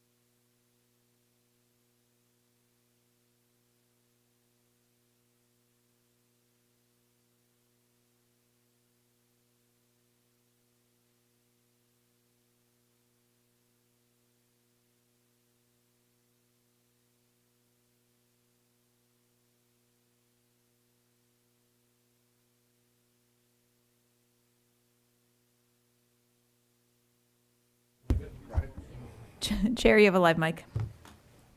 All right, where are we at? We are at item 15, Staff and Commission General Communications. I hate to even look over there, Troy. Item 15A, public comments on general topics not on the current or future agenda by individuals not already heard during previous public comments in this meeting. We have none. Alrighty then. Item 15B, staff project updates. We have none today. So that brings us to item 15C, staff and commission general communications. Not for this meeting, but we probably need to talk at a future meeting about our workshops. Potentially we have one with the city of Naples and the city of Marco Island typically. Other than that, Commissioner Saunders, you look perplexed. Tanya Williams. Oh, okay, I didn't know if you were still here. I just want to make sure you're still here. I didn't see it Okay. on this podium there. That's all we have from over here. Jeff? Nothing, thank you. Commissioners? Commissioner Cowell. Thank you, Chair. I think today was pretty productive. Had some really highs and lows. But I was just explaining to the county manager here, literally, we had such a really good, feel-good story here with the veterans thing and, having all these people here, and I didn't see one news camera, but then I got 2 requests now to do an interview over to pickleball. So, yeah, it kind of sets precedence on what people care about or don't care about. But I regress. I did want to ask staff, because I think you guys received this, and this is reference to Riviera Gulf Estates. It was brought to my attention that the South Florida Water Management District had sent a letter reference to the golf course. Here comes. I told Trinity she wasn't allowed to come up here for the rest of the meeting, but I guess I'm going to have to say she can. She got away with not doing. I know, she I was got away afraid. with a I very was short afraid what would happen. presentation. Yeah. Hi, Trinity. She showed up for the check picture. I did. I took that check, too. For the record, Trinity Scott, Transportation Management Services Department Head. Yes, we are preparing a response back to the district. According to the plat, at least what the district has provided to us, according to the plat, we are not responsible for maintenance for the tract that is in question, and we will be responding back to the district in that manner. I assume that, but I was just wondering did we have any communication with the owner, which we already have several, I think, code violations on their stormwater management practices for the abandoned golf course that they still own? There have been numerous code cases that I believe are still ongoing with regard to the maintenance of the stormwater management on the golf course side. I would defer to Mr. French on that. But we have also reached out to the district to find out why they sent us the letter. That's what I'm saying, 'cause Yeah. it seems like it Yes. shouldn't have went to the owner of the golf course. 'Cause Exactly. We reached out to the district. We reached out to the person who sent the letter. We left 3 messages last week, and we have reached out to the director of the Southwest office, area office, for the permitting side to also have that same conversation of why they sent us the letter. But we will be responding nonetheless. All right, I just wanted to make sure that the right people had the notice in hands. They do. That's me. I mean, as in the owner is the golf course. Yes. 'Cause it's his responsibility, and he's Yes. already in. Yes. With us, violations that Mr. French is. Exactly. catching up on, so. We'll make sure Our when we level. respond that we copy them on our letter. All right, thank you. I don't have a whole lot other than, I believe Passover started yesterday, so happy Passover to any of our friends out there. And I'm pretty much done.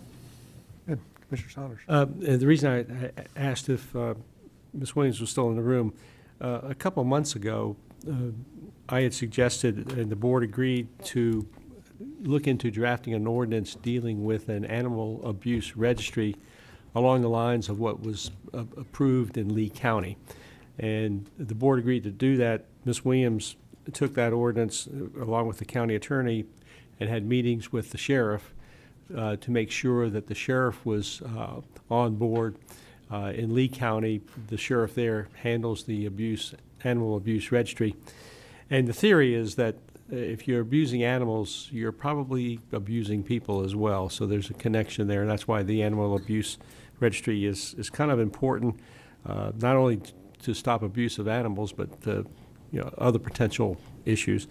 And it also prevents animal abusers from purchasing or acquiring animals from our shelter and that sort of thing. And so I wanted to get an update because I think we're ready to go ahead and advertise an ordinance to make that a reality. So that's why I wanted to ask Ms. Williams to make a little presentation. For the record, Tanya Williams, Public Services Department Head. The proposed ordinance that the county attorney drafted was shared with sheriff's staff, especially those that would be responsible for implementing the aspects of the ordinance and maintaining the registry. Obviously, it's something that is doable by the sheriff's department, and they have the protocols in place to implement the ordinance. It is currently sitting with the sheriff's department's attorneys.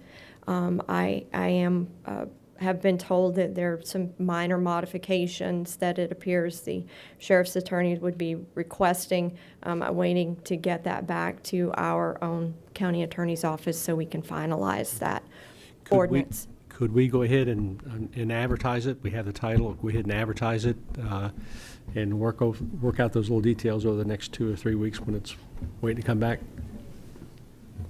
The better practice is not to, because you're supposed to file the proposed ordinance with the clerk so people could actually read it. And if we know that that ordinance is going to change, it could present problems. Then could we just simply bring this back for discussion at our next meeting, at which point in time we can direct you to advertise? Yes. Is that acceptable to the board? All right, thank you.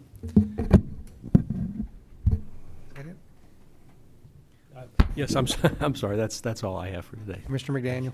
Yes, I have a special request. If you gentlemen can hear me out, I want to apologize. There's an issue that's going on. If you haven't heard about it, there's a movement afoot to designate a wilderness designation in the Big Cypress National Preserve. And I'm remiss because I've shared it with the county attorney or the county manager. I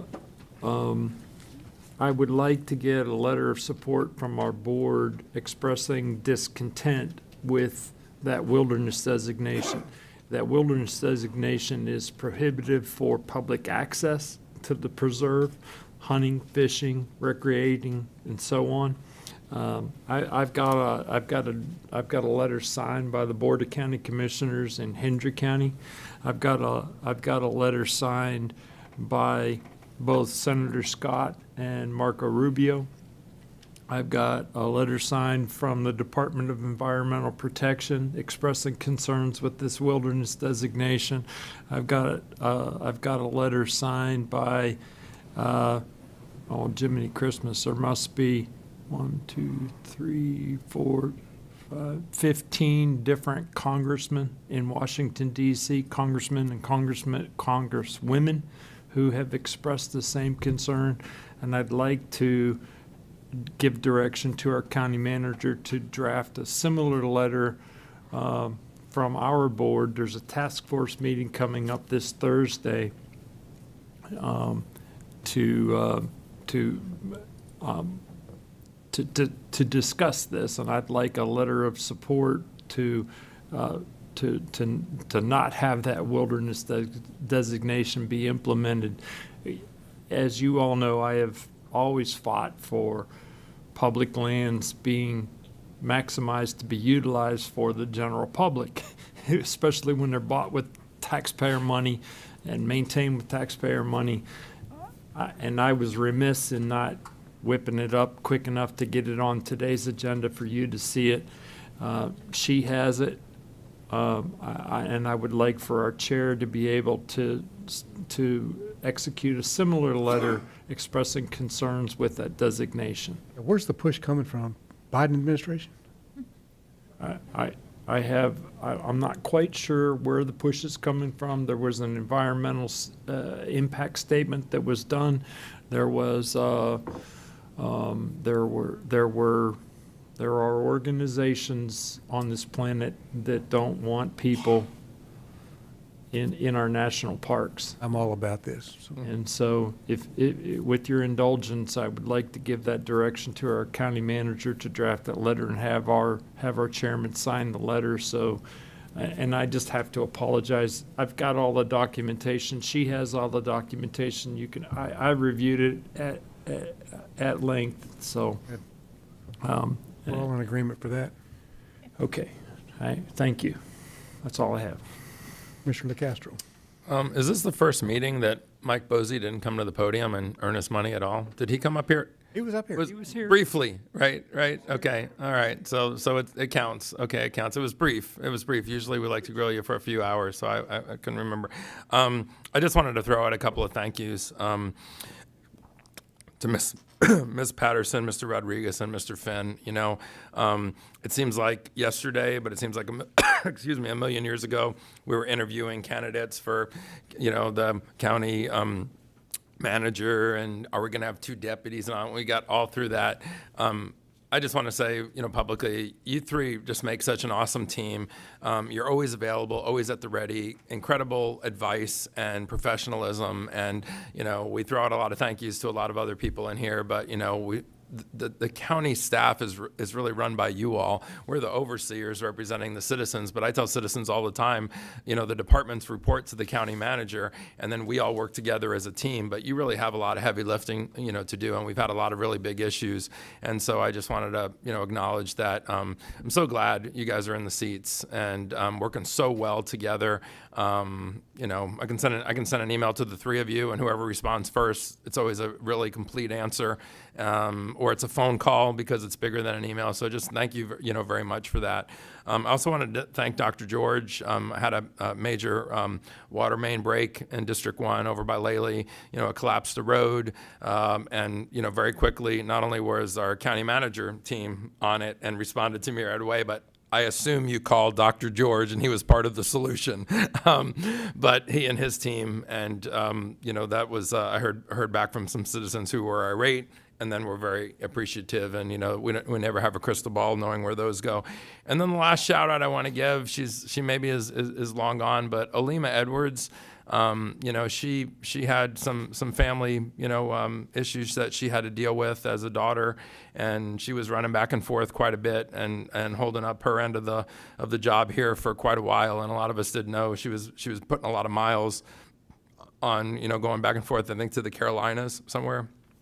And so she had to make a difficult choice, but the time she was in the seat, she was working at full capacity, and she sometimes would even admit, I think I have more on my plate than I'm really ready or trained for, but it didn't mean she dropped the ball, on things, and we got maximum effort out of her. And so even though she's not here to hear any of this, she's somebody that I was always very impressed with, that and I think we all were. And so, she's another person that will be tough to replace. And I know she had mixed emotions leaving, because she really felt this was a great place to work and a great family. And she also saw the potential in how the county staff was getting better. And I know she wanted to continue to be a part of that. So, Alima, wherever you are, thanks for, everything that you did for me in District 1, but all the commissioners. We certainly lost a high-speed employee, but we wish you and your mom, the best, and your family, and I know she's taking care of more important things right now. But just wanted to say that.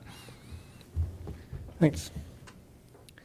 One of the things that I want to bring about is last meeting, when we made the decision to not include the PUDs for the density, staff acted in their best interest and in good faith when we allowed McDowell to use the 92 units per acre.